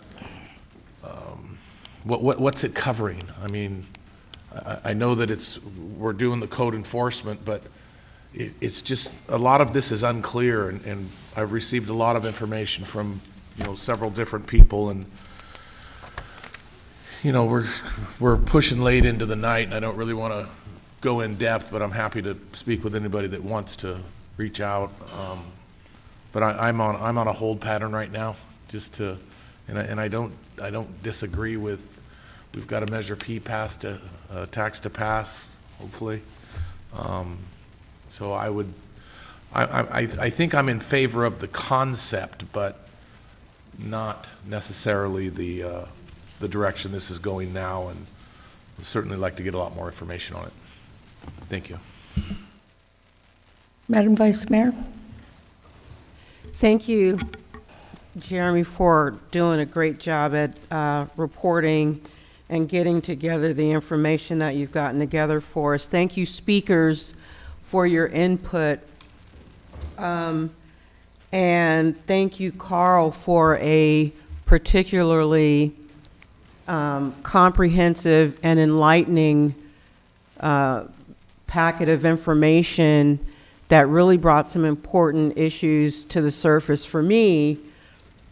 I have very little experience in the real estate industry, et cetera, so I really appreciate the insight of someone with experience in this regard. I'll just say that I agree that what concerns me the most about this project, which, like Councilmember Tonneson said, I agree with the concept, but what concerns me the most is the lack of data. The lack of data so that we're making data-driven decisions, like the city manager likes to make. He's a data guy. And, you know, I mean, would a more targeted approach to this concept be more viable? I mean, the first year estimated revenue is based on 7,169 units, right? But we know that there are approximately 16,192 rental units that would be subject to this, frankly, mandate if the city adopted it, right? So, I mean, that's a chasm of difference between the projections for the first year revenue and how many units this will actually be applying to. Almost, well, more than 50% more. So it would be covering a lot of rental units. Where do I get that number? Where am I getting that number? The 16,100, whatever, 90? Yeah, I believe that was the number that was submitted by Mr. Dumas. Yeah. Correct. But I was just confirming with Jeremy that the 7,000 number is only the multifamily units. Okay, but my point is just that that is not representative of how many rental units this could actually apply to, which is more in the neighborhood of 16,000 units. Am I right about that, Jeremy? We don't have a true accurate number. There's no 100% saying that's how many we have. This is all 8.7%. Yeah. Around. Just ask the title company. They have that data. Yeah, but that doesn't mean we're going to get to that number and be able to accurately say that's how many. That's an assessment, right? It's an active number. Okay. So I'm just saying, so not to belabor the point, I mean, I am inclined to really get into this because so many units can be impacted. I don't know what this would have, how this would impact affordable housing in the city of Fairfield, you know? And I think, and you know, are there target zones where we could do this kind of a program as a, you know, as a phased approach, or just a more, we know where the target zones are. I mean, and I'm sure we can have data to, find data to support that. Maybe that's the approach to take initially. But I think at this point, we just don't have the data in front of us. And so, yeah, I too agree with the concept. I don't think that we are at the point, not even close, to making a final determination on a blanket mandate to charge these fees, which, by the way, are annual fees, but inspections are, what, every 3 years? So, you know, I've just got a lot of questions about the program. You know, this is a baseline where we can start. We really need to get into it and get much more community engagement and insight from the people who will actually be impacted by these fees. So I'll leave it there for now. Councilman Sandu. Mr. Prophet, thanks for your presentation and to everybody that came out. I recall when we were at one of our retreats when this initially came up, and I think we really liked the idea of it being more or less budget neutral on the impact. For what we currently spend on code enforcement, this was going to be a revenue balancing thing to increase code enforcement. And I'd go as far as to say I think a lot of us agree with we need to do more code enforcement overall.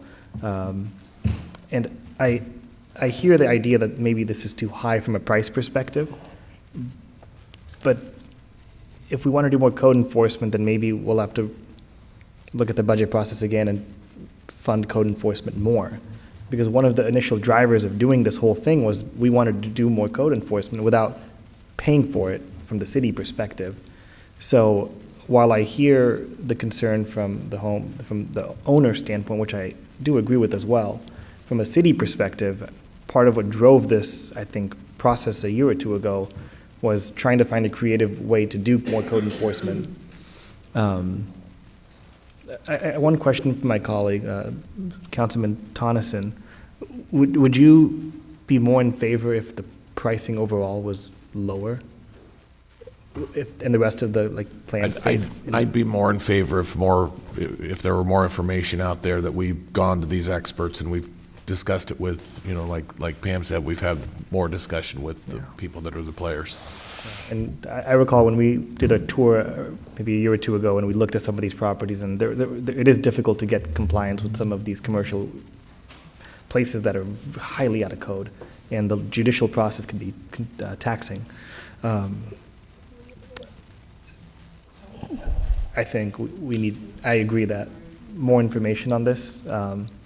And then, do you have information currently on,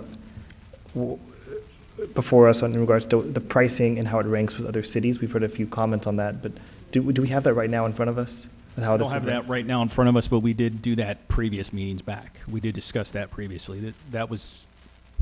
Yeah, thank you. Thank you, Mayor. Councilman Williams. Thank you. So I have a few thoughts. I have a property management background too in affordable housing. And when I had a flashback of 3 years ago when there was half a room of folks that came in that were saying that they were living in substandard, deplorable conditions. And so I remember that. The other side of the coin, you know, residents that were impacted and they were crying and they were talking about, bites and it kind of reminds me of some of these pictures. So it's obvious that there's a problem. It is obvious that the folks that are taking good care of their properties are here.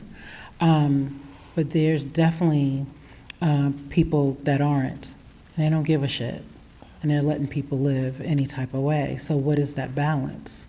So when I think about that balance is, maybe it's a lower fee, but what does that fee look like?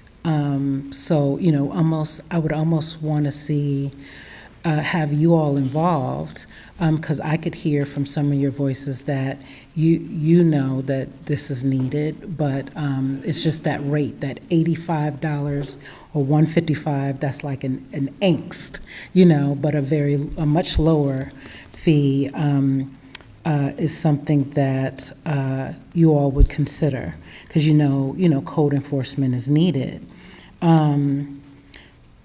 I'm also thinking, what does a pilot look like? A lower fee pilot, just kind of data and numbers, what does that look like?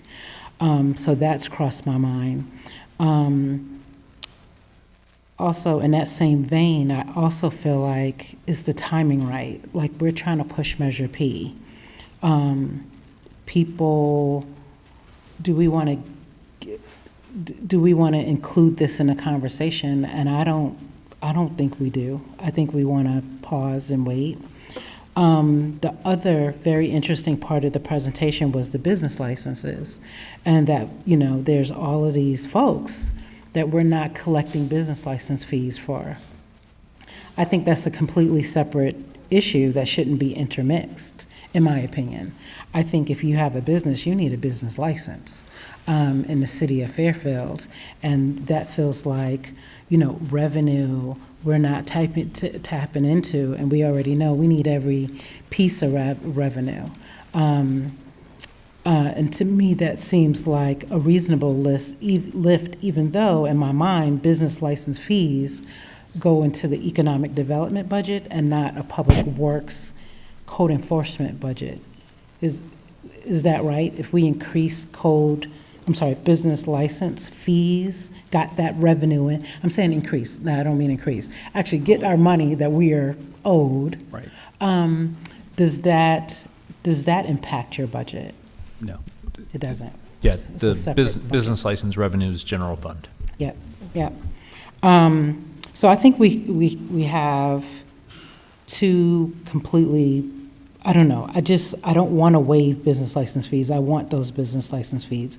Everyone in business, they need to expect to pay a business license fee. So I kind of think that's separate, but just to kind of repeat it in my head, I would like to see a lower, more digestible fee.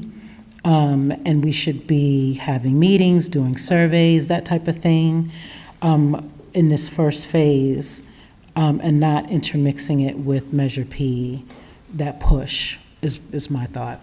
So thank you, and thank you for this very thorough presentation. I appreciate it. Councilman Pandora.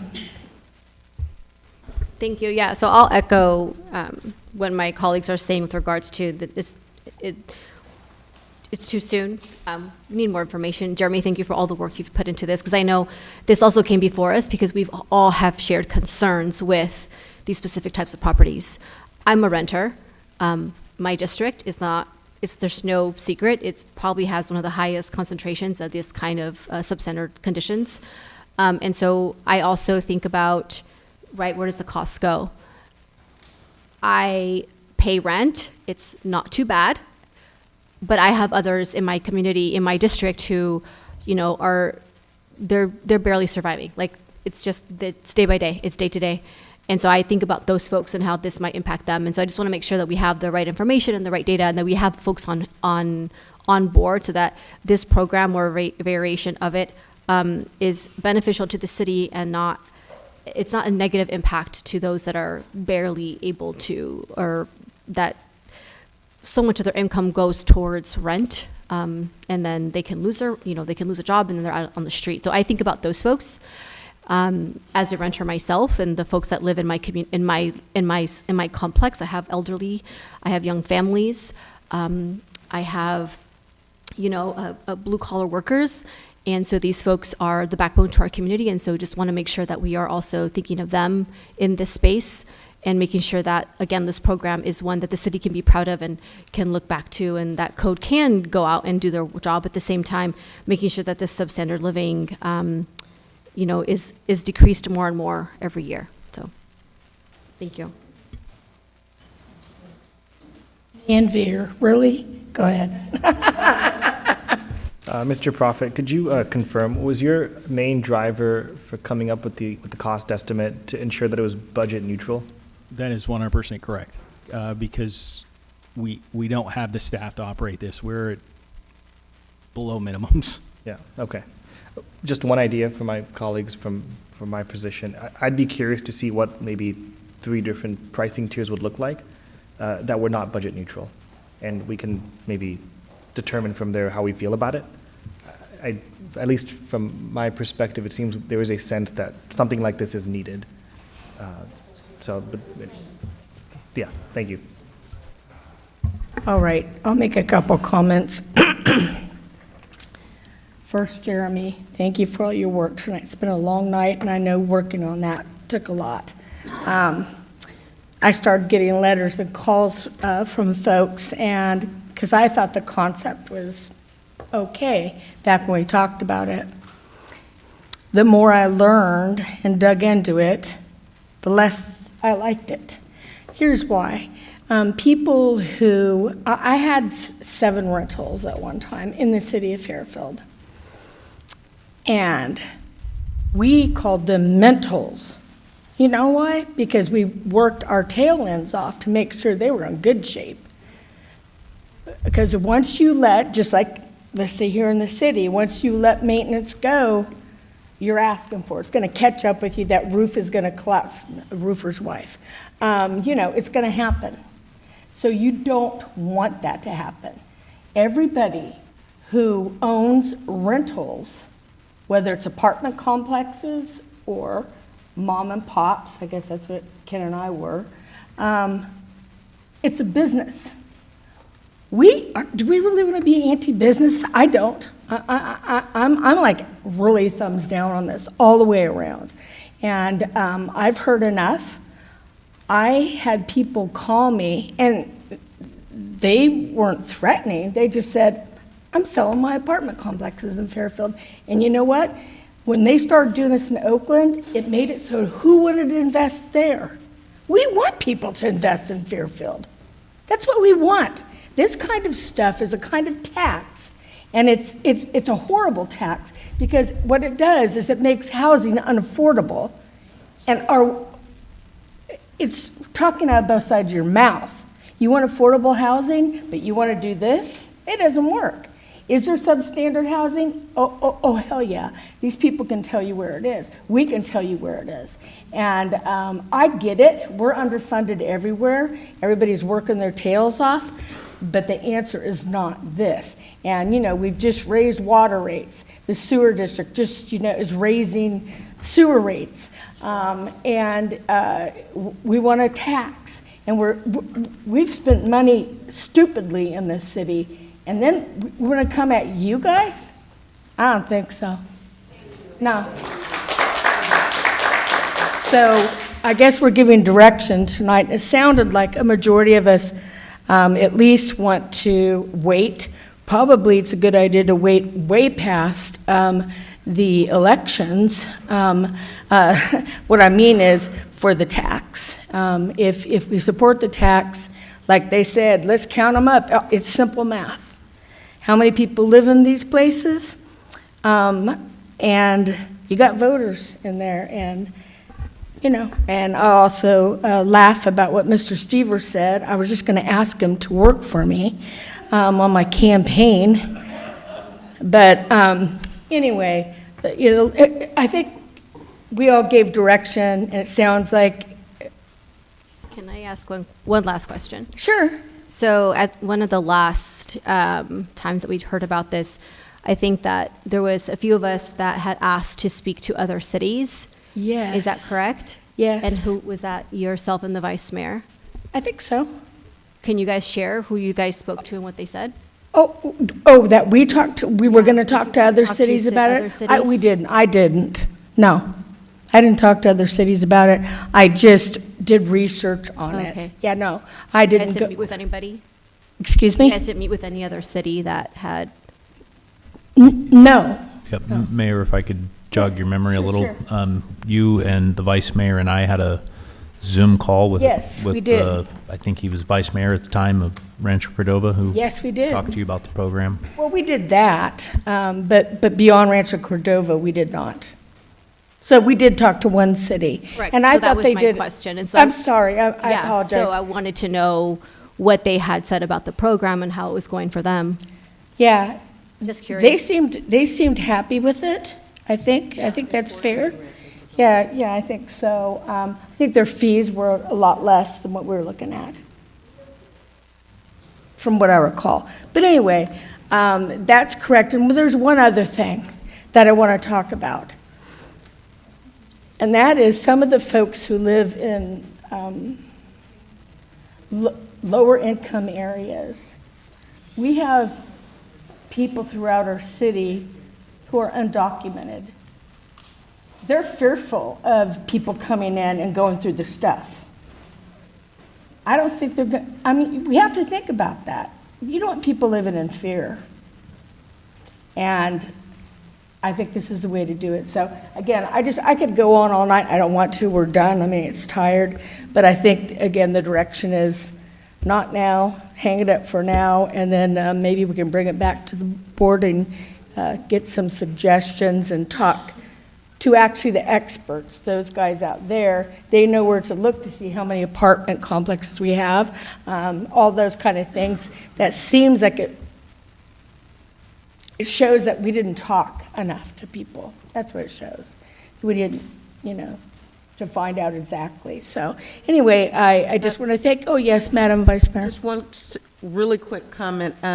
Another great idea offered up by Carl Dumas was the prospect of establishing a collaborative working group to create a stakeholder task force comprising local landlords, property managers, code enforcement, housing services, and the building department. This group will use the data collected to develop targeted, community-driven solutions that ensure Fairfield's rental housing remains both safe and affordable.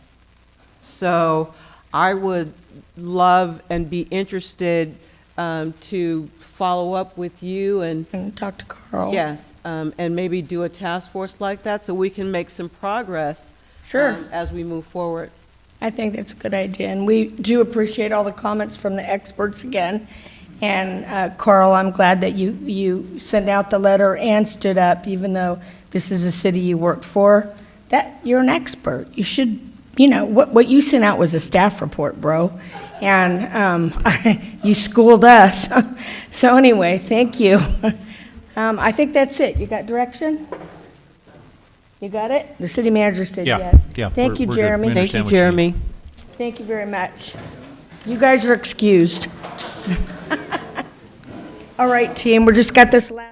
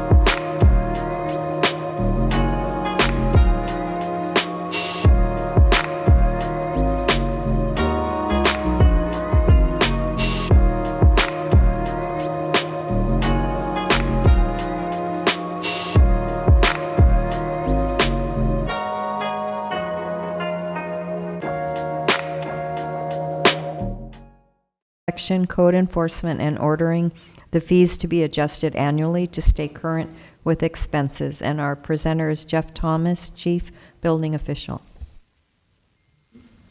Good evening, Madam Mayor, Vice Mayor, members of council. Pardon me. Start over. Good evening, Madam Mayor, Madam Vice Mayor, members of council. Right now, why is it not up? It's on my screen.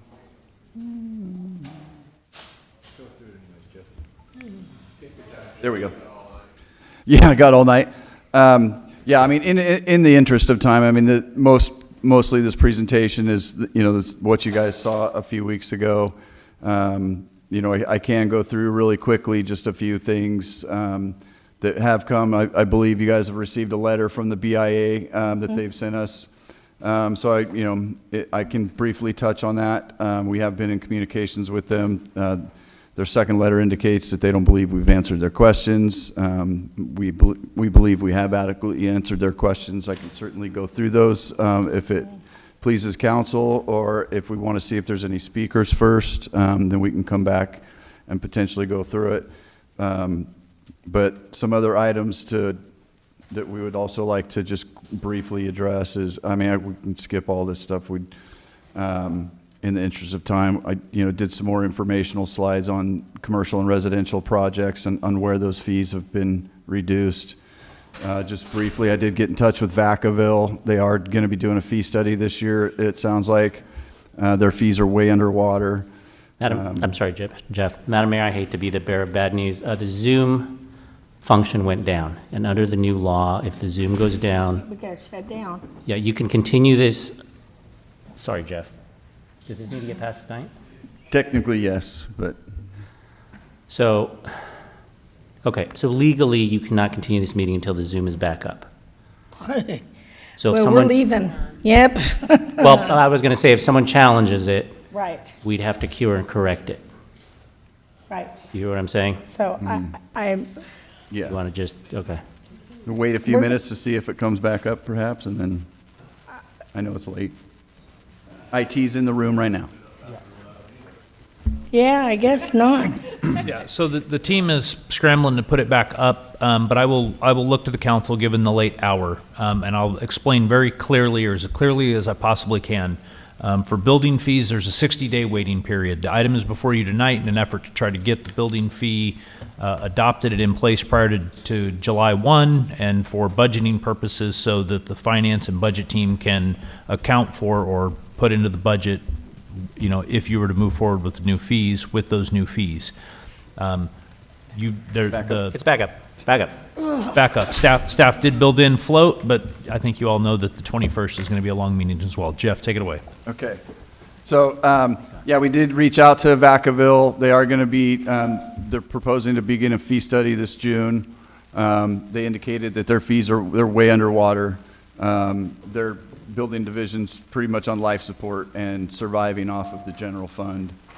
I have a couple of slides in here. We can go through them if there's questions. I really don't think that, certainly in the interest of time, it just does anything but just kind of highlights some of the reasons why we are where we are. So, if it pleases council, I can quickly go through some of the questions that BIA had, if you'd like. Do you guys want the questions? No. No? No, thank you. Do we have any speakers then, I guess? We have speakers? We do not. I don't think. Yep. It's just. I'm going to well, open mainly public staff hearing. here. Ding, ding. It's open. Did you wanna anyone speak? wish to speak? No. Okay, no. I'm closing. All right. All right. I'll entertain a motion. Oh, me, so moved. Second? Second, all in favor? Aye. Thank you. Unanimous. We're closing the meeting. There you go.